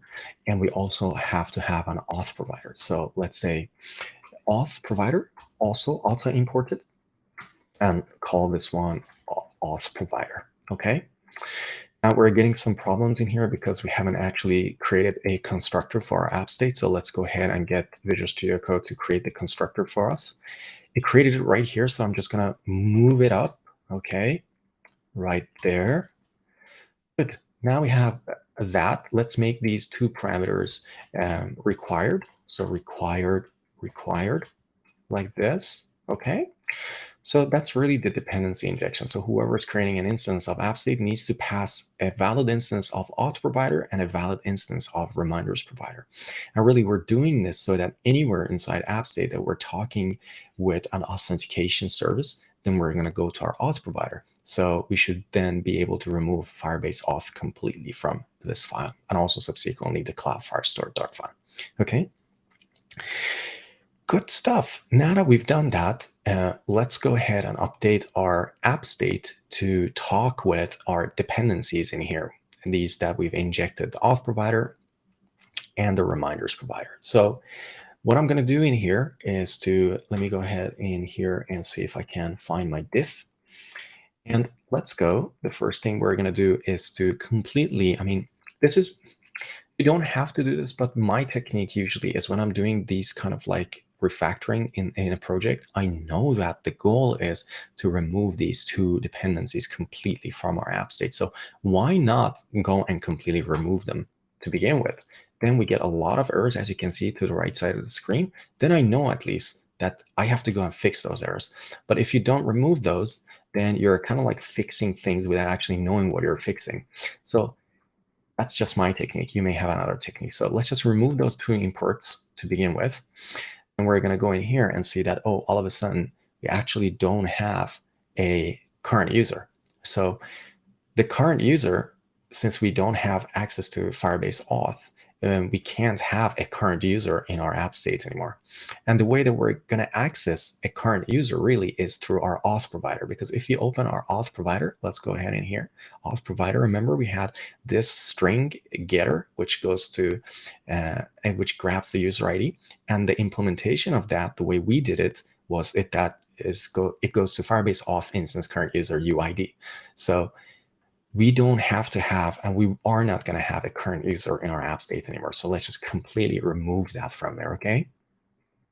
So let's just scroll through this, and one by one, we're going to fix all these problems. So let's see what we're doing in here. Is loading, and then we have auth. So instead of doing this, let's just get a user ID. So let's remove this auth from here. Let's then say user ID is auth provider dot user ID. And then we're going to say if user ID is null, then return false. Okay, so we grab the user ID. So we don't have to do this part of user ID anymore because we don't actually have a user object. Great stuff. Now, in here, you can see that we're going and doing all this try and catch in here. And we're going to a specific collection, and then we're like deleting a specific reminder, and we don't have any of that anymore. So let's remove this collection from in here. Boom. And let's delete all the code inside our try statement, which is talking directly with Firebase storage, like that. So in here, what we need to do really, because you see this is the delete reminder function, what we need in here is just to go and talk with our reminders provider and delete that given reminder. So let's just say we await our reminders provider, delete reminder with ID, and here we have the reminder ID, and then we have the user ID as well. Okay. So that part is done, but I think what we did is we removed one too many pieces of code from this function, because if you remember, let me put a trailing comma in there, a little bit of an OCD. But jokes aside, I don't think it's OCD. It's actually better, like it's good sense, because if you add more parameters to this function, you can just go to the next line and write them instead of not having that, and then you have to enter the comma, okay? So it's just good practice, in my opinion, at least. We deleted too much code from this function. If you remember, the first thing that this function did was to go to the Firebase Firestore database and remove a reminder, but also removed it from the local storage. Don't forget that we have this local storage in here called reminders.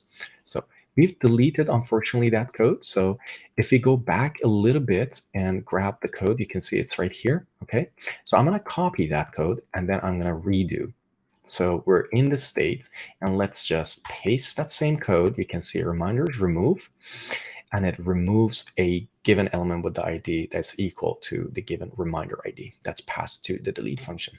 Okay, so let's put a comment in here and say remove or delete remotely, and then we're going to say delete locally. Okay, So they're completely separate from each other.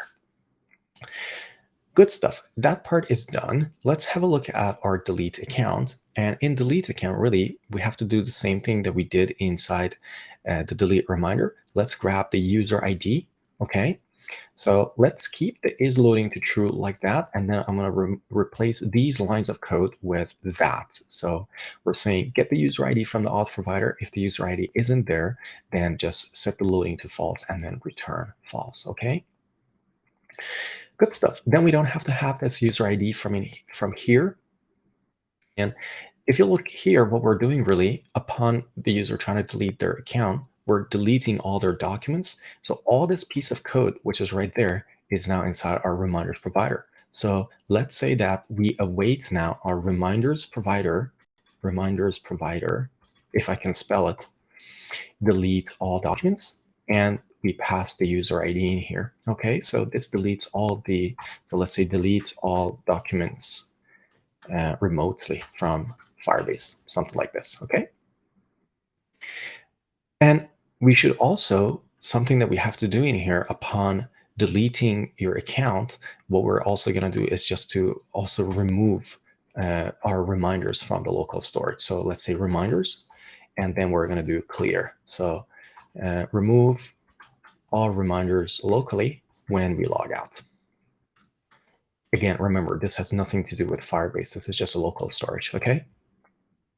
Great stuff. Then we have delete user, and we also have sign out, but none of these exist anymore, and they're in our auth provider, and we have a function called delete account and sign out. So let's say await auth provider, delete account and sign out. Okay, so delete account, sign out.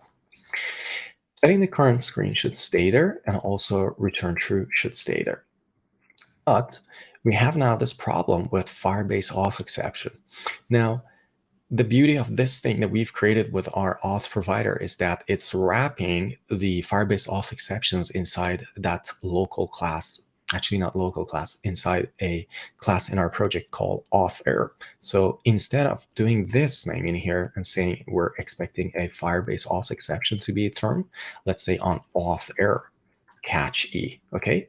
Then what we need to do in here, let's just say our auth error is equal to E now, because they're of the same type, okay?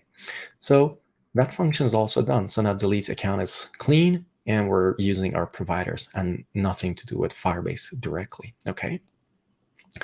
Logout is going to be very simple, so we're not going to have any try and catch in here. So let's remove that from there, okay?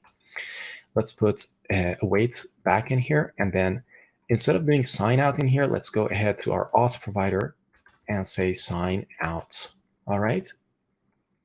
Upon logging out is also good practice that we do our reminders clean in here. Then we say is loading false, and then current screen is login. All right. And also, to be honest with you, if this is right there, it doesn't make any difference. You don't have to move it here. That's just something I did. It's just upon signing out, I want to see that reminders are being locally also removed. So you don't have to move it here if you don't want to. That's what I'm trying to say. Good. Now let's go to create reminder. In here, we're like trying to extract the user ID. So in here, we go to auth provider user ID. Okay. If user ID is null, then we're stopping the process and setting it loading to false and returning false. All of that is great. But what we need to do in here, instead of trying to create a Firebase reminder like this, we're going to go ahead and create it with our reminders provider. So we have in here Firebase reminder. Let's call this now cloud reminder ID. Now go to our reminders provider. Okay, and then we're creating a reminder. Okay, so, and we can see it's just really just plug and play, to be honest with you, because all these fields are available. User ID is available from up here. Text is available as a parameter sent to our create reminder function. And also creation date is something that we've initialized right here. Okay, we have to await on this. This is going to return a reminder identifier to us if things go well. And then in here, we're saying reminder is a new reminder instance.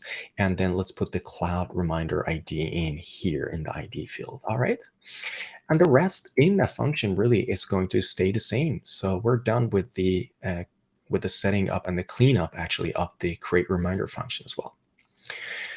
Good, that is done. Let's go ahead to modify reminder in here, and we have a user ID as the first thing. So let's go to our auth provider and say auth provider user ID. Okay, if user ID is null, then we're just returning false from here. So in here, instead of doing all of this work, we're going to go ahead and say that awaits on our reminders provider like this, and we have this modify function now in here, right? So let's put it there, and you can see it's expecting a reminder ID, but our modify function in app state is taking an entire reminder instance. So let's say reminder.id in here, okay? And the rest should stay the same. So we've just removed our dependency on our Firebase Firestore and database in here in order to modify a reminder. Good. Let's go now to initialize, and we're getting a current user in here. We don't have access to current user. We only have the user ID. So let's just say that we have final user ID is auth provider user ID. And then we're going to say if user ID is not null, then load the reminders and set the current screen to reminders. Otherwise, we set the screen to login, even if it is a login already. And then we're setting the is loading to false, as you can see in there. Great, we're done with initialize as well. Let's move ahead now to load reminders in here, and load reminders. It needs the user ID. So let's go to our auth provider.user ID. If user ID is null, it just returns false because it can't load the reminders. And in here, it has this collection work that it's doing in here. So let's completely remove that and the creation of the reminders like that. So let's just say final reminders is equal to await reminders provider. And we're going to load reminders for a given user ID. Okay. Then we're setting our local observable list instance of reminders to the loaded reminders, as you can see in here. And we're using this to shadow reminders because we have two reminders variables in this context. Okay. Otherwise, if you remove this, then you will get an error unless you change this to something like underscore reminders and then use that in here as well. But I think this is cleaner, at least in my opinion, to read. Okay. I can see at the bottom right hand corner next to my avatar in the video, as you can see, we have some more errors to handle. So let's go inside register or login. So inside this register or login, you can see it's looking for a current user. And what we need in here really is, you can see this function, login or register function. What we need really in here is to ensure that we have, if you look at the signature of this function, you can see it returns a future of user credential. What we need is to change this future so that it returns a Boolean. So if we go back to our auth provider, okay, you can see that we have two functions in here. Let's have a look. Register and login. They don't return a user anymore. They return a Boolean. So what we need is to go into our app state and change the signature of this login or register function so that it doesn't return a user credential anymore, but it should actually return a Boolean. Okay. So having changed that, we should go ahead inside this register or login and make sure that this thing actually can grab its return value. So let's say final succeeded is equal to the return of that. And now you can see it is actually a Boolean. Okay. And then upon that Boolean being true, we're going to load your reminders. So let's say if succeeded, then we're going to go to our reminders provider and grab our reminders. So let's say await load reminders, which in itself goes to the reminders provider. And then we're going to return true. Otherwise, we're going to say just return false in here, okay, and remove these two lines of code. Instead of this, all of this code as well in here, you could just remove the returns in here, okay? Return the else statement you could also do and just return succeeded. You could do that as well, so that should work, okay? Good stuff. We don't have Firebase auth exception anymore. Remember, we have auth error. So let's say on auth error, catch that error, and then let's set our current instance, app state instance variable auth error to that given error, and then we just return false. Okay.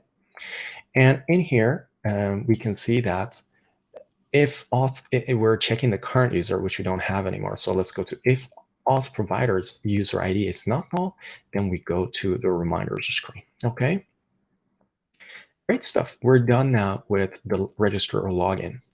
Now we're coming to this interesting part. Now we have direct function pointers to Firebase auth for creating a user, but that is now in our auth provider, which is, I believe we called it register, right? Now we pass that instead, which fits right into this login or register function signature. For this function, which is for login, we are going to do something similar that we did in register right here.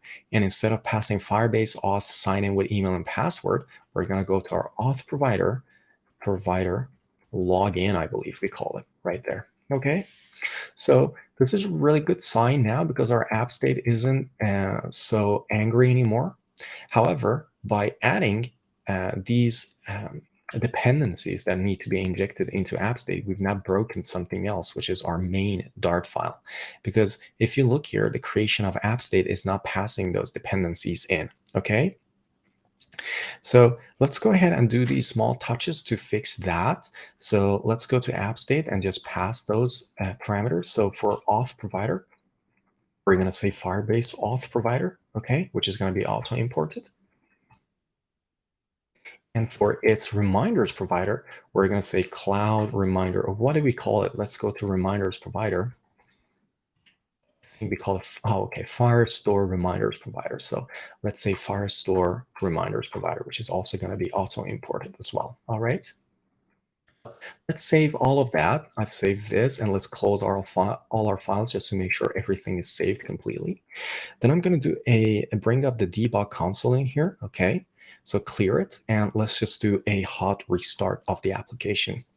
All right, good stuff. So I can see actually a hot restart worked as well. Let's just log out of the application like that. Okay, let's test it all together. So log in, let's see if that works. Modifying reminders works as expected. Let's delete reminder number 2. Let's delete reminder number 1. Let's create a new reminder, reminders, something like that. We could now check and uncheck it. And let's see if we can log out, which works. Let's log in and delete our account. Okay. And then try to log in again. Doesn't work. Good. Let's register the same user and we land in here. So to me, this is looking all fine. So we could go ahead now and we have gone ahead and really cleaned up our app states and every piece of code that had anything to do with our cloud storage, basically, and cloud authentication. Also, let's have a look at our terminal and ensure that the code generation was working still, because remember, if you're getting some errors after you've updated your app state, if you're getting some errors in your application saying that your app state really can't be used or it's not up to date with its code generation, you need to ensure that you have executed this command, which we talked about before. You can see Flutter pub run build runner watch delete conflicting outputs. So you need to have this command always running, as you can see in here.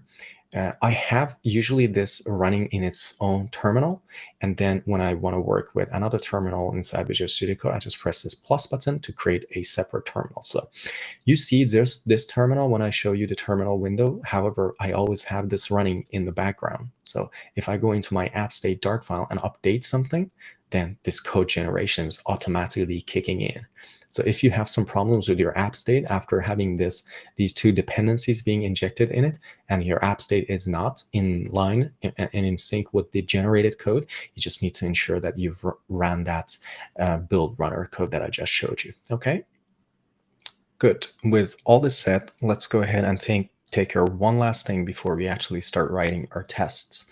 And that is inside our app state. So if you find the modify function in here, you can see that it is taking an entire reminder object.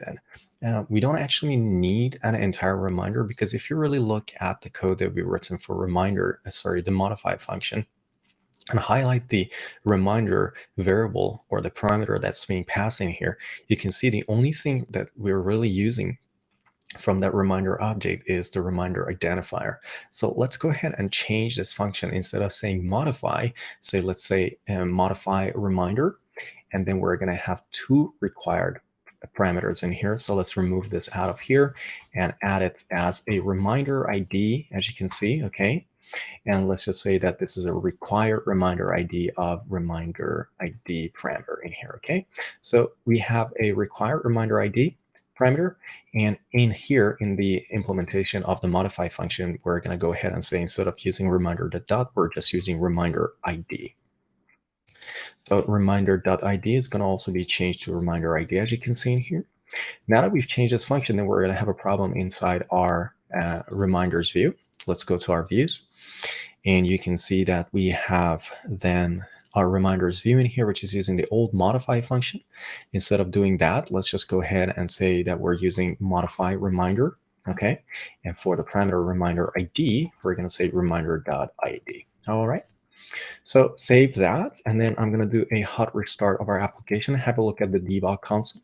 We don't have any problems in the debug console, meaning that our application could be compiled, all right? And also it's running as expected. So let's just see in here that we can create two reminders. Let's say reminder 1, and then let's create another one. Let's call it reminder 2. And then we're going to say check reminder 1 and check reminder 2 as well. They both work. So the modify function is working as expected. All right. So what we're going to do now is to actually start with the what we set out to work on when we started with the second step in this chapter, which is writing tests.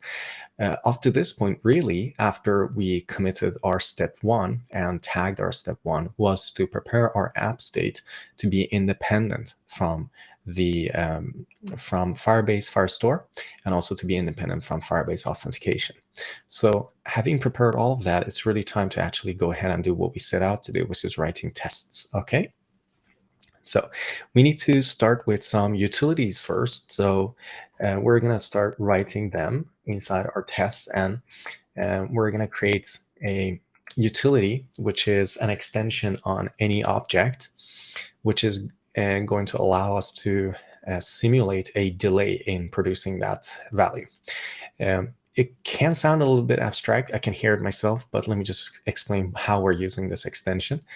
And while we're writing our tests, we're going to go ahead and create two mock providers, one for the reminders and the other one we're going to create for authentication. Now, in the real world, when you have your real providers, let's go to our providers in here, provider folder, okay, and we have auth provider. When we, for instance, do, let's say that we do delete account and sign out, this isn't this is not a function that is synchronous. It's actually the opposite. It is an asynchronous function, meaning that it's going to go ahead and do some work, talk with Firebase, for instance. It's going to delete the user. It's going to sign the user out. So all of this is happening asynchronously. And when we go ahead then and create a mock auth provider, we kind of want to like be able to create like values that are returned, let's say a true value that is returned from this mock function, but we want to have some delay on top of that. So we're going to go ahead now, create a file, as you can see at the bottom of the screen, inside our test directory, and we're going to call it utils, I believe. And in here, we're going to create an extension on any object that can produce the same object, but with a little bit of a delay. So it's going to be inside a future, meaning that we can delay the delivery of Boolean values, for instance, from our mock functions. Again, I understand it could be a little bit abstract, but let's go ahead and start the development and the creation of this function. And when we've done that and we actually start using it, you'll see that it does make sense. Okay, so I'm going to collapse all these folders in here inside lib, because we're now going to be working with test. As you can see at the bottom of the screen, we're going to go inside the test folder and create a new file in here, and let's call it utils.dart. Okay, so great stuff. Now that we've done this, let's go ahead and create first a constant in here, which we're going to call it 1 second, because inside our mocking, when we start mocking our providers, we're going to delay most of the mock functions just with 1 second. So instead of having to rewrite the same code and say const duration seconds 1, we're going to have a constant in here that points to the same duration. So let's say it's equal to, let me actually see if I had a label for it bottom of the screen, and I don't, so let's just keep writing it. So 1 second is a duration, seconds, 1, like this. Okay, so now we have that. Then let's go ahead and implement the extension in here, which is with delay. So I'm just going to say extension with delay, and then we're going to say it's operating on T, which means any type, and then we're going to say on actual T itself. All right. This extension function that we are developing, it's going to be called toFuture, and it takes a duration in. So let's say it is an optional duration. Okay, so it doesn't have to be passed. Its default value is null. So if we are delaying the delivery of the current value, which is T, with a specific duration, then the result of this is going to be a future of that same value. Okay, we're going to say if delay is not null, if we actually have a delay, then return a future delayed with that duration. Delay, we should call this, not duration, delay. Okay, then we're going to say future delayed, and then we're going to put the delay in here, and then inside the function we're just going to deliver the current instance of whatever object that we're operating on. Okay, so that's that part of it. Otherwise, if their delay is null, what we're going to do is just to deliver a future with the value of this. Okay, so that's the implementation of with the delay. The way to use it really is we're going to say, let's say void test it. We could literally just say true with, and then we say toFuture. So now if you look at the data type of value, is going to be a future of bool. So in this case, the toFuture is being called without a delay, meaning that it's just going to be a future of that value. However, you can also pass a duration in here and say 1 second, and then this is going to be a future of bool that delivers the value of true in 1 second delay. Okay. So that's how we're going to use this guy. And we're going to actually use it a lot. So you'll soon see that it's actually a very handy extension. Okay. So let's start with our mock authentication file in here. So let's go inside. As you can see at the bottom of the screen, we're going to go into the test folder. And inside the test folder, we're going to create a new file. So let's say new file, and I'm going to say mocks / mock auth provider.dart. Okay. So in here, what we're going to do is to start implementing a complete mock authentication provider, because you see, what we want to do is to write some tests for app state. Okay, that is our goal. App state should be tested.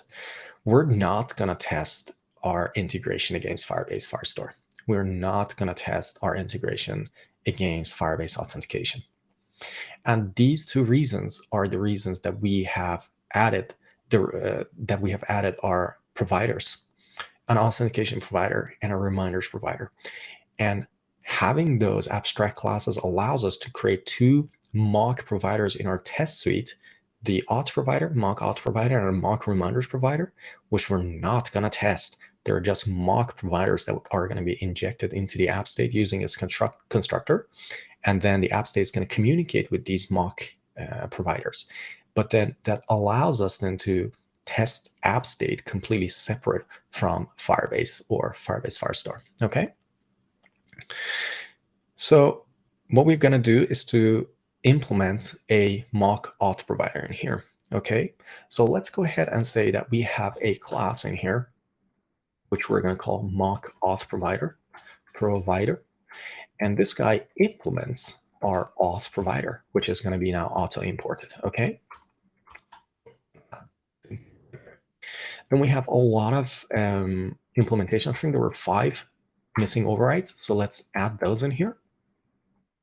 So for the delete account and sign out, what we want to do is to, you can see it's a future bool. We just want to just say that, actually, that's interesting. The delete account and sign out for us is a future bool. Let's go into delete account and sign out inside our auth provider and have a look at it.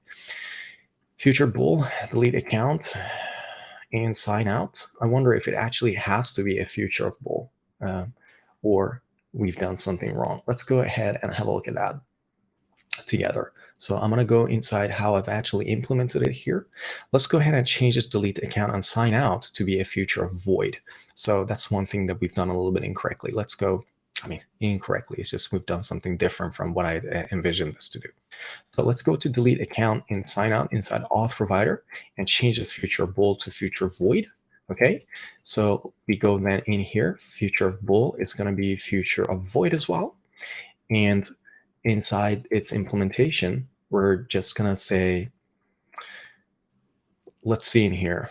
I wonder, because if you look at the delete account and sign out in here, we only have false and true, and no one's really listening to these values. Like we're calling this function from no one's actually listening, but maybe we should just keep it as future of bool. So let's just do that. Let's just keep it as future of bool, and then we're going to go to mock auth provider and keep it as future bool as well. And the only thing we're going to do in here is just going to say the return value of this guy is going to be a true. Okay, so that's the only thing we're going to do in here. So let's move here and just say true to future. And we don't have to future. We have to import that. So let's say true to future like this. And let's see if Visual Studio can help us import that. Great stuff. Okay. So we're going to delay this guy actually by 1 second. So let's say delayed by 1 second like this. Okay. That's great. So delete account and sign out is just going to always return true. That's really it. Okay. Now let's go ahead and implement login in here. Okay, so for logging in is going to be very simple. We can see it's returning a future bool. Again, we're going to go ahead and say, yeah, it's just going to always succeed. So whatever you give us as an email and password, we're always going to succeed. Okay, so again, let's paste true to future with 1 second. For register as well, you can see it's a future bool. So let's keep it as that. And then we do the exact same thing that we did for login. So let's just return true for registration. Fantastic. Signing out is a future of void. So let's go ahead in here and we simply say that this is a future delayed and 1 second. Okay, because this is going to give us a future of void instead of us having to somehow turn void into a future with our extension of toFuture. For user ID, what we're going to do in here, this is kind of important because what we're going to do is probably actually look up this user ID somehow. So it's important that we actually return a user ID that we can test as well. So let's say foobar. All right. Great stuff. We're done now with the mock auth provider. So that's really all we have to do. You can see we're using our util to future quite a lot of times. For sign up, we're using future delayed. And then for user ID, we're just returning foobar. Great stuff. That's it.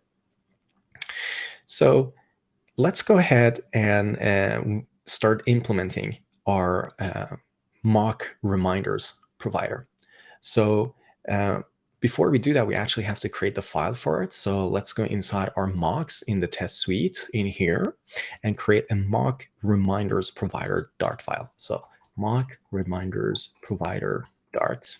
Oops, I think I added a dot in here instead of underscore, like this. And now that the file is created, we're going to go ahead and implement the actual mock reminders provider. So we had some imports in here which were kind of useful. Actually, only the import of utils is quite important for us. So let's bring that import into mock reminders provider as well. Okay. And then we, in here in the mock reminders provider, we actually need to start implementing a separate class for it. So let's say class mock reminders provider, provider, if I can spell it, implements our reminders provider, which is going to be auto imported. Okay. And we've got a lot of missing overrides. Okay, so let's add them. Let's do some formatting first. So trailing commas, just to get the formatting correct. We have this unimplemented error thrown in every function, so we don't have to immediately go and start implementing them. Okay, so let's add these commas in there like that. Perfect. So we have that, but remember this mock reminders provider, we kind of, because if you go into our app state code, you will see that. Let's actually do that. I don't have to do it hypothetically. Let's have a look at this, and let's have a look at our reminders provider. You can see that modify reminder is returning a bool value, and it's saying that given a reminder ID, set its done flag to true, and then talks with the reminders provider to do that modification. So what we're going to do in here is actually create some mock reminder objects. So we're going to hold on to those mock reminder objects and then allow the app state to actually call these functions on us, like call the modify function on us. And internally, then we're going to change that value. All right. So we are going to test the reminders provided through the app state. And for that, we need some mock data. So what I'm going to do is I'm going to paste some mock data in here because this job is quite boring, to be honest with you, and it would be a waste of this course's time and your time. So you can see here we have one mock reminder, and all the fields inside that are actually separate from the creation of the reminder itself, so that when we then start testing our reminders provider, we can go ahead and say, okay, for a reminder with this given ID, I expect its done state to be this. Okay, that's the reason these 4 properties are constructed separately in here, and they're available globally in our test suite, and also the creation of the reminders using those values. So that's our first reminder. Let's go ahead and do something very similar, but create another one for our second reminder here. So we basically have 2 reminders now. Okay, it's really nothing magical.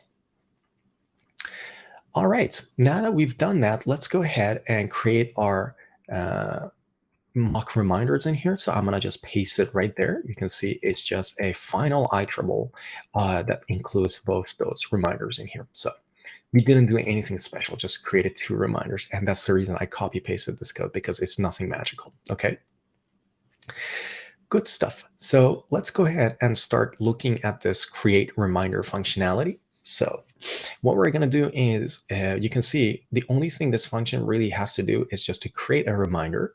And since it's a reminders provider, it's not expected to actually include an array of reminders. Like it doesn't have any static data in it.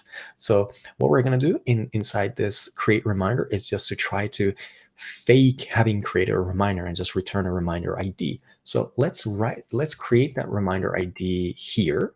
Okay, so we say that it's just a mock reminder ID, and in here we're just going to return that mock reminder ID. So let's go for the first implementation. We're just going to say that we return mock reminder ID.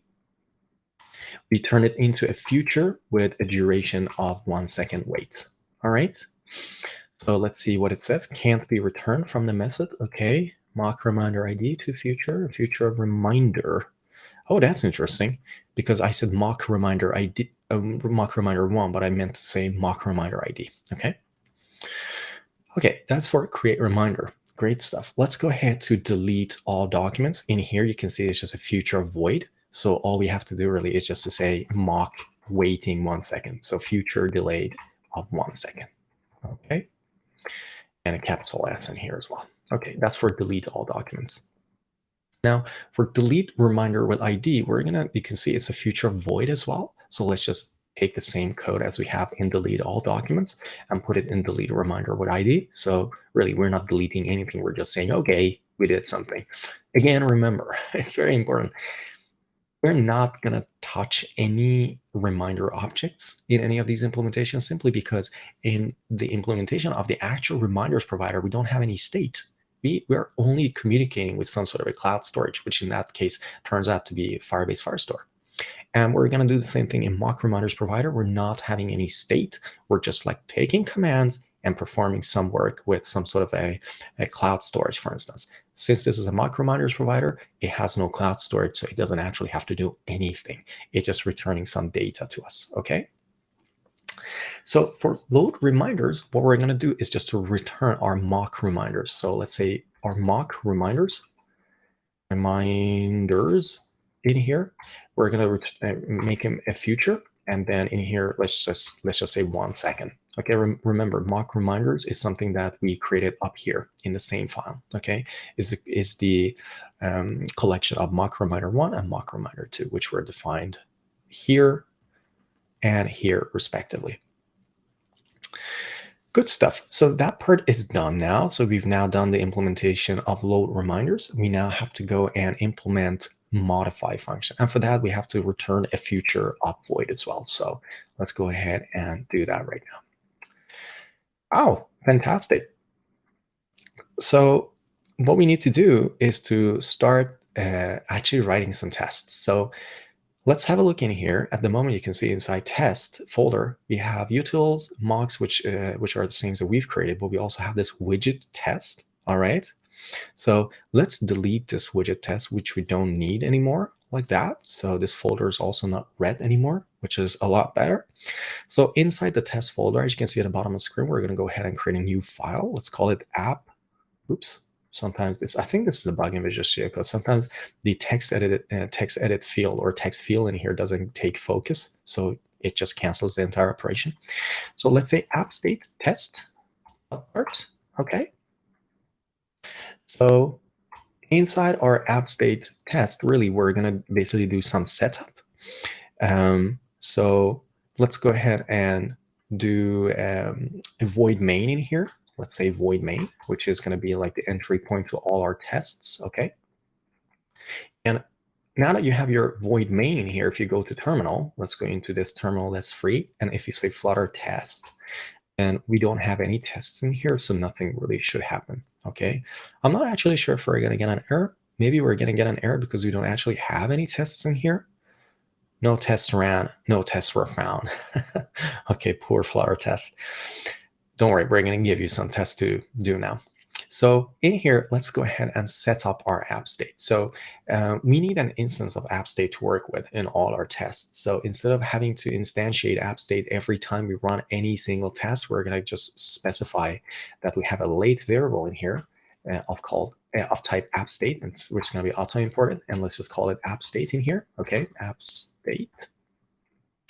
And then inside the setup function, it's a function that takes a function. And then in here, we're just going to say app state is equal to an instance of app state. And for the auth provider, we're going to say mock auth provider, which is going to be auto imported as well.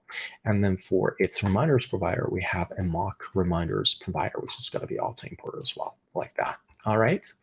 So now we have an instance of app state set up.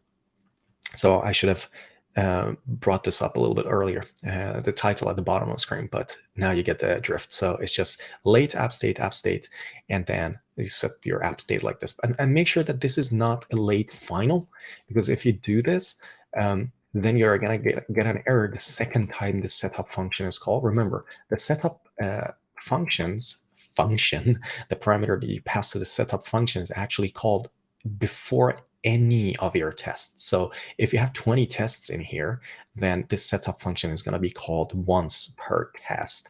And if you have a late final in here, the first time it's going to work, but the second time the Dart runtime is going to be like, oops, this is a final variable, and you're trying to assign to it once more, and then it's going to throw an error. So make sure it's not a final variable, but instead a late variable. Okay. Good stuff. Now, what we need to do, I'm quite excited about this because we've done so much work just so that we can come to this point. So it's like all the hard work is culminating into this single moment. So, okay, let me just contain my excitement. So in here, let's go ahead and start testing our initial state. So let's close this provider in here and open app state.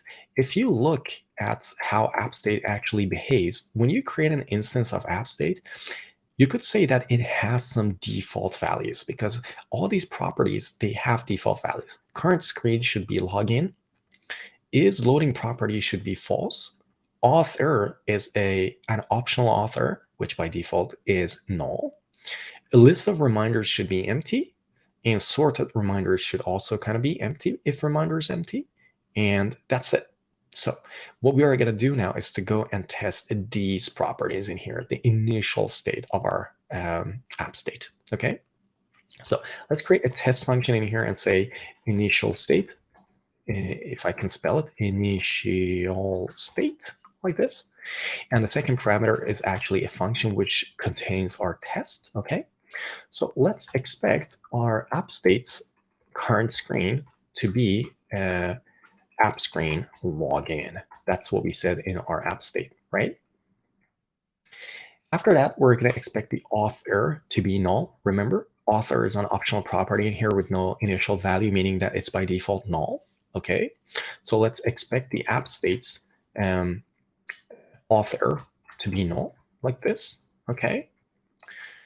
After that, we're going to test the isLoading property and ensure that isLoading is by default false so that nobody goes and messes this up and say it's true by default unless they've updated the test code as well. So expect the app states isLoading property to be false. Okay.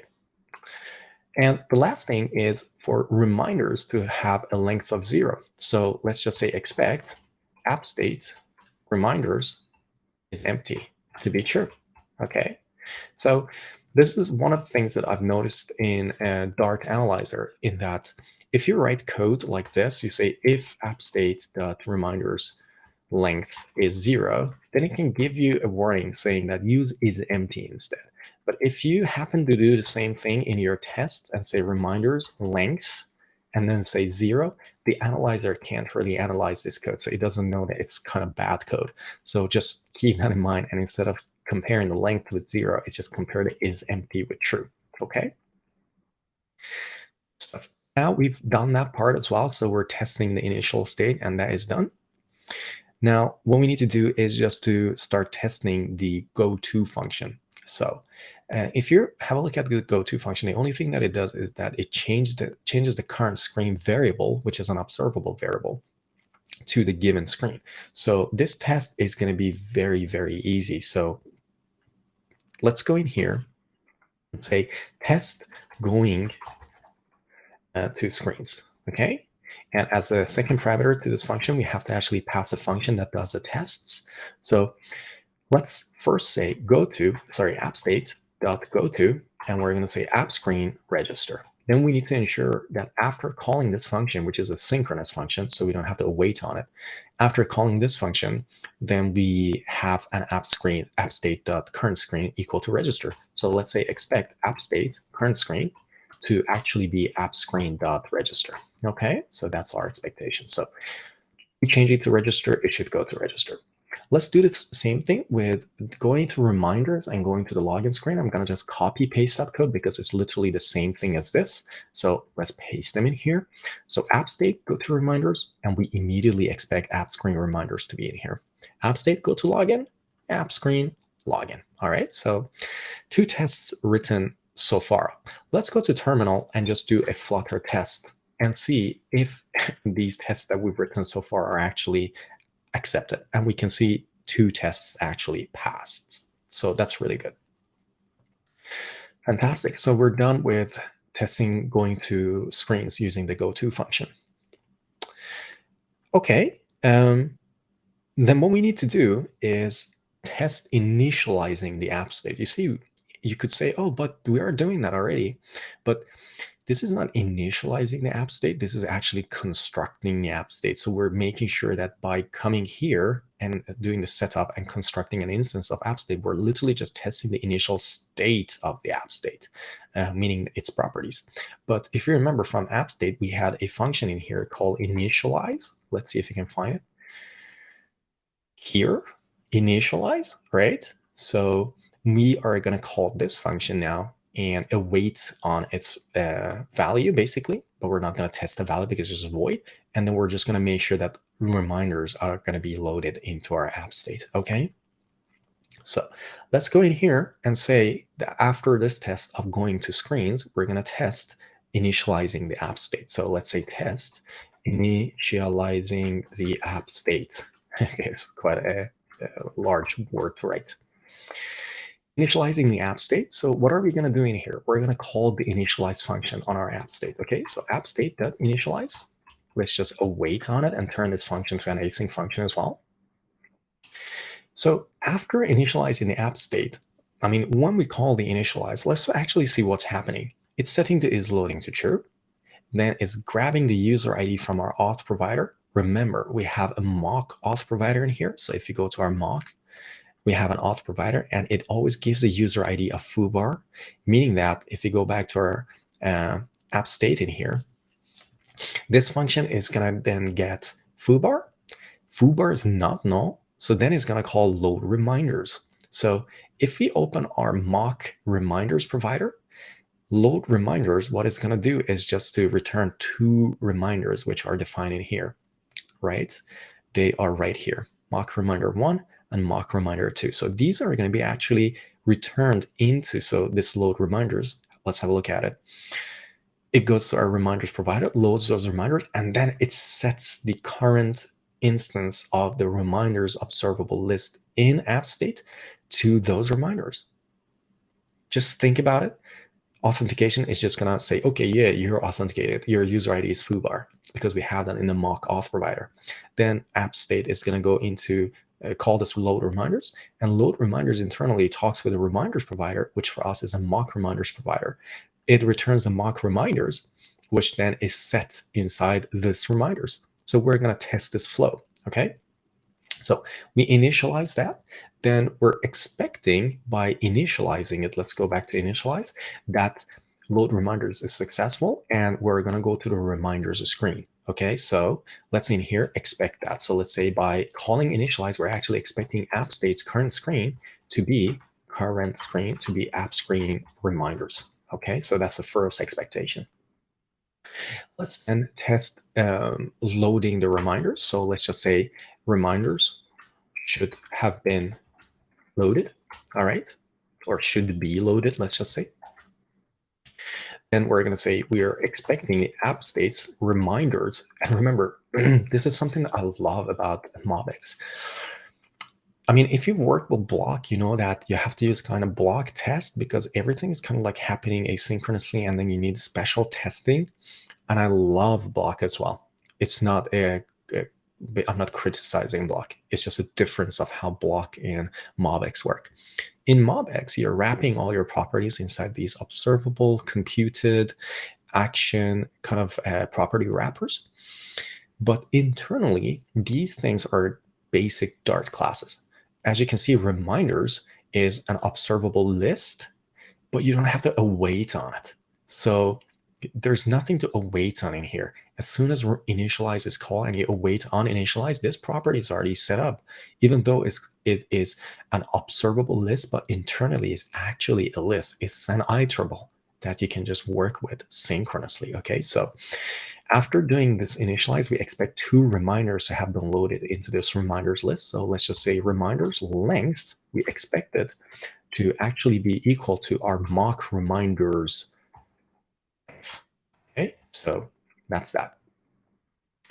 Then we expect the app state reminders to actually contain the first mock reminder and the second mock reminder. So let's say expect app state reminders to contain the mock reminder 1, and we expect this to be true.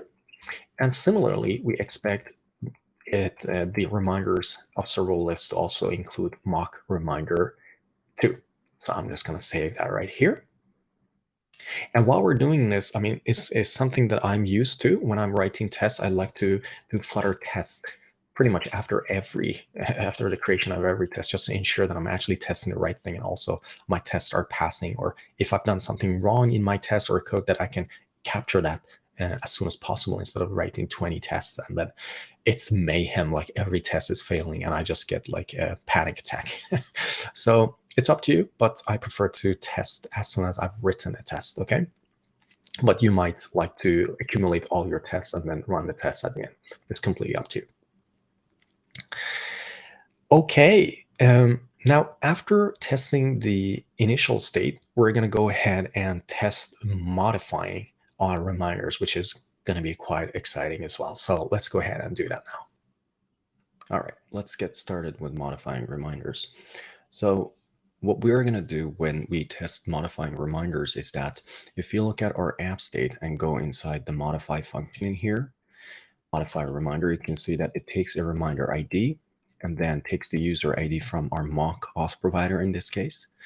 And then it tells the reminders provider to modify a given reminder. So in our mock reminders provider in here, if you have a look at how we've implemented the modify function, you can see that it simply returns a future of void. So it's not really doing any cloud operations as you'd expect.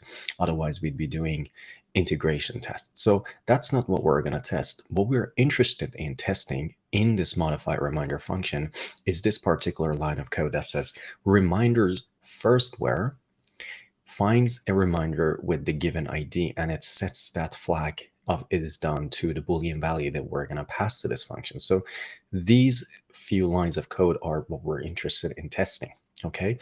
For me at least, when I'm testing something or writing tests, it's very, very important to understand what I'm actually testing, because even inside the mock tests or the tests that we are preparing right now, we have quite a few things that are being mocked, like all the authentication and all the reminders related cloud operations are being mocked. So it's not that we are testing those mocking things, because we know that the futures that are being returned from our auth, for instance, and from our reminders provider are kind of being mocked. So there's no real transaction that's being applied here. However, in between all these like authentication and reminders operations that are being done inside our app state, there's also stuff that are affecting the app state itself, such as these few lines of code. So if you just can find, before you start doing your test, find out what you're trying to test, and then aim for testing that specific part of your application. In this example, we're going to test this part. So let's go ahead and write a new test in here. So let's say test, and then we're going to say modifying reminders. So I like to read it like this. Some people say modify, but I try to read it in English. So I just say test modifying reminders. So, but it's a preference. So you can write whatever string you want in here. It's just a descriptive name for your tests, okay? So let's put the curly brackets in there, and let's go inside our test here and start initializing it. We have to initialize our app state. So let's make this function async. Then we're going to say app state.initialize, and let's just await on it, okay? Because this is going to load all the reminders for us, okay? Then actually, when I said this is going to load all the reminders for us, let's go into our mock reminders provider and have a look at how we've implemented the our app state in here, right? So when we go into app state, this is going to do initialize. This is going to go to auth provider, return a user ID, which is always foobar. I think we set foobar in our mock auth provider here, foobar for user ID. And then if you look at the app state itself in here, it says load reminders, and our mock reminders provider in here, what it does is in load reminders, it simply returns a hard-coded list of reminders, as you can see in here. So that then is going to be inserted into our app state. Have a look here. It loads the reminders, goes in here. It load reminders right there. It calls the reminders provider load reminders function, and then assigns the return value to itself. So it's very important for populating the app state's reminders observable list property, okay? Then what we're going to do is we're going to modify two reminders. So let's say we await the app state of modifying a reminder. And then in here, let's just say that both of these reminders are going to be set to false, okay? And then the reminder IDs, we're actually going to get from our mock reminders provider. If you look on top of this file, we had two reminder identifiers in here, mock reminder 1 ID, and then we have mock reminder 2 ID.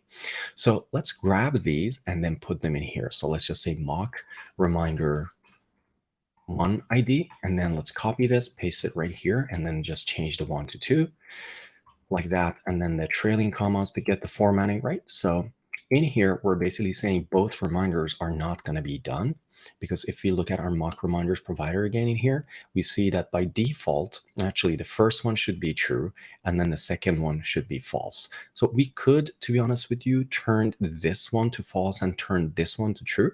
So let's go ahead and actually do that. So the first reminder should be false because it was true by default. And the second one should be true because it was false. And this is really just preference. I'm just trying to demonstrate a point in here saying that, okay, if it was true, we're going to flip it to false so that we can test that, okay? All right, now that we've called the modify reminder function twice on both reminder, just ensure that you're actually passing the correct IDs in here. Excuse me.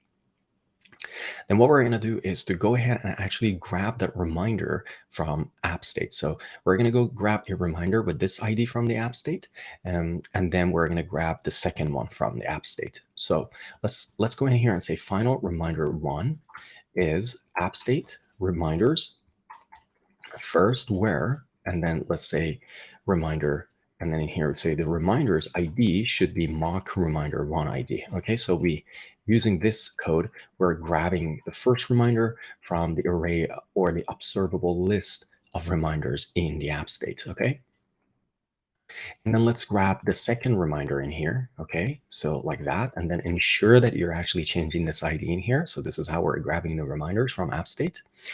Then we're going to go ahead and expect these properties. The first one as the first property, the first reminder is done property or is done property to be set to false because we've called a modify reminder on it. Okay, so let's go ahead and say expect reminder one is done. It should be false because that's what we said up here. So let's say that should be false. All right, and we're also going to say expect the reminder two dot is done to be true. It was false to begin with, but we flipped that flag in here and we said it should be true. All right. So we've written our tests. As you know, what we usually do in here, we just go ahead and run our tests immediately after writing a test. So just to ensure that we're not accumulating a lot of errors down the line. So here's testing modify reminders. And that test also passed. So that's really great. That test is complete basically. Fantastic. So after modifying reminders, let's go ahead and test creating reminders. And for creating reminders, also, we're going to do initialize to begin with. So I'm just going to copy these two lines of code from there and just paste them right here and then say modifying is creating. Okay. And then we close the test block right there. So let's go in here and say define the text. And let's just say this is text. Okay. And we're going to await on the creation of a reminder. So if we look at our app state, let's open app state and have a look at how we've implemented the creation of a reminder. So create reminder. This part we don't have to test. This is setting all the is loading properties, etc., and then returning if the reminder, if the user ID is not there. Then what it's doing is that it's creating a reminder in here. As you can see, it's going to reminders provider, create reminder, but our reminders provider, which is this mock reminders provider, is not actually going to create a reminder. All it's going to do is going to return mock reminder ID, as you can see in here, which is this one. Okay, so app state is going to go to the reminders provider, and then based on that, it's going to create a local reminder as well and add it to its reminders observable list. So that is what we're going to test. First of all, we're going to test that the future boolean here is going to be true. And then we're going to ensure that that reminder was actually created with this ID, mock reminder ID, and placed inside the reminders list. Remember again, the reminders provider is actually not creating a reminder. All it's doing is returning a mock reminder ID, which is then being used inside app state to create a local reminder object and placed inside the reminders observable list. So that is what we're going to test. Okay, great stuff. So let's say final did create, and we're going to say await app state create reminder, and that's the text that we're passing in there. Okay, so we are first going to ensure that the creation went successfully. That means that it should come in here, go to the reminders, and then ensure that the creation basically is done successfully, and at the end it should return true, meaning that the user ID basically wasn't null. So let's just expect that. So we say expect did create should be true. Okay, so that's great. Then the next thing that we're going to do in here is just to ensure that now we have one more reminder in the reminders list. Okay, basically in the app state. So we know that when we start the application and initialize the application, there are 2 reminders inside this mock reminders, okay? So after creating a new reminder in here, we expect the length of the reminders observable list inside our app state to be 1 more than the length of this mock reminders list, or iterable in this case, okay? So let's go ahead and expect that. So we say expect app state reminders length to be equal to mock reminders length plus 1. All right, so if we have 5 reminders in here, then after creating a new one, we should have 6, and that's exactly what we're testing in here, okay? So mock reminders, app state, that's great. All right, then what we're gonna do in here is we're gonna find this reminder that was created inside app state. And the way to do that is to use this reminder ID. So we're going to go into the array of reminders inside our app state, find that new reminder that was just created, okay? And then we're going to ensure that the text of that reminder is actually equal to this text that we added here, or basically set in here, okay? So let's go ahead and say we find that reminder. So we say reminder, test reminder is app state dot reminders first where, and then let's just say element ID is equal to mock reminder right there. Okay. Okay, so we found that reminder. Now expect its text property to be equal to this text that we had mentioned right here. So let's just say expect the test reminders ID, text to be equal to that text that we've specified up there. Great stuff. And after setting that, we need to ensure that we're also testing this default property in here. You can see is done by default should be false. We're finding the reminder using its ID. So we've pretty much tested this part. We have tested this part, ensuring that the text is equal to that text that we initialized the reminder with or passed to this function. And we're not at the moment testing this is done. So let's go ahead and do that. So let's say expect test reminder is done to be false. So if someone then goes and messes this up, says, oh, but this should be true by default, then our tests are going to cache that. So let's go here to our, let's go here into terminal and run Flutter test then.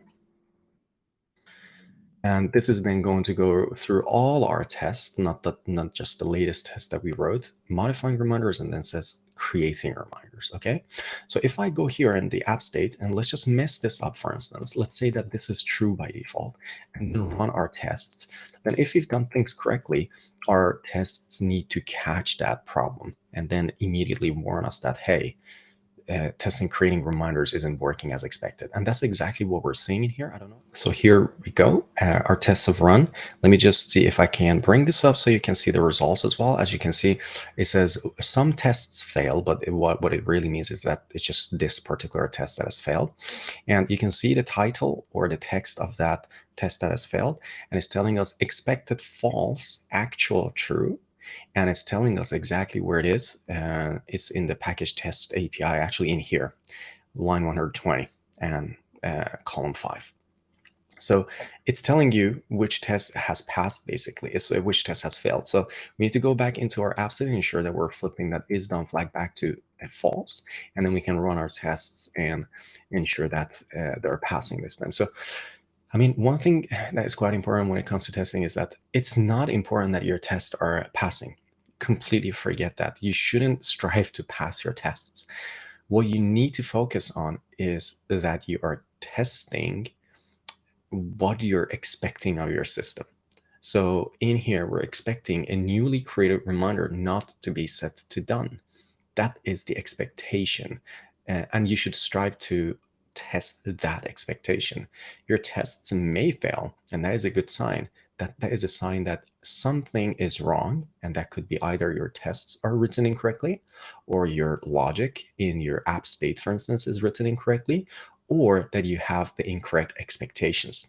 So please, what I'm trying to say here is that don't strive to write tests that pass, because that's not I mean, that's not an indication to anything, basically. Your tests might pass if you've written everything perfectly. And the reason that all our tests are passing in here is that I've had thought about all of this before, ensure that we're testing the right things and in the right way. But while writing these tests as well myself before preparing the course, my tests were also failing because either my expectations were incorrect or the code was incorrect or the tests were incorrect. So what you're seeing in here is simply because all the tests are passing, it doesn't mean that it has to be the same thing for you when you're sitting at home writing your own tests, okay? Fantastic. We're done with creating reminders. Let's go ahead and test the next thing in here, which is for deleting a reminder. So if you have a look at our app state when it comes to deletion, so let's find that function, delete a reminder. It goes to our reminders provider and just says delete a reminder with a given ID. We know that our mock reminders provider is not going to delete anything. It's just a mock, as its name indicates. However, there's an important piece of code in here that app state goes into its local observable list of reminders and actually removes a reminder with a given ID. That is what we want to test, okay? So let's go into our app state tests right here and copy this part that does the initialization of the app state. I'm going to bring it right here. And let's, instead of saying creating reminders, we're going to say deleting reminders, okay? And then close the curly bracket right there and the parenthesis and a semicolon. Then we're going to get the current count of the app state's list of reminders. So let's say final count, and that is app state reminders length, all right? And in here, we're going to basically grab the first reminder and try to delete that. So we're going to say final first reminder is app state reminders first, okay? And then we're going to try to delete that. So let's just say final deleted is app state delete. You can see in here, and it says delete a whole reminder. So we're going to pass it the first reminder. Okay, and let's just actually call this maybe a reminder. That's easier. Okay, and then here as well, reminder. So after the deletion of that reminder, we expect the count of this or the length of the reminder's observable list property of the app state to be one less than the count before the deletion. So what we're going to say in here, we're going to first expect the deleted flag in here to be true for the deletion to have gone successfully. All right. And then we expect the count to be one less than the app state reminder's length in here. Okay, so we expect the count to be, we expect the app state reminder's length to be equal to count -1, like that. Okay, so this length should be one less than what that length was before we deleted that particular reminder. Okay, let's go to our terminal in here and run Flutter test and see if that goes successfully. It's initializing, modifying, and to be honest with you, while writing your tests, you could also sometimes be like, okay, I just want to test, for instance, a particular test. And you can do that actually, or you can just do a poor man job of simply commenting out all the tests that you're not interested in testing. So, all right, so let's see what happened in here. And I can see the reason is, I mean, it's telling us so well that it says we expected true, which is right here, but I actually got an instance of future. That's really good because delete is actually returning a futureable. So let's go in here and await on the result and then run our tests again. Okay, Flutter test.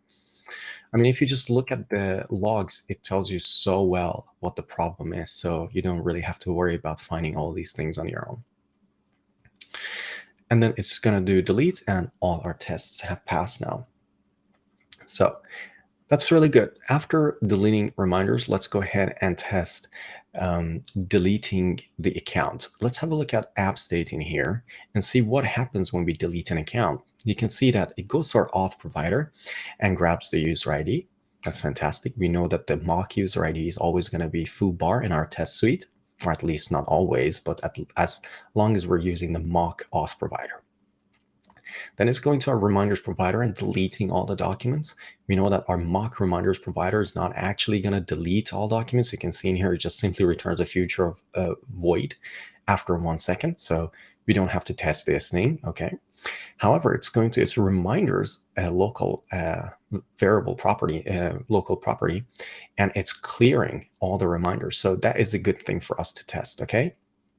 And it's going to auth provider and saying delete account and sign out. But there's an important thing in here that's also testing the current screen. It's setting the current screen to app screen login. So we could test that as well, okay? So first of all, we expect the return value of this function to be true.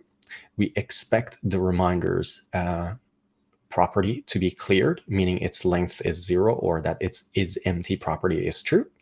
And also we expect the current screen to be login. So current screen, return, and reminders. All right, let's go ahead in here, and I'm just going to copy this test from here, app state initialize, and then chuck it right there.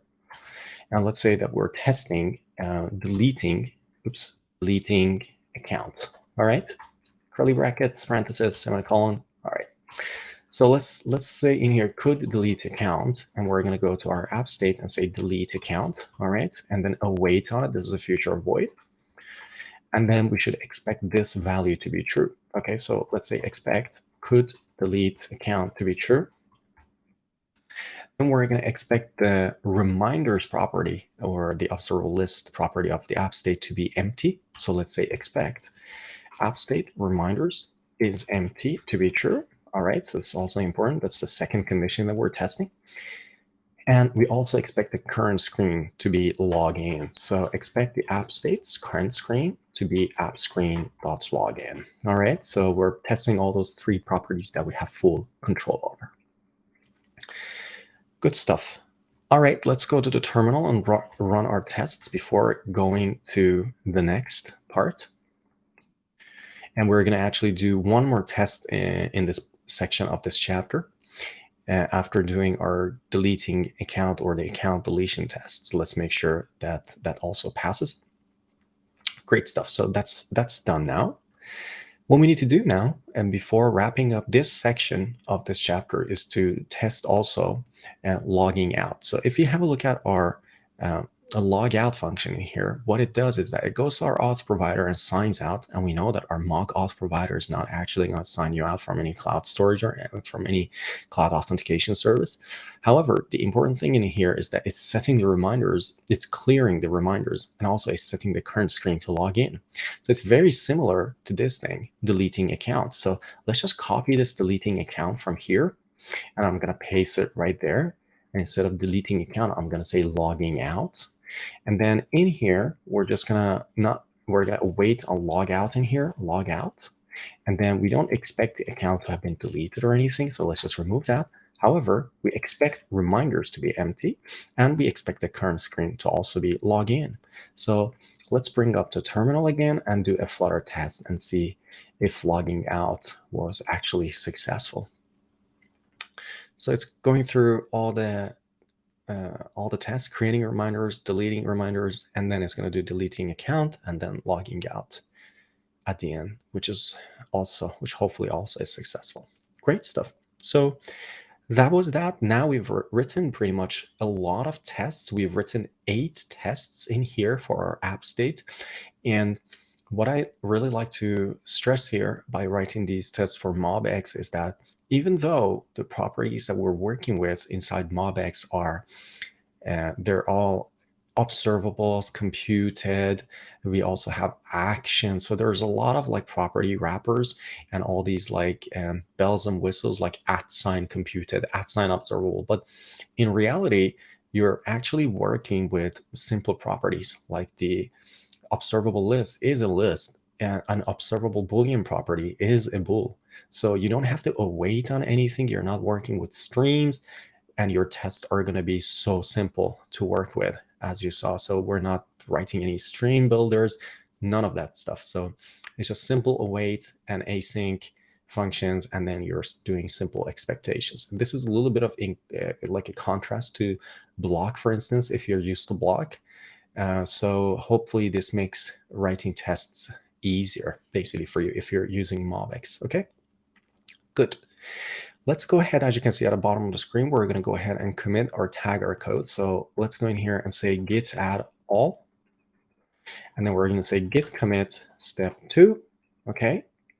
and have a look at our commits in here, and we can see step 1 and step 2, and then let's just tag it as step 2 as well. Okay, so if you have a look at our tags, we have step 1 and step 2. Fantastic. That was a lot of work for writing the test, so great job. Let's go ahead and take care of the next section of this chapter. We've done quite a lot now, and there were some concepts that we just wrote the code for, but we may not have really looked at the details of how those things actually work. So let's do a short recap of some of the concepts in MobX. And what we can do is just to go into app state in here, and let's close the terminal in there, app state, and then we also have this generated code for app state. So let's bring that up as well. We could have a look at how that is also working together with all these property wrappers such as action.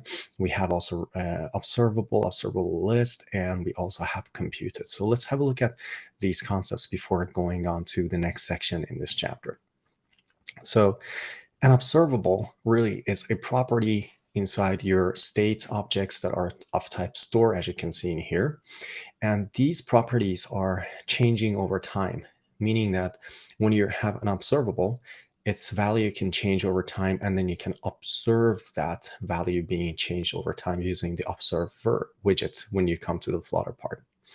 And if you have a look, for instance, here we have the current screen. Let's go to the generated code in here and have a look at the current screen in here. And as you can see, it says the current screen atom. Every one of these observable properties, they have their own atom. And then let's go ahead. You can see then you have a getter and a setter. And this is how you would do a getter and setter in Dart. It's something that you may not be doing often.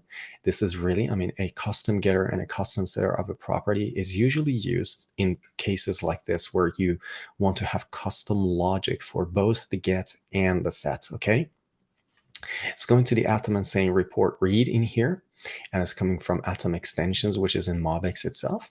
And when you're setting that property, it's also reporting write. So all of this is really being done so that it can synchronize the reads and writes in relation to all the observers that are observing the changes to a specific observable property. Okay, so this is really how it's being done. So an observable is a property that changes over time. And also remember that in here, for instance, we have an observable list of reminders. And if you go in the reminder class itself, you can see that reminders themselves have observable properties, meaning that an observable can link to an object that itself has observables, and you can then inside your Flutter project decide which observable you're actually watching. So there's a little bit of like a smartness in how MobX does this. MobX really looks at like inside your observers, it looks inside the contents of this observer and finds out what you're actually observing. And as you saw earlier, when you were observing two things deeply, you were looking basically at changes over time to the app state. And also we were watching changes over time to every single reminder to set that check or uncheck state. So in that case, we had to have two observers because one observer can't watch changes to two observables at the same time. So that's something to keep in mind. Then we have the concept of observers. So if we go to our reminder, let's see if we can find these views that we're working with this. So we have reminders view in here. Let's have a look at the code that we wrote for that. So you can see in here, we're writing an observer, okay? And we're watching changes that are happening to the app state, such as, for instance, its loading property, its reminders property being changed, or we're for instance, looking at changes that could happen to current screen as well. So that's what this observer does. It understands that it is working with app state. As you can see in here, we're using app state inside this observer immediately. Okay, so it understands that, okay, changes to the app state should actually rebuild whatever widget this observer is returning. However, inside every checkbox list tile, we're not working with the app state, but we're actually working with changes that are happening inside a reminder object, which is its own object with its own observable properties. And in there, when we want to basically observe changes to every single reminder, then we have to return observers per that object, so that any change to the first reminder is not going to trigger the rebuild of the entire hierarchy of the widgets that are being created for our reminder objects on the screen. Okay, so that's for observers. They listen for changes to every observable or for observables, and then they can return a widget that will be inserted in the widget tree in Flutter. Then we have the concept of reactions. Let's go ahead into our main Dart in here and have a look at the reactions that we've created. In here, you can see that we have something called a reaction builder. And if you go inside reaction builder, you can see that reaction builder is in fact a stateful widget. Okay. So what a reaction really is in MobX is a side effect that can trigger other actions. We haven't really we have talked about actions, but not in this section of this chapter. So we're going to come to actions. Don't worry about that. But reactions really is you're listening for changes that are happening to an observable, and then you're going to trigger some work to be done on the side. That's why it's called a side effect. In this case, we have a reaction builder that has an auto run, meaning that any changes that happen to the app state in this case are going to basically be run inside this reaction builder. And we're doing some side effects. You can see we're not actually returning any widgets in here. So the purpose of autorun is just to take a function and run that function, as its name indicates, automatically run that function whenever changes are happening to this object that we're observing, in this case, the app state. Great stuff. So that's for reactions. And also remember, in this case, in our case, reactions aren't triggering new actions. They're simply basically issuing a command saying load screen, show, load screen, hide. But reactions in reality can also trigger actions, but you have to kind of be careful not to create this circular dependency, because if an action comes into your reaction and the reaction triggers that action again, you could potentially go into the circle saying that the actions trigger the reactions trigger the actions, just goes into a circle. So you may have to do some debugging just to ensure that that is not happening. And if you get to that case, just know that that is a possibility, a circular dependency between these two. Okay. And then you can see a reaction builder also has a child, meaning that you can basically give it a widget to display as well, while it's also taking care of reactions. Okay. And that's what this reaction builder does. So we don't have to really talk explicitly now about reaction builder. You saw how it is in here. It's a stateful widget, and also it has the ability to have a builder and a child property in here. Okay. So what is an action really? You should now be aware of how actions work, but internally what actions really are doing is that they're enabling you. Let's have a look in here if we find some actions.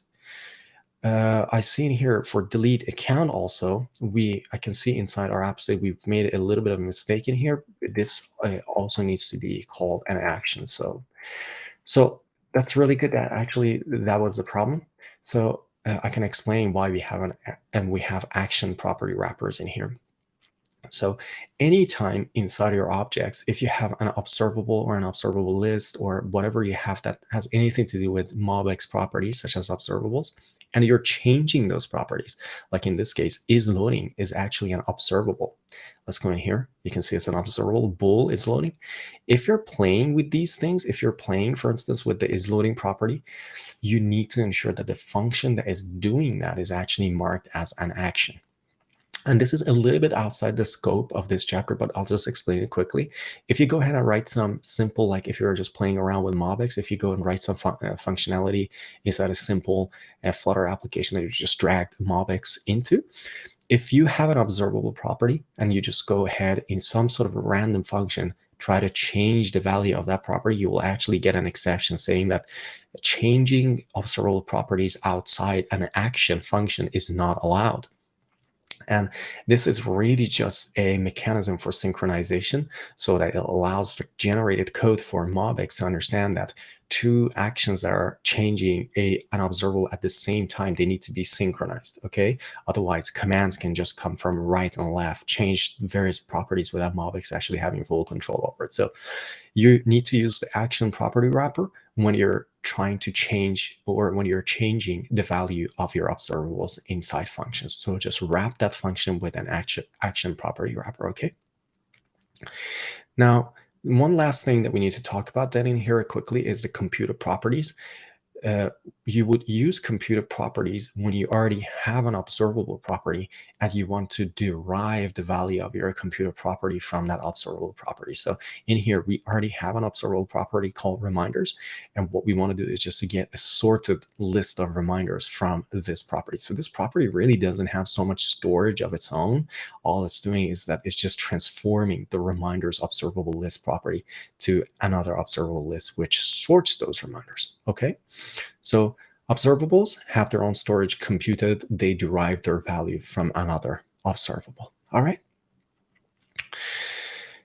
That's great. So good. We went now through some more details of how Mobx really works under the hood. Now we can go ahead and work on the next section of this chapter. So up to this point, we've been allowing the users to create reminders, delete reminders. We haven't really been able to allow the user to, for instance, modify a reminder. And what we're going to do in this section of this chapter is actually going to expand upon what we've written so far, but this time we're going to allow the user to attach images to their reminders. So we're going to start storing these images in Firebase storage as well. So let's go ahead and have a look at how we're going to take care of that. And the first step is to allow Firebase storage, as you can see at the bottom of the screen. So I'm going to bring up a Safari window here. And let's have a look at enabling that together. So this is our Mobx reminders course. I'm going to increase the size of the screen so we see it a little bit better. And if on the left-hand side, you go to storage, and it could be that your screen looks like this. So the icon for storage looks like this. It's kind of like two mountains next to each other. And you can press this little button at the bottom of the screen where my mouse is jiggling. I can actually bring it up so you can see. So there's this little button in here, and you can expand these sections so you can actually see the storage part in your Firebase console, okay? So in storage, we need to, and as you remember, we've already enabled storage in the beginning of this chapter, but we just haven't used it really. So let's go inside the rules and have a look at how these rules are constructed at the moment. And since we started the storage in production mode, you can see read, write are at the moment set to false, meaning that nobody can actually work with this storage, okay? So if you haven't really enabled the storage yet, please go ahead and do that. So you just need to go inside this storage and then just enable storage. So it's just a button click away. All right, so inside storage, you can see read, write are disabled at the moment. So what we need to do in here is just to ensure that every user gets their own folder, very similar to how we did it in Firestore database. So let's go in here.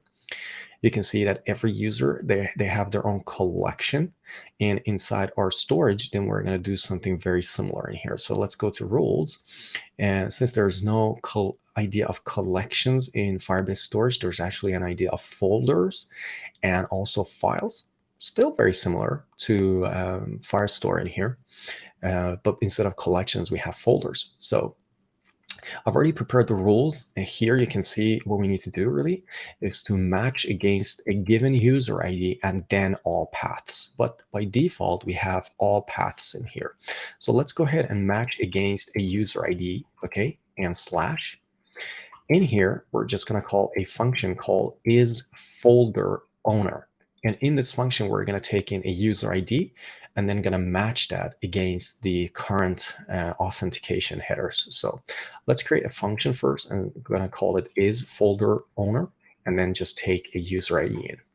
In this function, what we want to do is just to make sure that any request that comes into this Firebase storage has an authentication header set. So let's say if request.auth is not null, and also the request auth UID should be equal to this user ID. Okay, so that's our function. And when you create functions here in your rules editor, you will always see these red things in here, expected if, etc., etc. Actually, sorry, here we have to return. So, but you still see some errors. You can see in here it says unused function, and then you can see invalid variable name request. Okay. But don't worry about these things.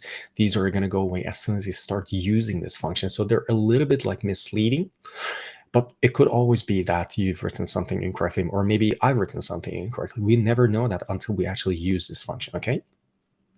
So in here, let's say allow create, read, update, delete. I think that's it really. Create, read, update, and write actually, okay? And we're going to say if is folder owner, and then we're going to pass this user ID in here, okay? So you can see now all those errors went away, and we're getting user ID in here. If this looks a little bit strange to you, this user ID is coming from matching this particular URL against or actually, yeah, basically matching the user's requested URL with this pattern. And this pattern is going to then take the first part of that URL and match it against user ID variable, pass it to us. We're passing that to this function and expecting the user's current user ID to be equal to that folder. This is just a fancy way of saying that any user is going to have their own folder and they only have access to that folder and no other folders, okay? So now that we're done with the rules, let's just publish them. And here we can see that they have been published successfully, and it could take a few, maybe seconds or minutes for them to actually take effect. Okay, that is for the rules. While we're waiting for these changes to take effect, and usually in real scenarios, they're not actually going to take so long to take effect, but while it's happening, let's just assume it's going to take a few minutes. Let's go ahead and take care of our application. We're going to allow the user to pick an image from their image gallery on their devices to upload to our storage per reminder. So any reminder can have up to, it doesn't have to have an image, it's optional, but it can have up to one image attached. So for that to happen, we need an image picker, and we're going to use the image picker plugin. So let's go to pubdev. If you look for image picker, you'll see that there is a package in here. And in here, it tells you that the publisher is actually Flutter Dev, and it tells you how to install this. So let's go ahead and do that. So the first thing we're going to do is go back to our application in Visual Studio Code in here. Let's see if we can find it. And I'm going to close all these files. This needs to be saved because we added action to delete account. So let's just save that and close, close, close. Then what we're going to do is to bring up, let's see what I'm changing in here. Nothing. Okay, let's bring up our terminal. So terminal here, and let's say Flutter pub add image picker. Okay. Always very important to have a look at the installation instructions, because specifically for image picker, it's not enough that you just add it to your project. You also need to ensure that you are following the instructions in here by setting a property in your info plist, namely NS photo library usage description. Okay, so let's copy this key. Then we're going to go inside Visual Studio Code and open our info plist in here and set a key in this info plist like this. And its value should be the string that it basically tells. It should be a string that tells iOS operating system.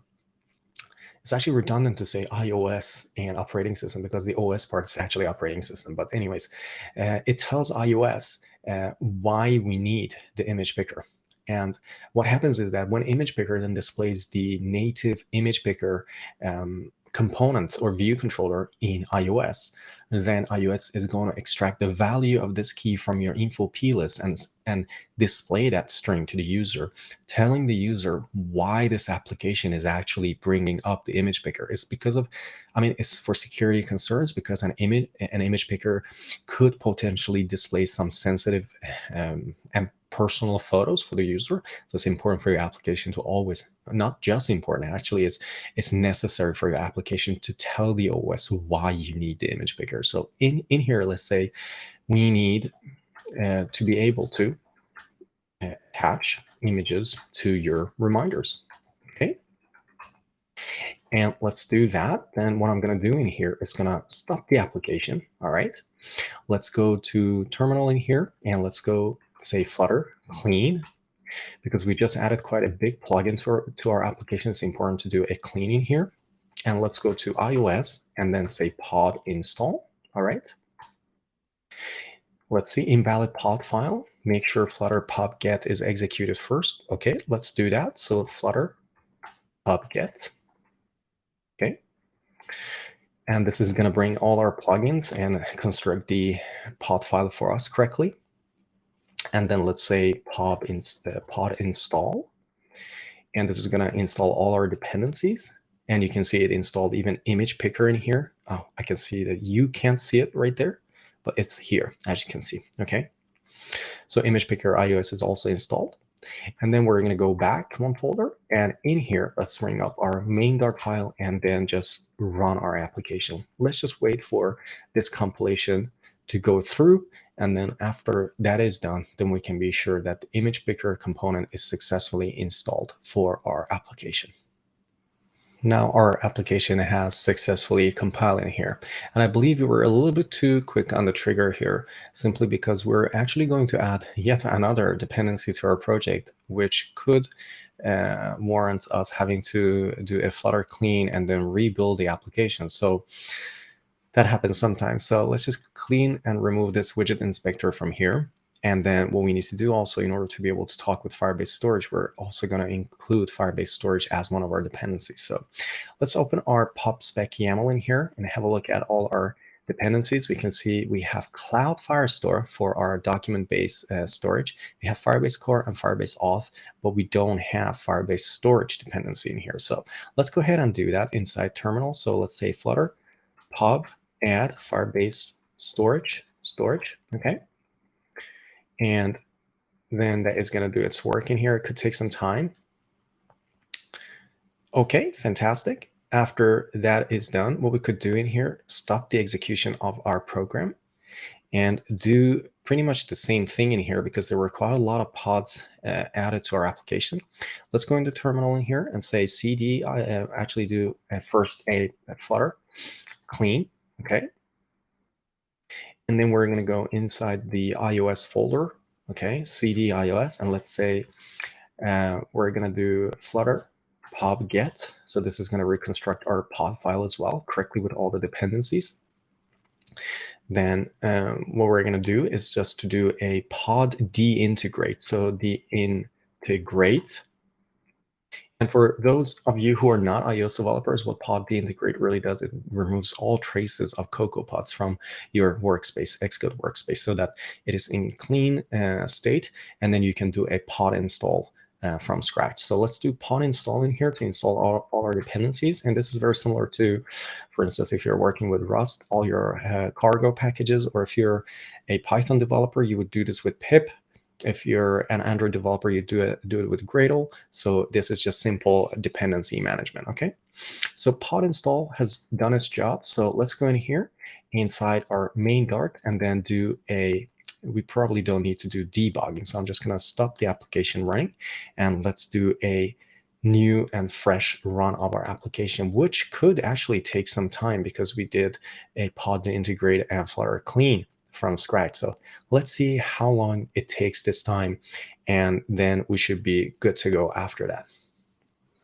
After quite a long time of waiting now and doing two compilations, one after the other, I mean, depending on your computer, this could also take some time. It did take quite a long time for me to do this. And thankfully, we don't have to do this over and over again. But we did happen to do it twice in a row. So now we're done. And what we're going to do now is to go and add some new properties to our reminder object. So let's have a look at how reminder at the moment is created. You can see in here we have two observable properties. One is text and the other one is done. And what we need to do is to go ahead and add two new observable properties in here. What we're going to do is to create an observable in here called has image, okay? So let's go ahead and say an observable property that is Boolean, observable, and bool has image. And this is going to then help our application when a new image is uploaded, then it's going to be able to tell the UI, for instance, to either display an image or, for instance, display an upload button. Okay. So you could then go ahead and add another observable in here, which is going to be the observable of the image data for that reminder. So let's say uint8 list, and this is just a typical way. It's like a typical array or list of bytes as uint, unsigned integer 8 bits. Okay, so it's pretty much just a byte.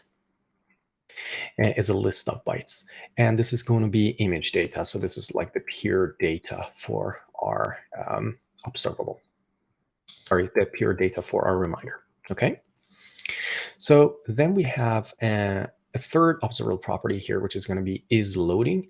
So what's going to happen is that, and when the user, for instance, when we're trying to display an image for this reminder, so our UI is going to have a look at this property in here, says, oh, does this reminder have an image? If the value of this is true, then our UI is going to ask our app state, for instance, to say, load the image for this reminder for me.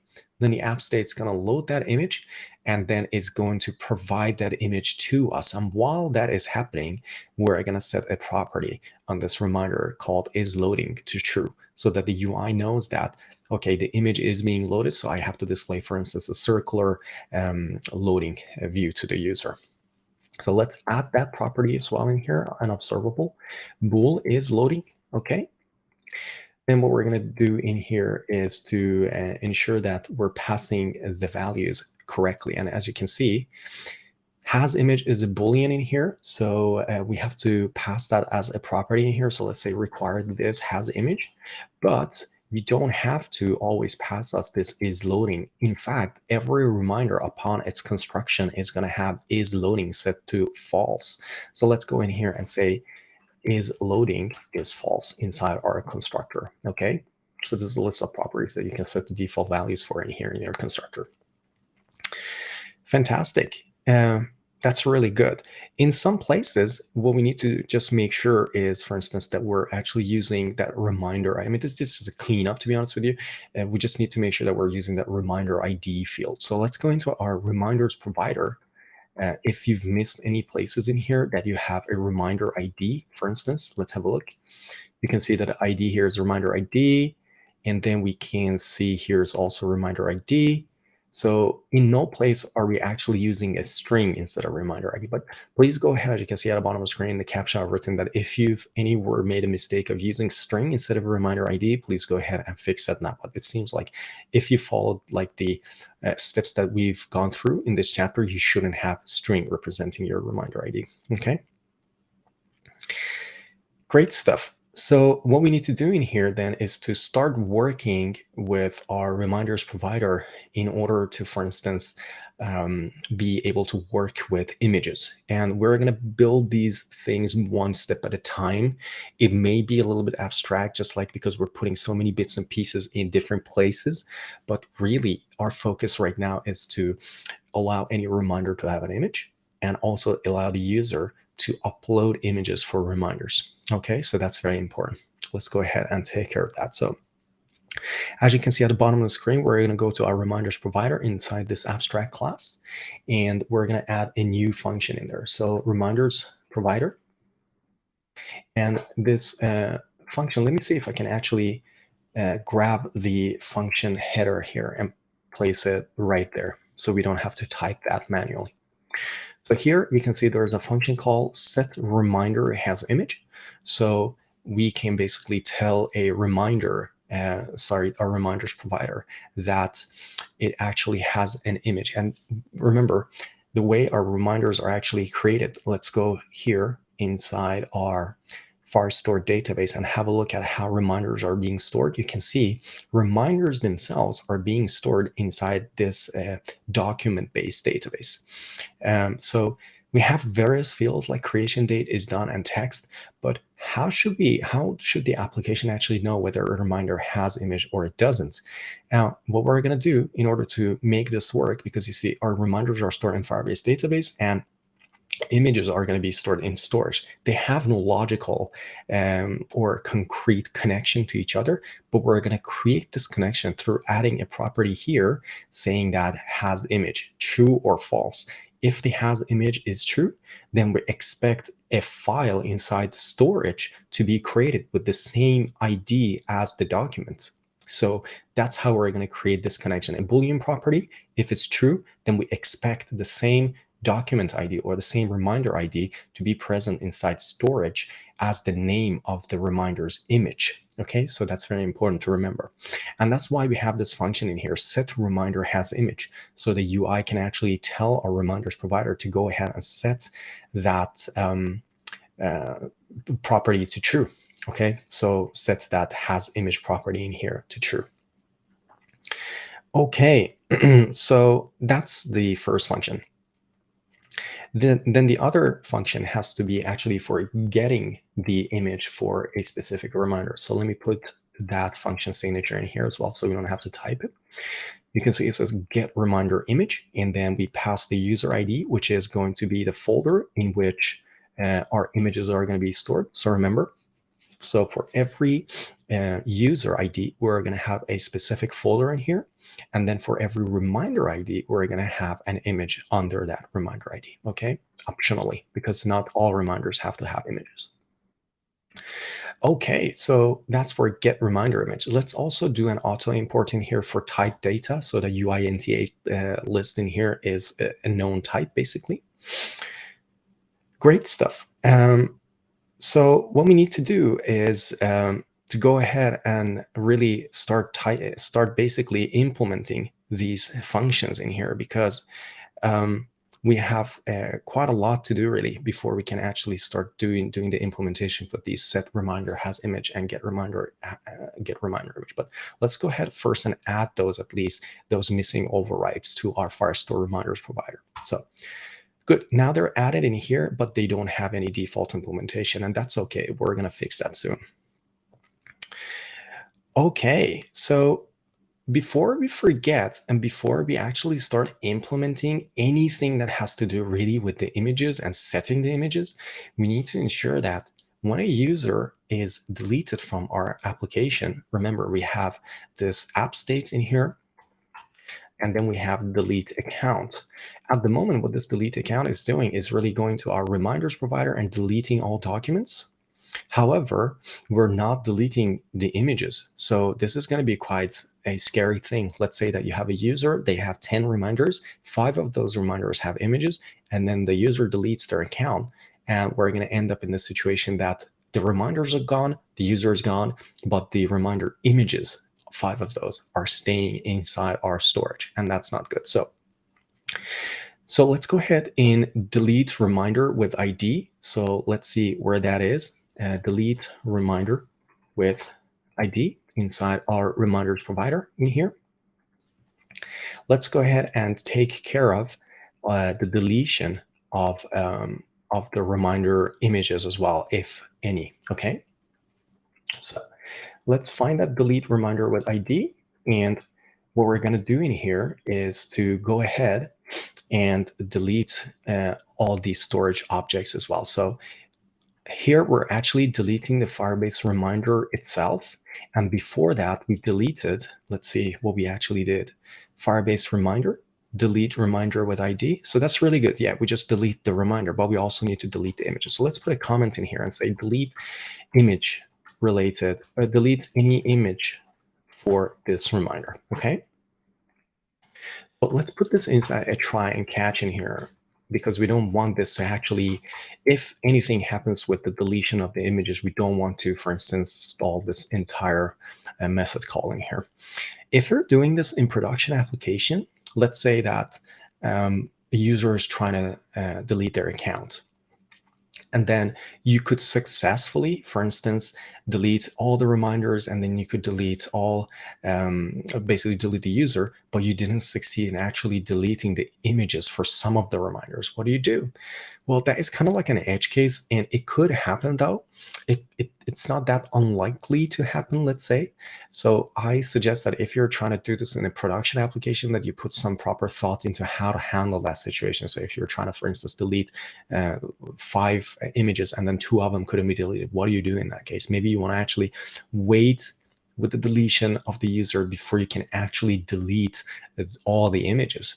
And it's difficult to explain how you have to do that. It kind of depends on how far you want to go into error handling of your application, but I just want to bring it up saying that sometimes things might not go well and you have to have some sort of a contingency plan in place, okay?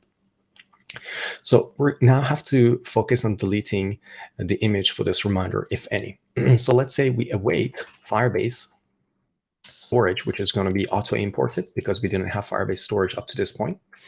And then we're going to get a reference to a folder in here with the user ID. Remember, user ID is a parameter that's being sent in here, okay? And then we're going to say we're looking for a child in here with the reminders ID. So Firebase reminder.id, and then we're going to delete that, okay? So await the deletion of that. And if anything happens in here, we're saying that we are not handling errors, okay? So, because if you're trying to delete a reminder, excuse me, and that reminder doesn't have an image, then chances are that you're going to get an exception thrown from this function because the child, which is under the reminder ID, is not going to be found. And then you're trying to delete a non-existent child, which is going to throw an exception. And that's also why we have this throw and catch in here, okay? Okay, now that we're done with that, we also need to ensure that inside this function, let's see, as you can see at the bottom of the screen, it's called delete all documents here. At the moment, you can see we're going into a for loop and deleting only the reminders, but we also need to ensure that we're deleting any possible image that is related to that reminder, okay? So let's put a try catch in here as well. So it's going to be very similar to that try catch that we just actually wrote. So I'm going to back out of this and copy this try catch from here. And let's go to delete all documents. While we're going through this loop, let's put a try statement in here, try and catch. And then in here, we're going to say document.id, because here we're looping over all the documents inside the collection and then getting their document IDs.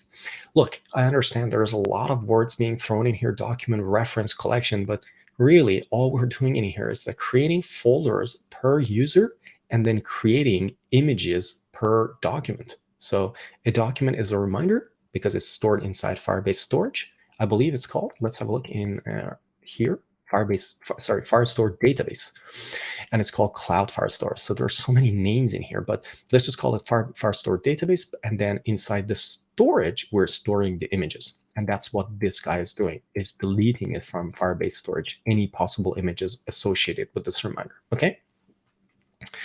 Good stuff. So that part's also done, all right? Let's go ahead now and add a new key into our document keys, which we've defined here at the bottom of our reminders provider.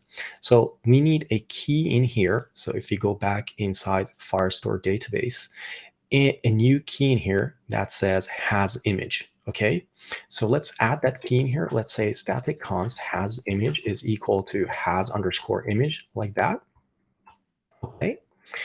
And then we're going to go ahead and use this when we create new reminders inside our Firestore database, okay? So let's go inside update, let's go inside a create reminder function, create reminder, okay? And you can see that we're passing these keys, but we need to pass this new key as well, which is called has image in there, okay? So create, let me see if I can find it also. Create reminder, okay? Go ahead and in here say document keys has image is false by default, okay? So any document, any reminder that we create by default doesn't have an image, okay? All right, that's really good. So what we need now is to create some sort of a modify function, because you see, we're going to have two different modifications that are applied to any given reminder at any point in time. You can either check or uncheck a reminder. So that is like an operation that is working on the is done property of the reminder. And then we're going to have another modification being done to any given reminder, is to set any reminders has image property to true or false. So two different operations, four operations working on two distinct properties of a reminder. Is done true, is done false, has image true, has image false. Four different operations. Two of them are working with has image, and the other two are working with is done property. Okay, so we need some sort of a generic function that can take any reminder ID under any user ID, and then it can set that reminder's given property, whatever property, either one of these, to any given value. So we need a generic and modify function. So let's go ahead and implement some sort of a generic modify function in here. Okay. So let's find our current modify function in here. As you can see, it's implemented like this. Okay. So let's go ahead and kind of copy this function the way it's created right there. And I'm going to paste it over it. And let's change this just to a private modify function. All right, as you can see at the bottom of the screen. It takes the reminder ID, it takes the user ID. However, in here, we're going to take a list or a map of updates that we're going to have to perform on that given reminder. So let's say we have a required, if I can spell it, required map of string, and then object, optional, because we can also set a properties value to null if you want to.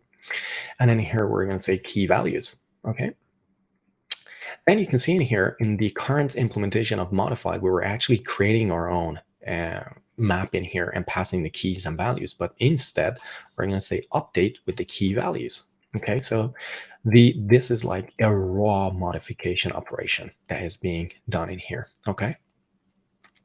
Great. So we have a generic modify function in here. Good. So what we're going to do now is to take this modify function that we've written from before and instead use the underlying modify underscore modify function in here. Okay. So what we're going to do is just to delete the implementation of this guy like this. And then we don't even need the async. So all this guy is doing is really just calling this modify function in here. Okay. So for the keys and values in here, we're going to say a new map, and we're going to say document keys is done, and its value is equal to is done, like that, and a colon in here to separate all the parameters. So you can see our existing modify functions is using the underlying or the private modify function under the hood in order to set the is done property to the given value. All right. Really good. Now we're going to go into load reminders and basically do the mapping of has image as well. So let's, without me going into too much abstract stuff, let's just go to the code, load reminders. So previously we were going through all the documents inside a given collection and then creating local reminders out of those documents. But now you see that there is a new parameter in reminder called has image, which is not being populated in here. So let's go in here and say has image. And this is going to go into doc in here. So let's see if I can actually find this. And this is going to be inside the doc. It's going to be document keys has image, and we expect this property to be a Boolean. So let's say as bool. All right. Great stuff. That part's also done. Let's go on and take care of the next thing that we have to do. So we have to now implement this set a reminder has image. Okay. So let's see if I can find it in here as well. So set reminder has image. The first thing that we have to do in here is just we don't have to, but I'd like to do that.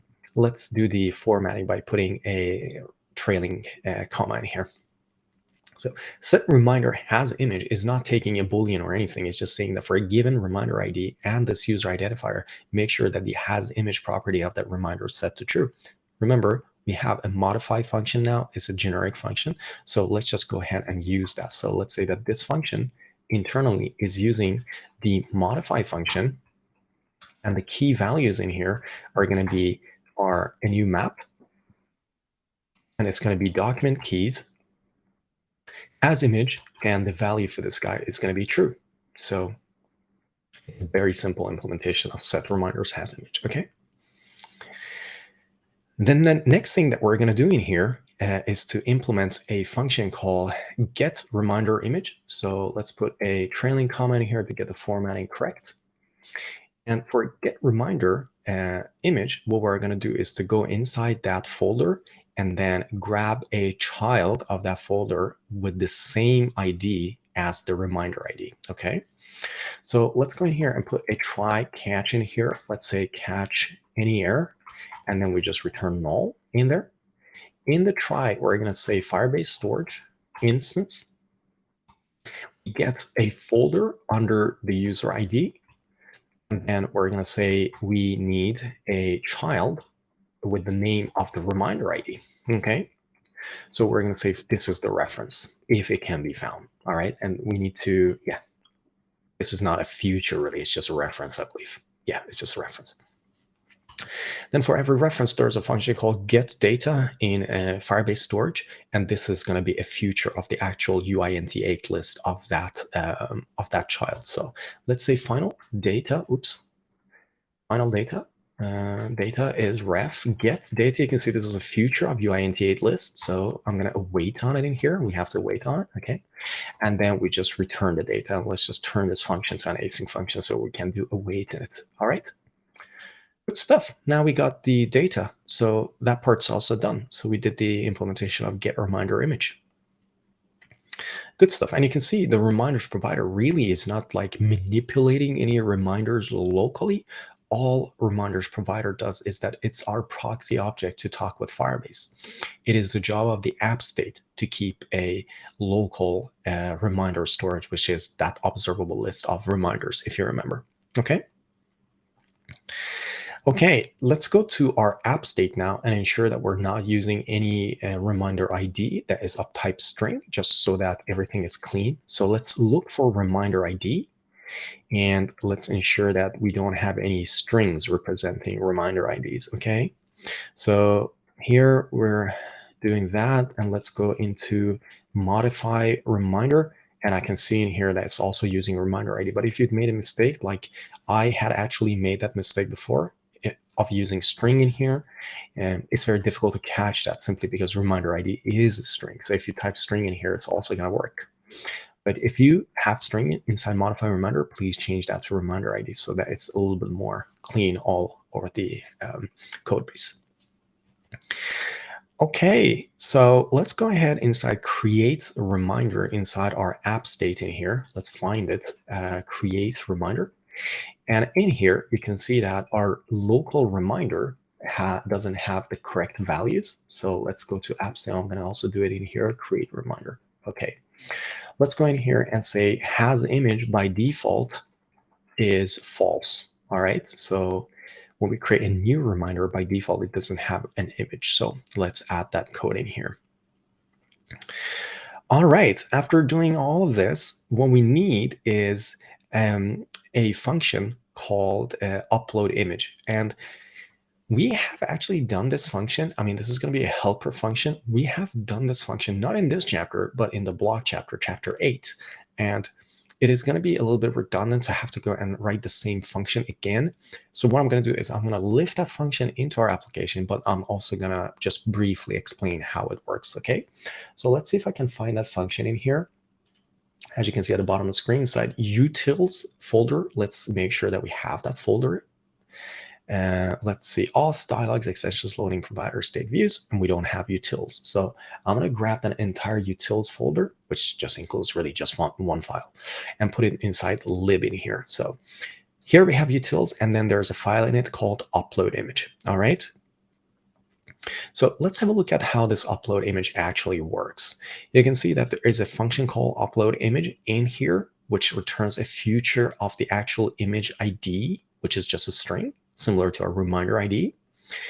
Given a file, which comes from Dart.io, and a user ID and an image ID, it tries to upload this file basically under that user ID's folder and with a given ID in here. So you can see what it's doing is saying Firebase storage instance under the user folder, a child with the given ID, which is the image ID, then puts that file in there and then get the image ID back and return it. Okay, so it's a very simple function. All it does, it just does put file really. Okay.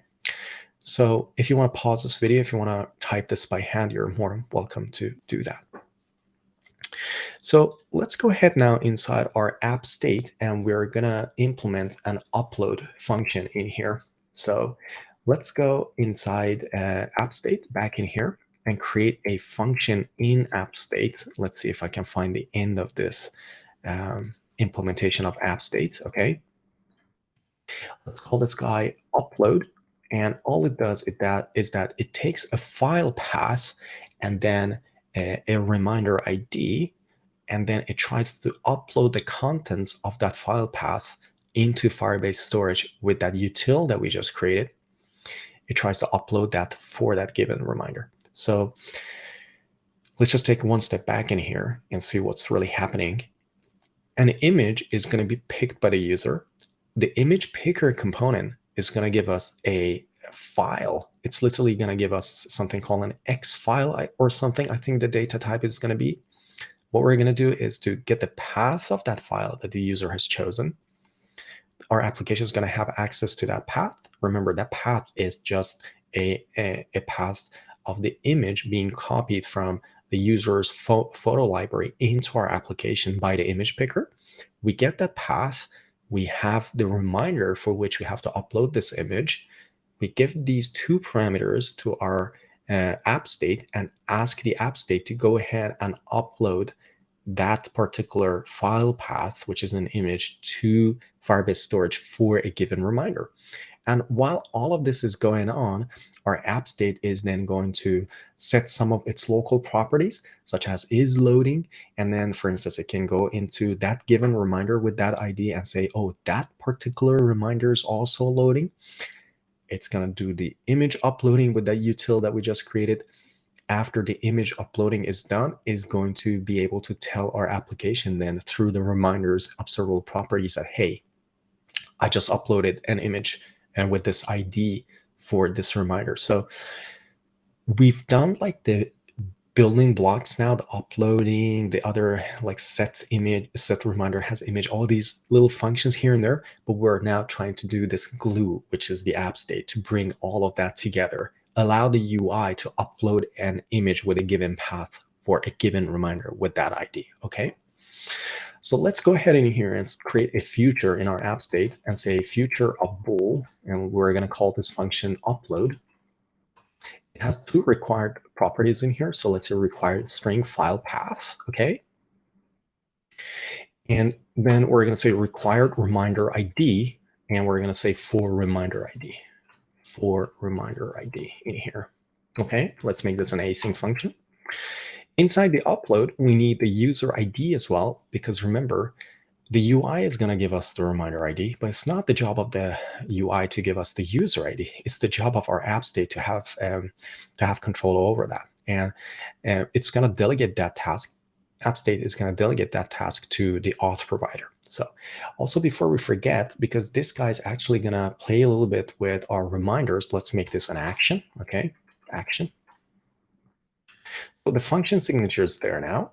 Let's go ahead and grab our user ID. I'm just going to copy paste that code in here. So you can see user ID is coming from the auth provider. Okay. Then what we need to do is to, as soon as we have to upload an image for a reminder, let's set that reminders is loading property to true. So let's go ahead in here and say, set the reminder as loading while uploading the image for it. While uploading the image, just like that. Okay. So let's say final reminder. A reminder. Now we have our list of reminders. So we're going to say reminders first where, Oops. And the elements ID should be the given reminder ID. Okay, reminder ID, just like that. Then we get the reminder ID in here. For reminder ID, we called it. Okay, for reminder ID. So we got the reminder now. Let's then say reminder is loading is true. Okay, so is loading observable property is going to be set to true, meaning that our UI is going to be able to display a little tiny circle progress indicator next to the reminder that is trying to upload the image for. Okay, good stuff. Now that we have that, we're going to go ahead and create an upload task in here. So let's say final file. File is a file with the given path. So let's say file path, and then file needs to also, we need to import Dart.io for it. Okay, and then let's say image ID is we're going to say await upload image, which is going to be auto imported from that utils folder. Okay, and then the image ID is going to be the reminder ID in here. Okay, fantastic. Okay. And then we're awaiting on it. And the result of this upload image, remember, it's going to be the image identifier. Okay. So if the image ID,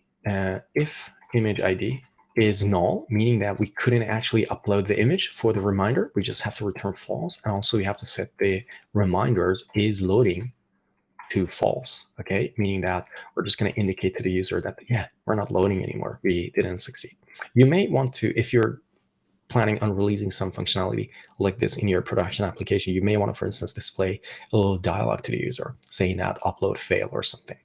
We're not going to do that for the sake of simplicity in this chapter, but I just want to flag that it's not always the best idea just to silently return when things don't go well. Okay. Great stuff. Having done that, now we're going to go ahead to our reminders provider and now tell it to go inside the storage, the Firebase storage in here. Let's see if it can bring up Safari. Now that the image uploading was successful, we have to tell our reminders provider to go ahead in here and set the has image property to true. Okay. And also remember, here we have a little bit of a problem in that we have two documents set up in here, but none of them has that has image property actually set. So before we go ahead and run our application with all these changes, we need to make sure that we remove these just so that we don't run into any parsing issues later. But we're going to take care of that soon. So let's go ahead and tell our reminders provider to set that flag. Let's say reminders provider set reminders provider set reminder has image, and it's going to be for reminder ID, and the user ID is also set without a problem. So it's just going to fit right in. Okay. Then we're going to say reminder is loading is false, and reminder has image is true. And then we're just going to return true from this function. Okay.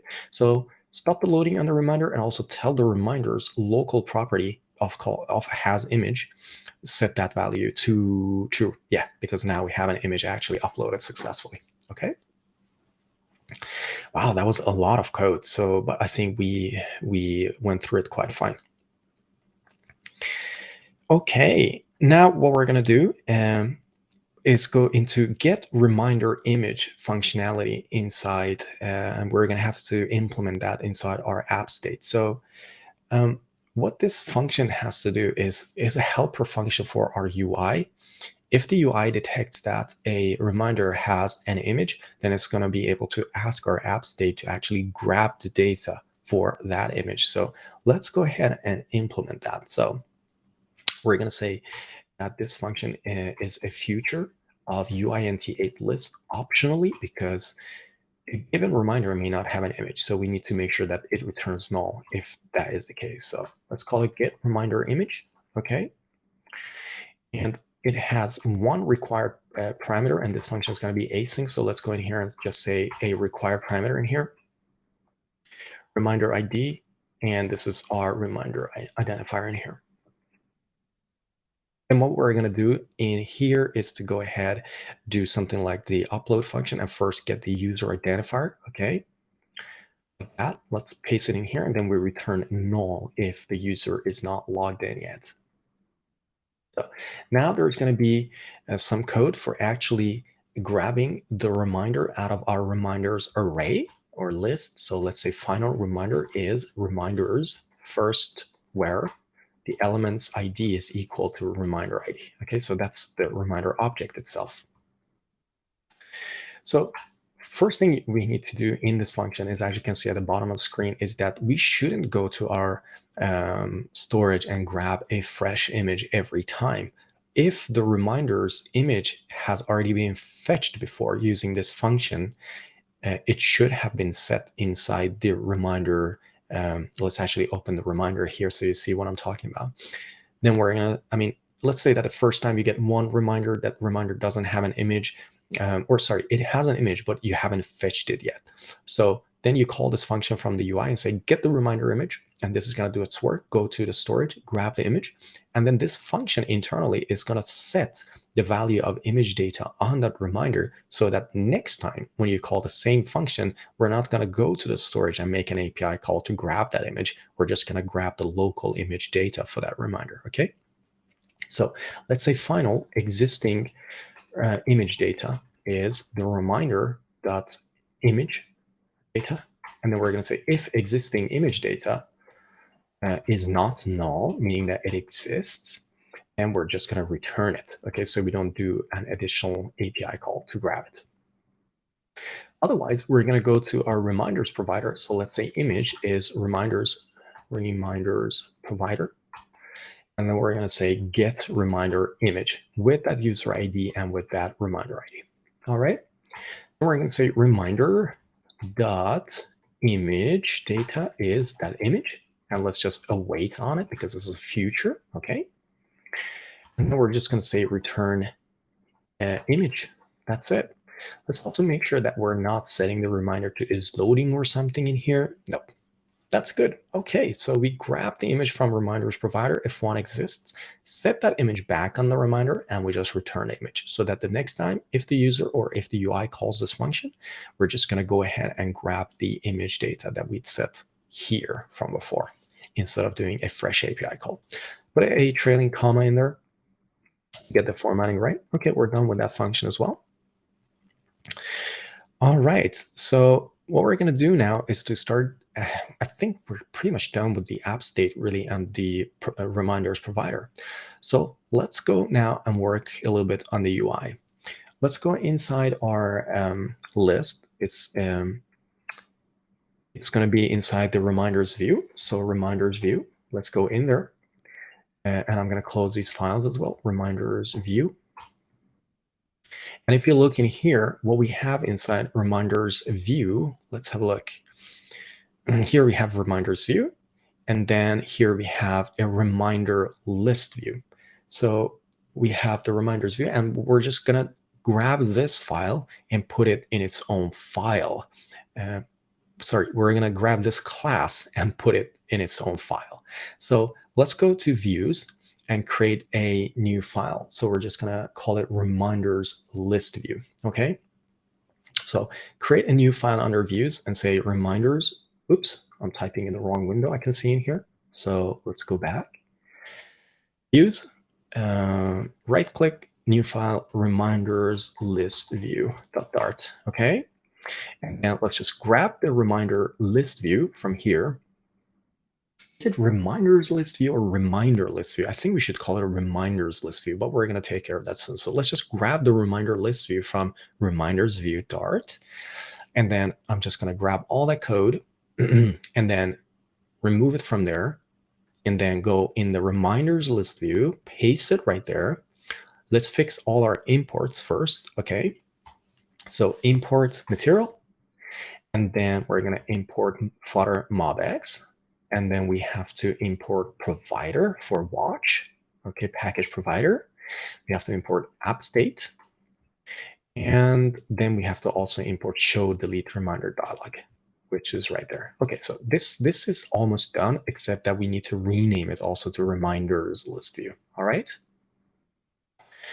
Great stuff. Now we're done with the moving of reminders list view. Let's go into reminders view, change it here to reminders list view, and then do an import.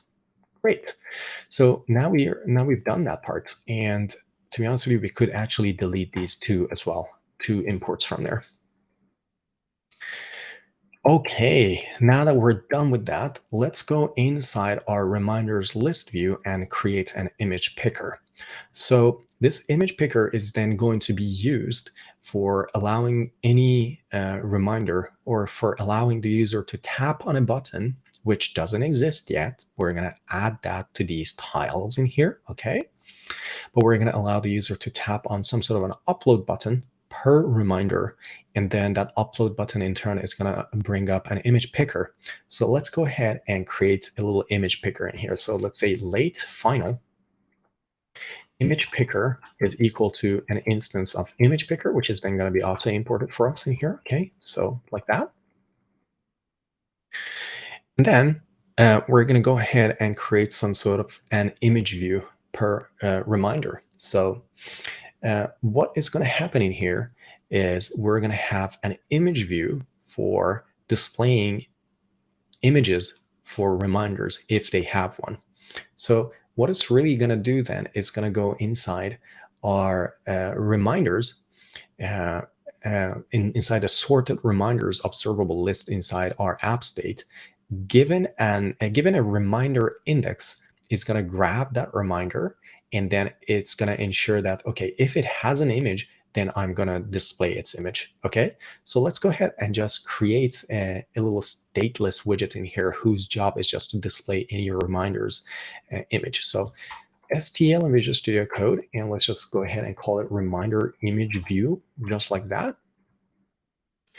And in here, we're just going to grab a reminder index. And for that index, we're going to grab the reminder and then display its image if it exists. Okay. So let's say final int reminder index, like that. And then let's pass that then inside the constructor, like that, add final field, and make this a required field as well, like this. All right. A trailing comma to get the formatting done right. Then what we're going to do is we're going to look for any changes that, we're going to actually grab our sorted reminders out of app state, because you see this index from the tile, and we haven't done this yet. We haven't yet constructed an instance of this, but how it's going to work is that every tile is going to be constructed, every reminder tile is going to be constructed using a reminder that is coming out of sorted reminders. And every reminder, when we grab that reminder inside the tile, we're going to do that using an index. The same index is going to be passed in here. This guy then has to read the app state's sorted reminders property using that index and grab the reminder out of that. And if the reminder has an image, then it has to display it. Otherwise, it doesn't have to do anything. So let's go in here and grab a hold of our app state first. So let's say final app state is context read, read the app state like this. Okay. So we have that. Then grab the reminder itself. So let's say app state sorted reminders. And then we're going to get that reminder at that index. So we're going to say reminder index. So now we have the reminder. And we're going to say if the reminder has an image, then do something. Otherwise, do something else. So let's take care of the otherwise for now, For this otherwise state, if we don't have a reminder, let's just create a const size in here like that. Okay. Otherwise, if the reminder has an image, then we have to go ahead and actually grab that image. So let's say that in here, we want to grab that image. So let's say we return a future builder because we're going to go to our app state and actually grab the image. If you look back at our app state, we have this beautiful function in here that's called get reminder image, which is a future. So that's why we have a little future builder in here of uint8 list. It's going to be auto imported, optional. Okay. The reason it's optional is that app states get reminder image returns an optional uint8 list. So the future of this future builder is going to be a call to this function get reminder image. So let's say the future is app state, get reminder image. And the reminder ID is reminder.id. And then we have a builder function in here, which takes the context and it also returns a snapshot, okay, to us. And let's see what it's talking about here. Okay, yeah, that's fine. In our snapshot is an async snapshot of uint8 list optional. Excuse me. So let's switch on the different connection states of this snapshot, because even though this get reminder image is optionally going to grab the image for us, but it can be in various states. One could be active, the other one could be waiting, the other one could be none. So let's say, and we're going to switch on the snapshots dot connection state in here, okay, and get Visual Studio Code to complete all these clauses for us. In the case of non-waiting and active, we're just going to return a circular progress indicator, okay? So let's say all these cases, we're going to return a const circular progress indicator, just like that. In the case of done, then we know that we probably should have some data in here. So let's say if snapshot has data, then return an image from memory of the snapshots data, like that, okay? Otherwise, we're just going to return an error icon to the user. So if the future actually finishes work and it didn't have data, then we're going to say returning here a const center, and then we're going to say an icon from icons.error. This, okay? Too many positional. We have center child. Okay, great. And then we can remove the break statement from here as well. Good. Now we're done with the reminder image view. It's very simple, to be honest with you, if you think about it. All it's doing really is just going to get reminder image, and the rest, I mean, I'm not explaining all of this simply because we're using future builders, something that I expect pretty much every Flutter developer to know about. And so I'm not over explaining these things, and I just hope that you're sticking with me through this. It's just that while we're waiting for this get reminder image future to return, any of these cases it could be called, and in that case we're returning a circular progress indicator. Otherwise, if the connection is done, then if there is data, then we're displaying it as an image, okay? Otherwise, we're displaying this error icon to the user. Good stuff. Okay, that was that. So then what we need to take care of in the next stage here, in the same file, in the reminders list view, we're going to create a tile. Because if you look how we've done it at the moment is that we have this reminders list view, which is creating a list view builder, and then we have an observer with a checkbox list tile, and etc. But this is getting quite out of hand. There's just so much code in here. So it just makes sense that we remove this checkbox list tile, or not remove it, but we move it to its own widget, okay?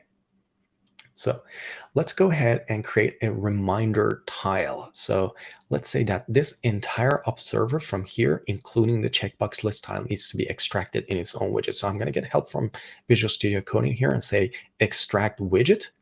And then let's call this guy reminder tile. All right. And let's have a look in here. Reminder tile at the moment is getting a reminder, but we actually don't really want a reminder. We want a reminder index. So we're going to work with this index. So let's go to our reminder tile and remove this reminder guy from here. And then let's just add an index. So let's say final int reminder index. All right. And then we also want an image picker. So let's say, because this reminder tile is going to have a little upload button, and by pressing that upload button, then we're going to use the image picker to display the image picker to the user and then grab the file path that comes out of it, if any. So let's say that we need an image picker in here, image picker, okay? Let's go ahead and add those properties to our constructor. So the reminder index, and then we have a required image picker in here, image picker, sorry, this image picker. Okay, let's go inside this build and grab our app state. So let's say final app state. Okay, and then we're going to say context.read app state. Okay, and then out of that, then out of the sorted reminders of our app state, we're going to grab the reminder. So we don't expect the caller to pass us the reminder, but we're going to do that ourselves. We're going to extract the reminder out of the app state. So let's say find reminder. There is app state dot sorted reminders, and at the given index, reminder index. Okay, so now we have the reminder. And here at the call site, we don't pass reminder anymore. So let's go ahead and pass the required properties in here. The reminder index is that index that comes in here. And also the image picker is underscore image picker, just like that. Okay, and then the reminder is gone as well. So here now inside this, you see, inside our reminder tile, we have absolutely nothing that we have literally no connection with the image picker, and we don't have any connection really with the image view. So let's go ahead in inside this component in here. You can see that we have the title, and then we have a what else do we have? Unchanged value control affinity, but we're not, for instance, displaying the image for our reminder. So just like we have a title property, we also have a subtitle property in here. So for the subtitle property, we're going to say reminder image view. Okay, and this guy also needs a reminder index, which is going to be reminder index. So it just fits in. It just like butter. Okay, so that is done. And then we're also going to add a little upload icon to this. The title, as you can see at the moment, is the text and an icon button, which is for deletion. But we also need a little button for uploading. So what's going to happen is that while our image is not uploading, while our reminder is just staying there, it's just on the screen, and the user is not uploading any image for that reminder, we are going to just display a little upload button to the user. However, if the user has already pressed the upload button and picked an image and confirmed picking that image, then instead of that button, we're going to show a little loading indicator to the user, indicating basically that we're uploading the image for you to the storage. So let's go ahead and take care of that. Right after displaying the text, what we're going to do in here is to say, okay, if the reminder in here is loading, then display a little here and say display a little circular progress indicator. Otherwise display a size box, an empty one. Okay, so that is going to take care of displaying a very little loading indicator if the image is being loaded for that reminder. Okay, sorry, or if the image is being uploaded for that reminder. Okay, then after this, right before displaying the delete button, we're also going to display the upload button if that reminder doesn't have an image already. So let's say reminder has image. If you already have an image, then we're just going to say a size box, meaning that there is not going to be a new upload button, because any reminder at any time can have a maximum of one image set. So if you already have an image, we're not going to display an upload button to you. Otherwise, we're going to display an upload button. Okay, so let's say otherwise we have an icon button in here. It's onPressed for now is empty. Let's make this guy an async function. And for its icon, we're going to say const icons add, I believe it's called, yeah. And having a look at add, let's see how it actually looks like. It's just a plus button, okay? And a comma in here, and like that, another comma to get a formatting right. So what we need to do really is just to go ahead and handle the onPress now. So for onPress, what we're going to do is just to say final image is await the image picker, pick an image from, I think it's called image source or something, from the gallery, just like that, okay?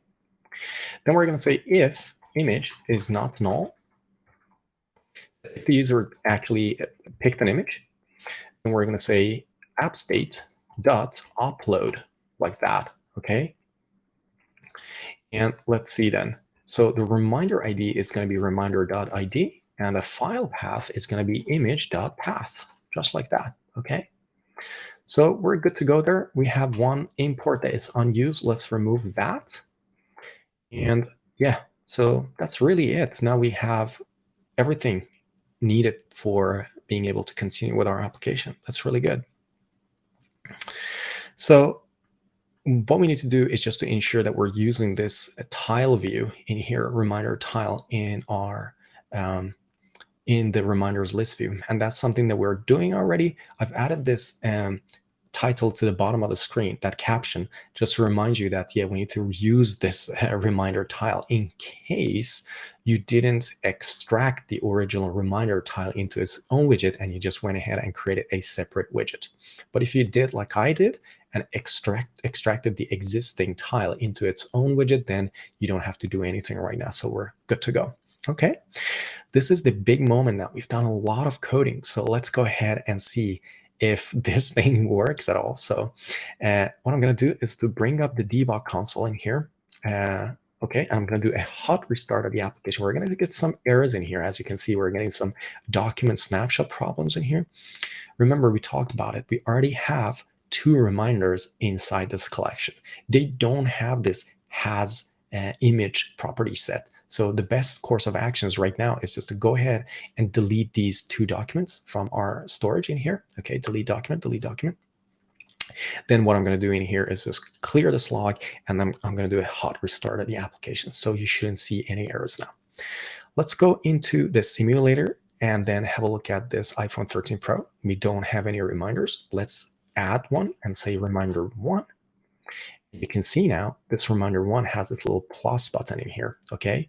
And to be honest with you, let's see actually instead of .add, if we can actually have an upload instead. Looks a little bit nicer. Let's do the upload one in here, okay? So I think the upload button is a little bit nicer. Let's add another reminder in here. Let's call it reminder 2.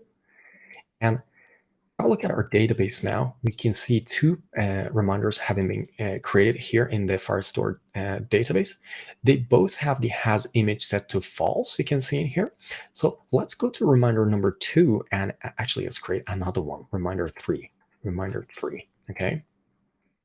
So for reminder number 2, and upload an image. So first time we press this button, you can see a native dialog is displayed to the user. And in here is that little string that we added into our info plist. Remember that? So it says to be able to attach images to your reminders. And then I'm going to say allow access to all photos. Now in here, then I'm going to go ahead and choose this particular image. Okay. And right here, we can actually see that pretty much nothing happened to the screen. So let's actually have a look at what really happened. So I'm going to refresh this page and see in here we have which reminder did we try to add the image to? I think it was reminder number 2. So reminder 1, and then we have reminder 3 has image, and then reminder number 2 actually has its has image property set to true, but we didn't see anything happening in here. Let's confirm this and go into our storage in here and see if there was an image uploaded. So here's the user identifier. I can see in here that's the user ID, and then there is an image. So pretty much everything went fine. The image uploading went fine. The modification of the reminder setting is has image property to true went fine, but nothing really happened on the screen. So what we need to do now is just to have a look at the code that we've written and see why we didn't see any loading indicator on the screen. So let's do that now. The issue that we've seen here is that when we are uploading an image for a reminder, that image is actually being uploaded, but there's no loading state for the reminder or for the application. And this is one of the common pitfalls of working with MobX. And the reason this is happening is that we've made some changes to both the reminder and also our app state. However, the code generation hasn't really kicked in. And remember, when we are working with store and we're working with these auto-generated codes with the g.dart extensions, then we always need to ensure that when we change our Dart files that are working with a store and observables, then the auto-generated code's actually being created for us by doing a watch. So let's go back to our application in here. We go here and have a look at what is happening inside terminal. So if you look here, we can see that there's some changes that have happened in here, but I can see, for instance, there's an app state.g.dart changing here, but I don't see anything that has to do with the reminder.g.dart. That means that the code generation for reminder hasn't really worked. So let's go in here and have a look, and I can see that this task has been actually stopped for some reason, perhaps because I had closed Visual Studio Code, for instance, or something.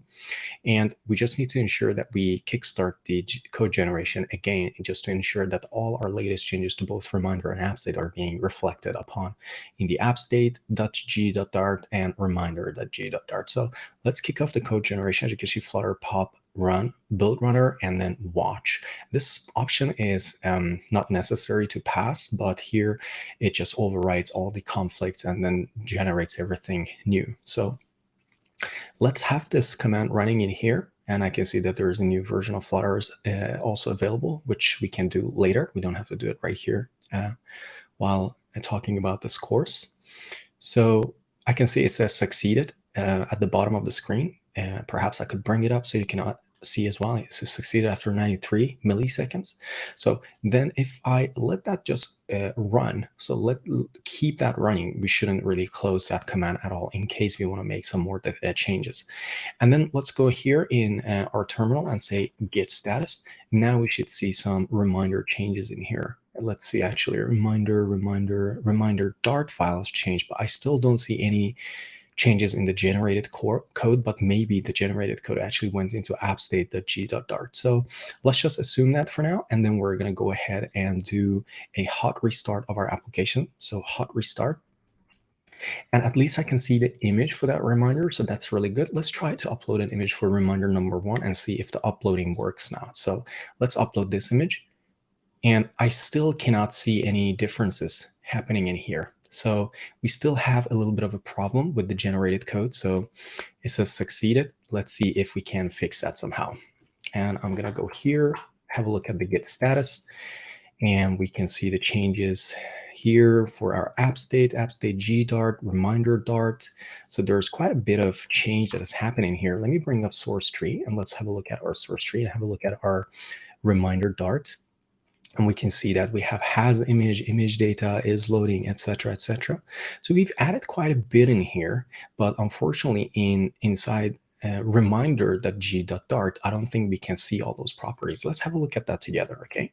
So let's go to reminder.dart in here, and we can see here we have is loading and then has image. Then let's go inside the auto-generated code for reminder and have a look, and I can see no mention of has image in here, and that is a problem because that means our reminder.g.dart hasn't really been created automatically again. So let's go ahead and do this. I'm just gonna stop the execution, or perhaps no, we don't actually have to stop the execution of the program. Let's just go ahead and into this g.dart, and then I'm gonna go into this one as well and just delete both of them. Okay, so let's just delete both auto-generated codes, and then I'm gonna go back here inside terminal, and in here in this first terminal window, and then I'm gonna kick off the auto generation of the code again. So this should really go ahead and generate our app state and reminder from scratch.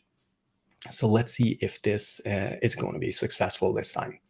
And the way we'll know that this is successful is by going into this auto-generated reminder g.dart and ensuring that all those properties, all those observable properties that we added to reminder.dart are actually present there. So let's go into reminder g and look for has image, and now I can see has image in here with its atom. So that's really good. That means that the code generations actually worked this time around. So you may have to delete your .g.dart files for the code generation to work again.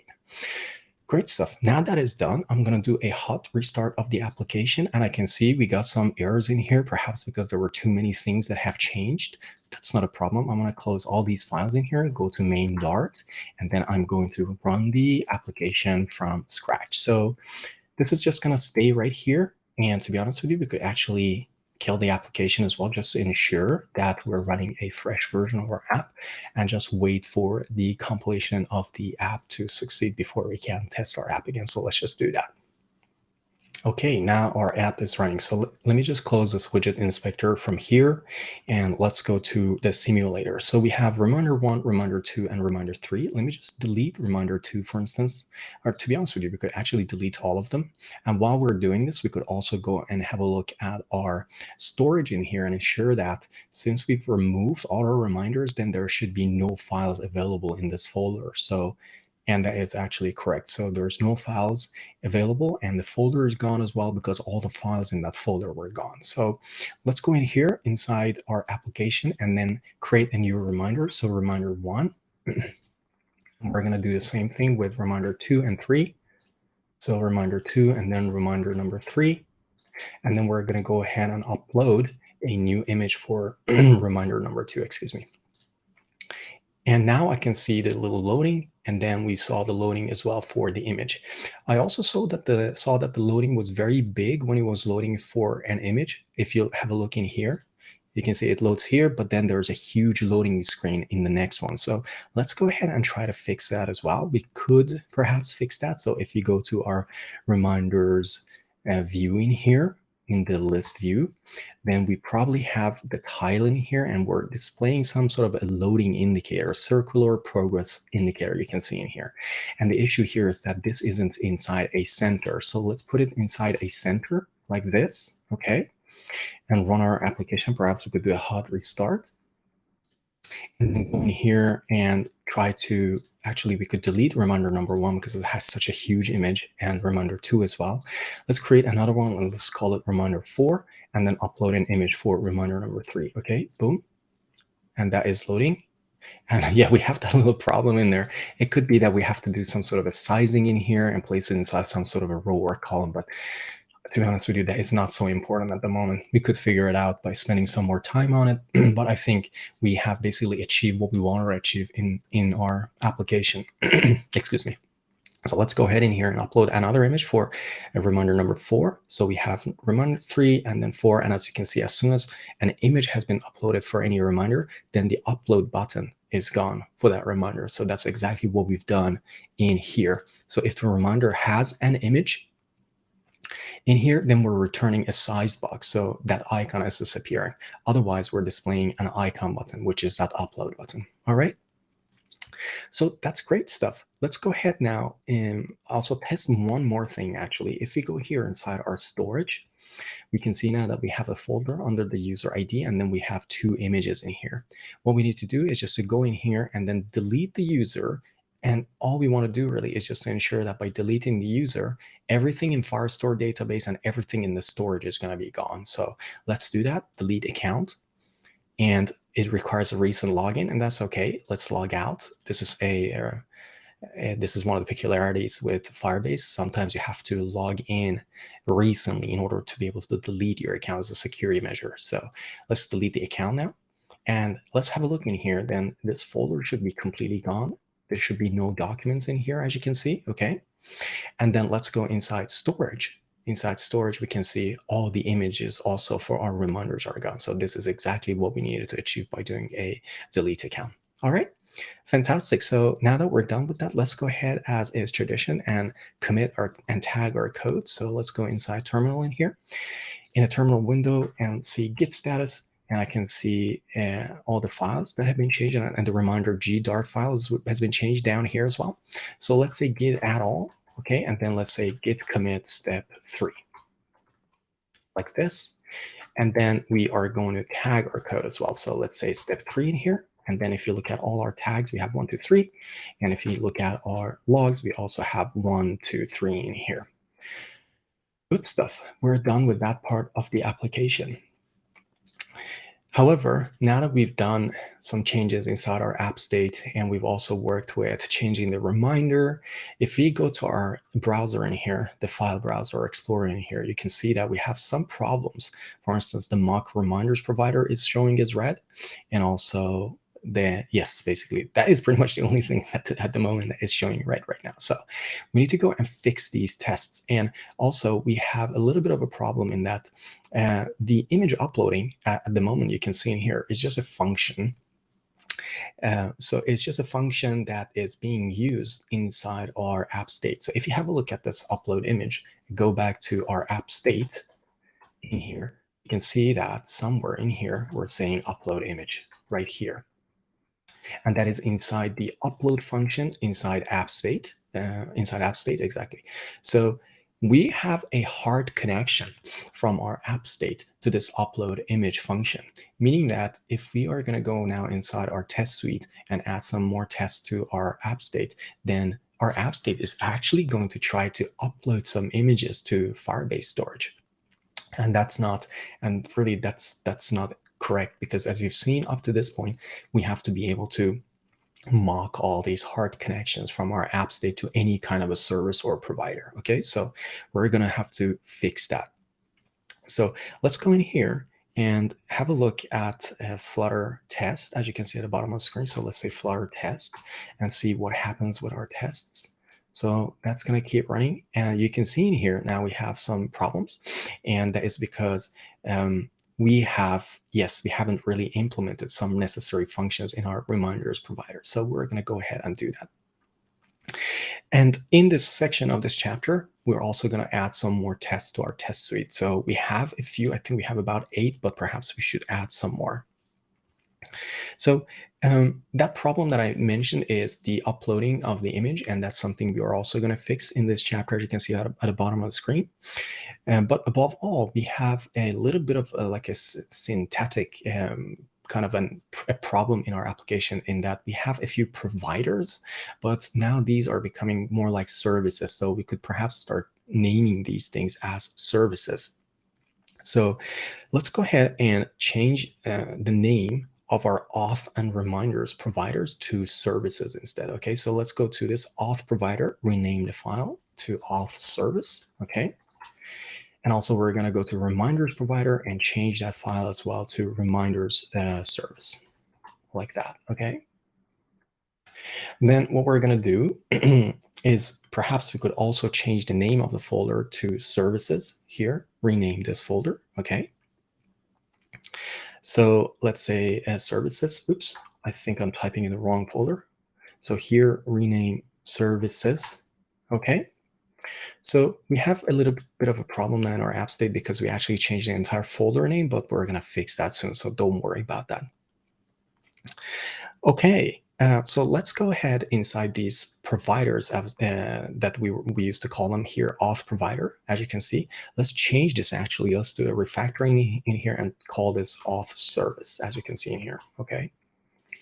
Then we're going to go ahead inside reminders service right here, which is the reminders provider, and change this guy as well to reminders service, as you can see in here. Okay. So after changing these services themselves, we also have to change the name of their concrete implementation. So inside reminders service Dart file, go ahead in here and find the concrete implementation, which is right here. It's called Firebase Reminders Provider. And let's rename this guy to Firebase Reminders Service as well. Okay, service. And we're also going to go inside the other service that we have, which is the auth service. We've changed the service itself, the abstract class, to auth service, but we haven't actually changed the concrete implementation's name to Firebase auth service as well. So let's go ahead and do that. Okay. That's great. So we have those services now. So what we need to do now is to go ahead and create a service for image uploading as well. And we have to follow the same pattern. So we're going to create an abstract class in here, and then we're going to create a concrete implementation of that abstract class, which is going to take care of the image uploading for us. So let's go ahead and do that now. So let's create a new file inside services folder, and we're going to call it image upload service. So let's find services and say new file and say image upload service.dart. And inside image upload service, what we're going to do is to create that abstract class for us. So let's say, let's go inside image upload service, and we could actually go inside the image uploading function that we have already and kind of lift that over here. Okay, so let's find that image upload Dart file, as you can see in here. Okay, inside utils folder. Let's copy that entire code, and I'm going to paste it inside image upload service, the exact same way it is right now. Okay. So let's go in here then. Let's create an abstract class, and let's call it image upload service, as you can see in here. Okay. So that's our abstract class. And inside this abstract class, we're going to create the upload image function. So let's copy the signature of this function and just place it right here, as you can see. So it's the exact function signature, but it's inside the abstract. It's inside the abstract class for image upload service. And another thing that we can change in here, as you can see at the moment, this guy's expecting an entire file to be passed in here. But a more appropriate way of doing this really would be to pass the file path, because imagine when we go inside our test suite, then we're going to create a mock implementation of this image upload service. And then in our tests, when we want to call this little function in here, we have to pass an entire file to it. And we don't want to go and work with Dart IO inside our test suite and open an entire file just to pass it to a mock service for the mock service to completely ignore.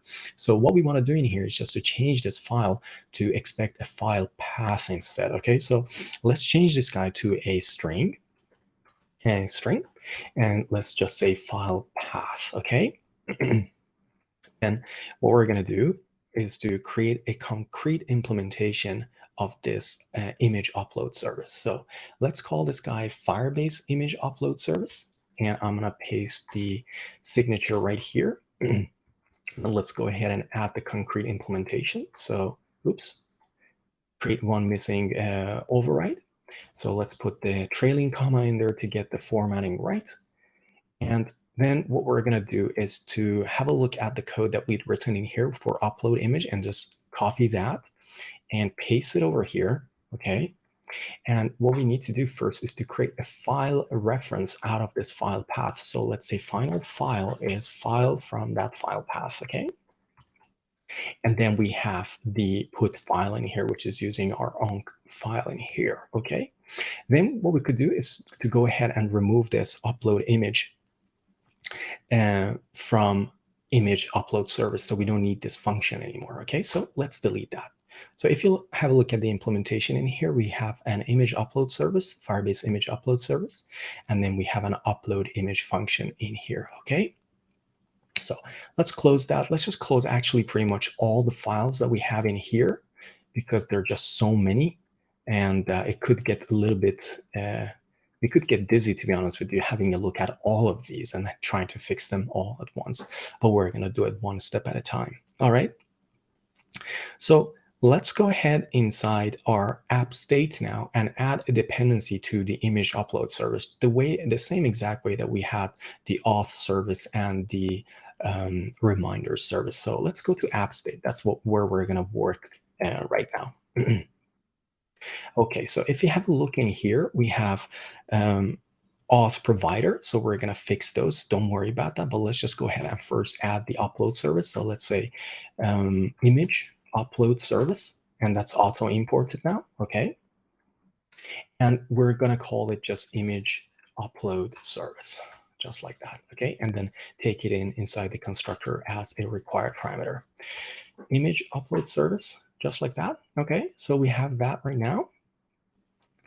Fantastic. Let's go then inside the app state, and we're going to rename these things variables, as you can see at the bottom of the screen, to use our services instead of providers.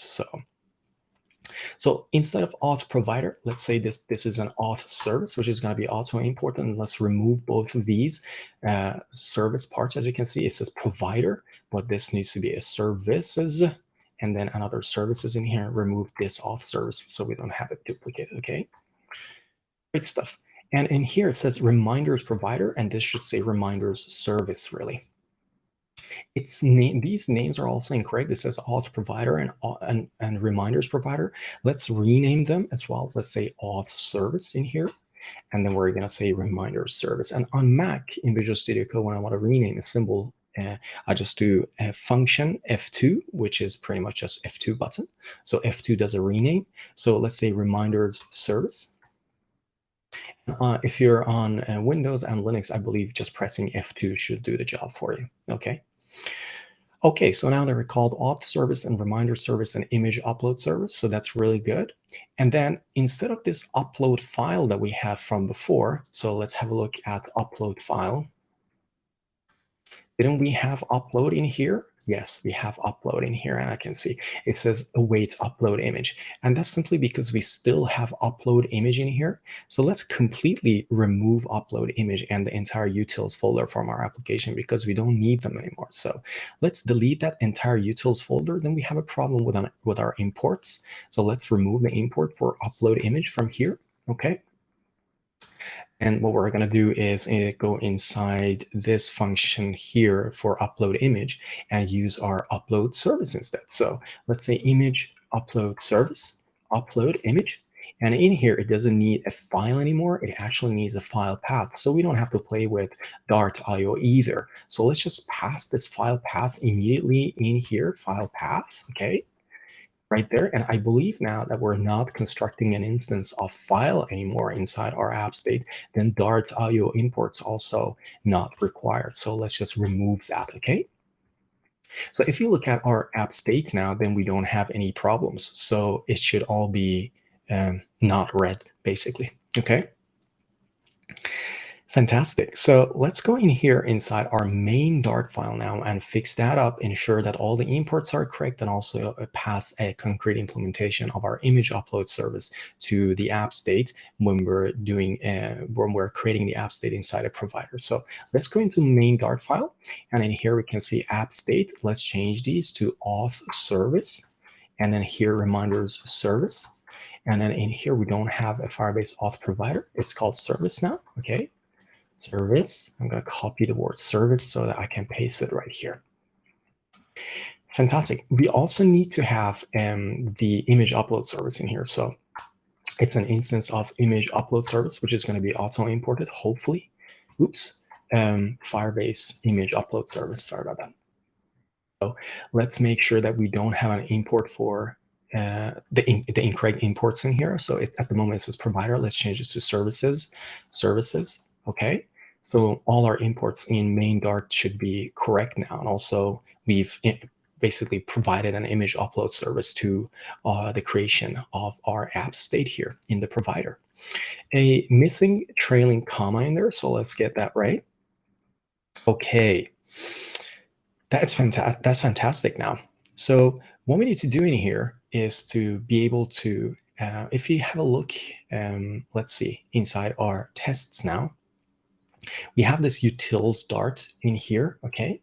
So what we need to do in here is to create a new extension inside utils, because what we want really is to be able to turn a string to its bytes. So what we're going to do is we're going to mock upload a string data basically to with our mock service. So let's go ahead and implement that now.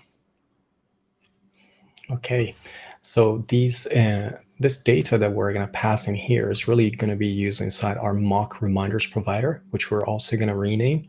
But at the moment, if you look in here, every reminder creation is having a problem because we're not passing that image data or anything in this. So let's go ahead then and fix this by creating our util extension in here. So let's say extension to list on string. Okay, so now the goal here is to take the bytes out of that string and then just return them. So we're going to say uint8 list in here to uint8 list. Okay, and then we're going to say uint8 list, and then we're going to say from list.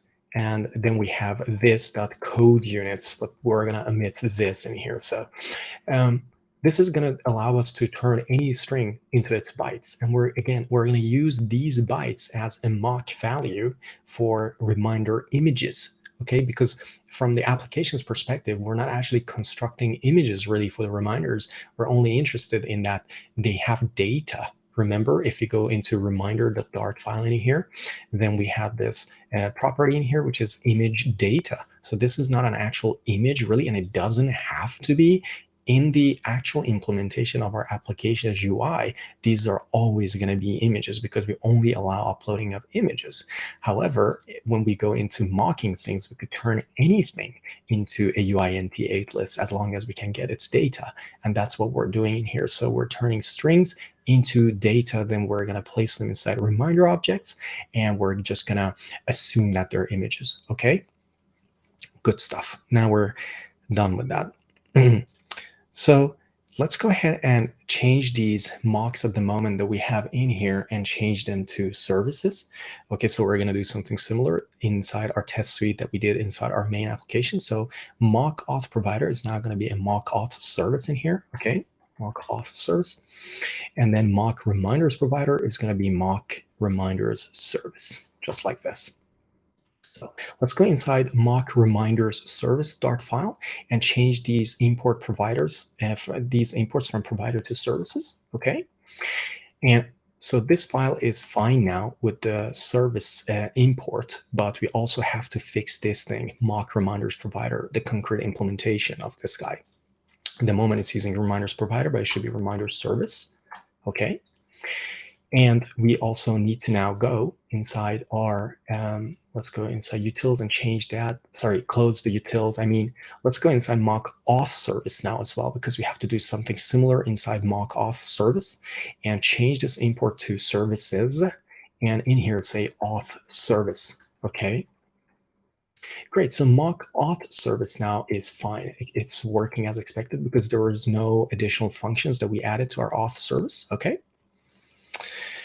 Okay, and then we have to go inside mock reminders provider and implement this two missing overrides actually. So let's have a look in here and see what's changed. So we can see here get reminder image, and we also have to implement set reminder has image. Okay, so inside get reminder image, what we're going to do is to have a look at the reminder ID. If that reminder ID is mock reminder ID 1, then we're going to return a specific data, which is right here. Okay.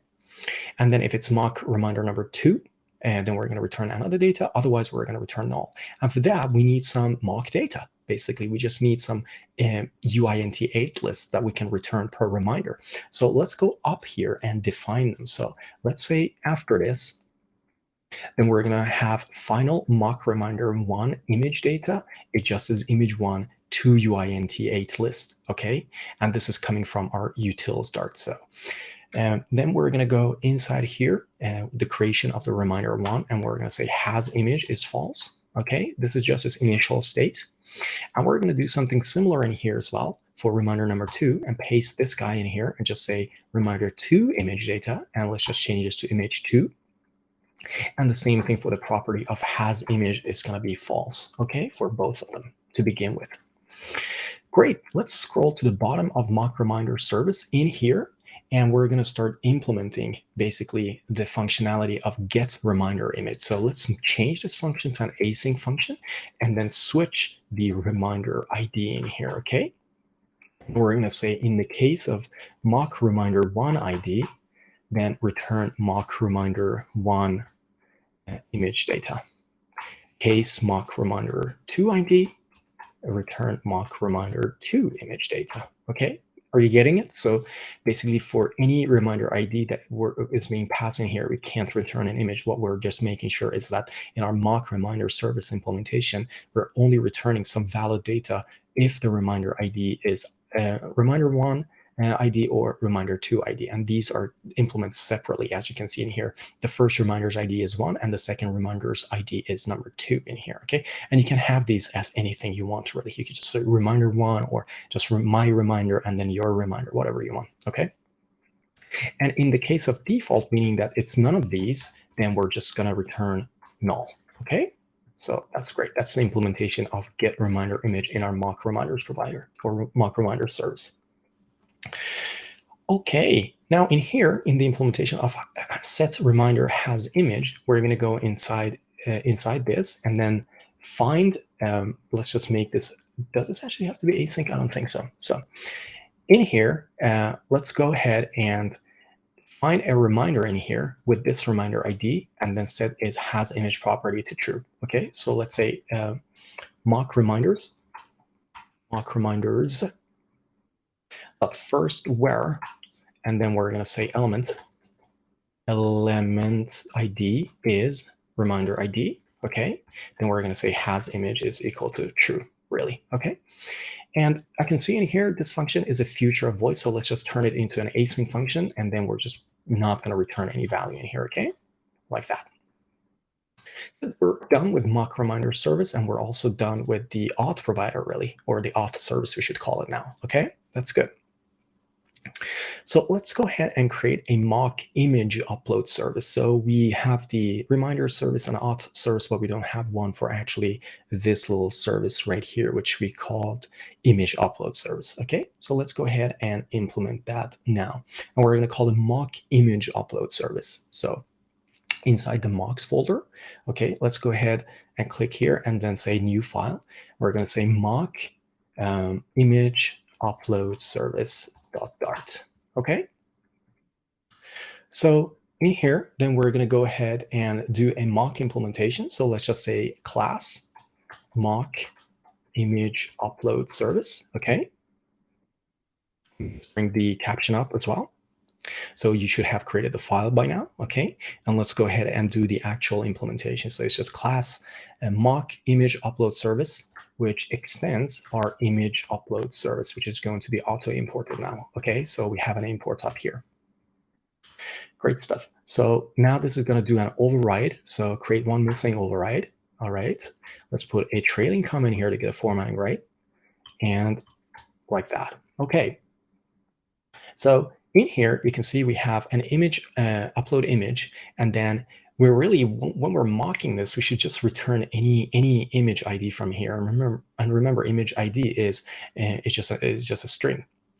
So let's make this async function and then return mock image ID. All right, so it's just a string. So our mock image upload service, all it's doing is every time you're saying upload an image for anything, it's just saying, okay, here I did something and here's this ID, mock image ID, okay? Great stuff. So let's go ahead in our tests now and update them with our services. So if you go inside app state testing here, let's go up here, and where we're creating the app state itself, what we need to do is just to change these parameters. So let's say auth service in here, and then reminders service as well. Okay, and then it says the name parameter for image upload service isn't provided. So let's say image upload service, and it's a mock image upload, mock image upload service. So boom. That's going to be auto imported as well. Now I can see in here we have the mock auth provider still and a mock reminders provider. So let's go ahead and change them. It seems like we've renamed the files, but we actually haven't renamed the classes themselves. So let's go to auth service in here and change this guy to mock auth service. Let's go to mock image upload, sorry, the mock reminder service, and change this guy as well to mock reminders service, okay, instead of provider service. Really, we're not doing anything significant in here. We're just renaming stuff, but renaming can sometimes be a little bit messy because you have to rename like everywhere, and sometimes you have to do things by hand, and that's why it may appear like we're doing a lot, but we're really not.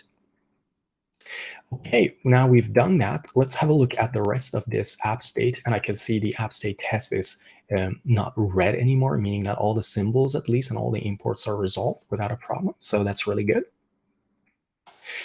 Okay, so what we're going to do in here, as you can have a look, we have a lot of expects in here. You can see we're expecting things to be null, expecting things to be false and true. But we could create some extensions inside our app state test to make these testings a little bit easier, so that we could just take a value, for instance, the app state current screen, and we could expect it to be a specific value instead of doing expect this, which is a little bit more difficult to read. So go inside your app state test Dart file, and we're going to create some handy extensions. So these extensions are going to make testing a lot easier, okay? So let's go ahead and create an extension on object. So let's say extension expectations on any optional object, all right? And we're going to say expect this to be expect null. So we're going to expect this instance to be null. So then we're going to say expect this to be null. And then we're going to say void expect not null, okay? And then we're going to say expect this is not null, like this. So, all right? So, and also perhaps we could just say is null in here. Yeah, it seems like it. Is null is also going to work, okay? Interesting. All right, so those are our extensions on optional objects. So what we're going to do, let's see, I didn't actually bring the title for this, but better now than never. And then let's go ahead and add some expect functions also on booleans, because you can see in a lot of cases in here we have like expect something to be true, expect something to be true. But instead of writing all of this, what we could do after writing this extension that we're going to do now, we could just say app state reminders is empty is true, something like that, or expect true. Okay, expect, which is a lot easier to read, at least in my eyes, than this expect something true. Okay, let's go ahead and create an extension. So we're going to say extension bool expectations on a boolean, any boolean instance. Okay, actually it's lowercase b. And then we're going to say, I'm going to actually copy paste this code, to be honest, and bring them here because it's just very simple. So expecting true, then this should be true, and expecting false, then this should be false. Okay.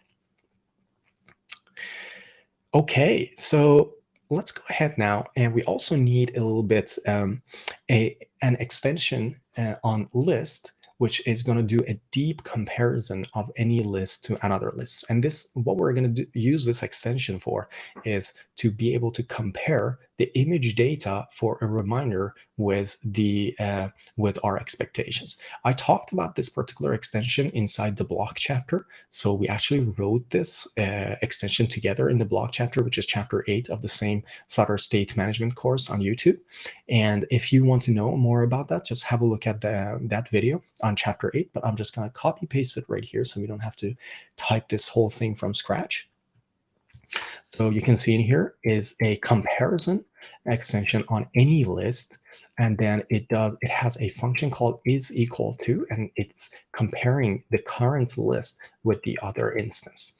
First, it makes sure that if they're the same memory pointer, then it just says, oh yeah, they're the same lists. If their lengths are not equal, then they can't be equal. And then does a little bytes by bytes comparison between the two lists. And if any of these bytes is not the same as the other bytes in the same index in the other array or list, then it's just returning false. Otherwise, at the end is returning true. Okay? A very simple extension, and we're going to use as soon as you'll soon see. Okay, so let's go ahead and now update the entire app state test in here. And instead of all these true and falses and null expectations, let's use our extensions now. So let's have a look in here. You see, we're expecting this guy to be null. So let's just copy that and say expect null. Okay, and then we can remove this. We're expecting this guy to be false. Let's copy that and let's just say expect false. All right. And these, I believe, are functions, so got to be careful with them. I actually call the functions, okay? And in here is empty should be true. So let's say expect true like this, okay? And then remove that. Then let's go here and see if there's anything else that we can expect in here. Go to reminders length. They need to be the same. And here we have another expectation of true. So let's copy this guy and then say expect true, okay, and remove this, and also expect this guy to be true. So expect true, all right, and remove this. Here we have an expectation. Let's see, await, expect false. So let's say we expect false in here, okay, and remove this, and another expect, but this time is true. So let's say expect true. Okay, and remove this. You can see it's just a one-liner instead of 3 lines. So 1, 2, 3, and this one's just 1 line. So we're saving a lot of space as well here. Okay. Then did create should be true. So let's say expect true. All right, let's remove this. Just going through every single one of these just to ensure that we're doing using our expectation extensions in here. So false in here, let's say expect false. Okay, and remove this guy from here. Good. We have another expectation of true. So let's say deleted, expect true. Okay. And what else do we have in here? We have 2 true expectations in here as well. So let's say expect true in here. And then we're going to say it's empty, expect true as well. Okay. So that's that. And then let's say app state reminders is empty, expect true. Like this. Good. Let's remove that code. And then seems like we're done really with moving all these long expectations to use our extension. And I don't think we're actually using these nulls. Yeah, we're saying expect null. Good. But we're not using expect not null. So I think actually maybe we don't actually need that. But right, I mean, it seems like we don't need it right now, but we're going to soon add that actually and use this expect not null. So let's just leave it here, okay? Okay, so what we're going to do now is to write another test after logging out right here. And we're going to write a test to test our image uploading. Okay, so let's write a function in here and say test. And we have the initialize as well. So let's just copy the code from here, logging out, and then chuck it in here. And parentheses and curly bracket in there. And let's change the name in here to uploading image for reminder. Okay. Good stuff. Now that we have that, let's actually find a reminder with the mock reminder one ID. So let's say reminder. And then we're going to say app state reminders. And then we're expecting first where the element ID should be mock reminder one ID. Okay, so we're finding the first reminder inside our app state reminders observable list. So this reminder by default, if we go inside our mock reminder service, let's have a look at the first reminder in here. You can see by default, it has no image. So has image should be false by default on that reminder. So let's go ahead and expect that. So let's say reminder has image, expect false, okay? Also, its image data by default should be null. So let's say reminder image data, expect null, all right? Then let's go ahead and actually upload an image, but this is going to be a fake image, remember, okay? So let's go ahead and say fake upload an image for this reminder, all right? And we're going to say final could upload image, and then we're going to say app state upload, and it's going to say file path, and let's just pass a dummy path in here, because remember, this file path is going to then be passed into the image upload service. And we have a mock image upload service that completely ignores the path and just always returns the same image ID to us, okay? And then here it says the reminder ID. So let's say reminder.id in here, okay? We have to wait on this operation in here as well. Okay, so now that we've actually told this guy to upload, then we expect the image to be set on the reminder. So let's go ahead and say, could upload image expected to be true? That should succeed. We're also going to say reminder has image expected to be true this time, and reminder image data to say expect null. And you'd be surprised a little bit here, because remember, when we upload an image for a reminder, we don't want that image to be set immediately on the reminder. Okay, so the way it works for us, if you have a look at our app state, maybe if anybody at home or at work who's forgotten how we actually implemented this, is when we go inside upload image, let's go here, register, upload here. We just say the reminder is loading, then we tell the image upload service to upload that image, and then error handling, and then we're saying just set reminder has image, and then that's just setting the true or false on the reminder. You can see has image is true, right? So, and this is setting it in the storage in Firebase. So it's not actually setting the image property on the reminder. Okay, the one that does that is this function, get reminder image. So we have to explicitly call that function. And that's the reason after uploading an image, we're actually expecting the image data on the reminder to be null, because we haven't yet actually downloaded or attempted to download the image for the reminder, okay? So let's go in here and just say final image data is await on the app state dot get reminder image, and then we say reminder ID in here, okay? And then we expect the image data. We say image data expect not null. Okay, so this is how we're using it. And then we're saying image data like this. And then we're saying it should be equal to, is equal to. Remember, this is equal to extension that we just created in here. Now we expect this guy to be equal to the mock reminder one image data like this. And then we expect this, expect true. Okay, so we're saying the image data that just came back from this function get reminder image should be the same thing as mock reminder one image data. And the get reminder image in our app state, if you have a look what it does really, let's find our app state in here. Okay, and you can see get reminder image. All it does really is finds the existing image, which doesn't exist, and then it goes into our reminder service and tries to get the reminder image. Okay, so, and if you look at our mock reminder service in here, the let's actually format this as well. It's reminder image. Let's see here.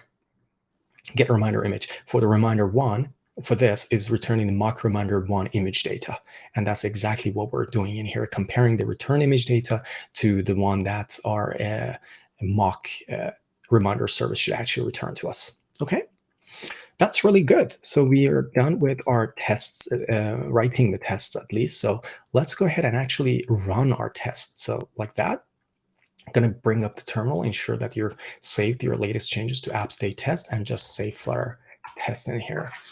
And let's see what happens. So if we've done everything correctly, if we've not messed up any of our expectations in here, like in these functions, then all our tests should really pass. So let's see what happens. It says modifying reminders, creating reminders. Let's succeed deleting. And I think we had 8 tests from before. So the 9th test should actually be, no, actually we had 7. Okay, so now all tests passed. So it seems like we had 7 tests from before, and now we have 8. I believe so. Or we had 8 and it's now 9. It doesn't really matter. Good stuff. Really, really good job. So we're done with that as well. Let's go ahead and commit and tag our code like we usually do. So let's say git status and then git add all. Okay. And then I'm going to say git commit am step 4. And git status is now clean. And then if we tag our code as well, step 4, and we should have all our tags 1, 2, 3, 4, and then we should have our step 4 commit here as well. Okay, so this was the last example for this chapter. I mean, we've written 2 fully functional applications in this chapter. Actually, we created one application and then built upon that to be able to upload images as well per reminder. So very well done. 2 fully functioning applications. And we've also written tests for our app state at the end of this, so you get familiar with how tests actually work with MobX. We talked about observables, observers, actions, and reactions. And these are some of the most important concepts to learn about MobX. And to be honest with you, I think it's really good if you can practice them on your own as well to understand the concepts more. So I really hope that you enjoyed this chapter, and I understand that I referred quite a lot as well to chapter 8, which is for block. So if you're watching this chapter, if you've gone through this chapter and haven't watched the block chapter, which is chapter number 8, I highly recommend that you do that. That's also 11 hours. It's like a full course of its own.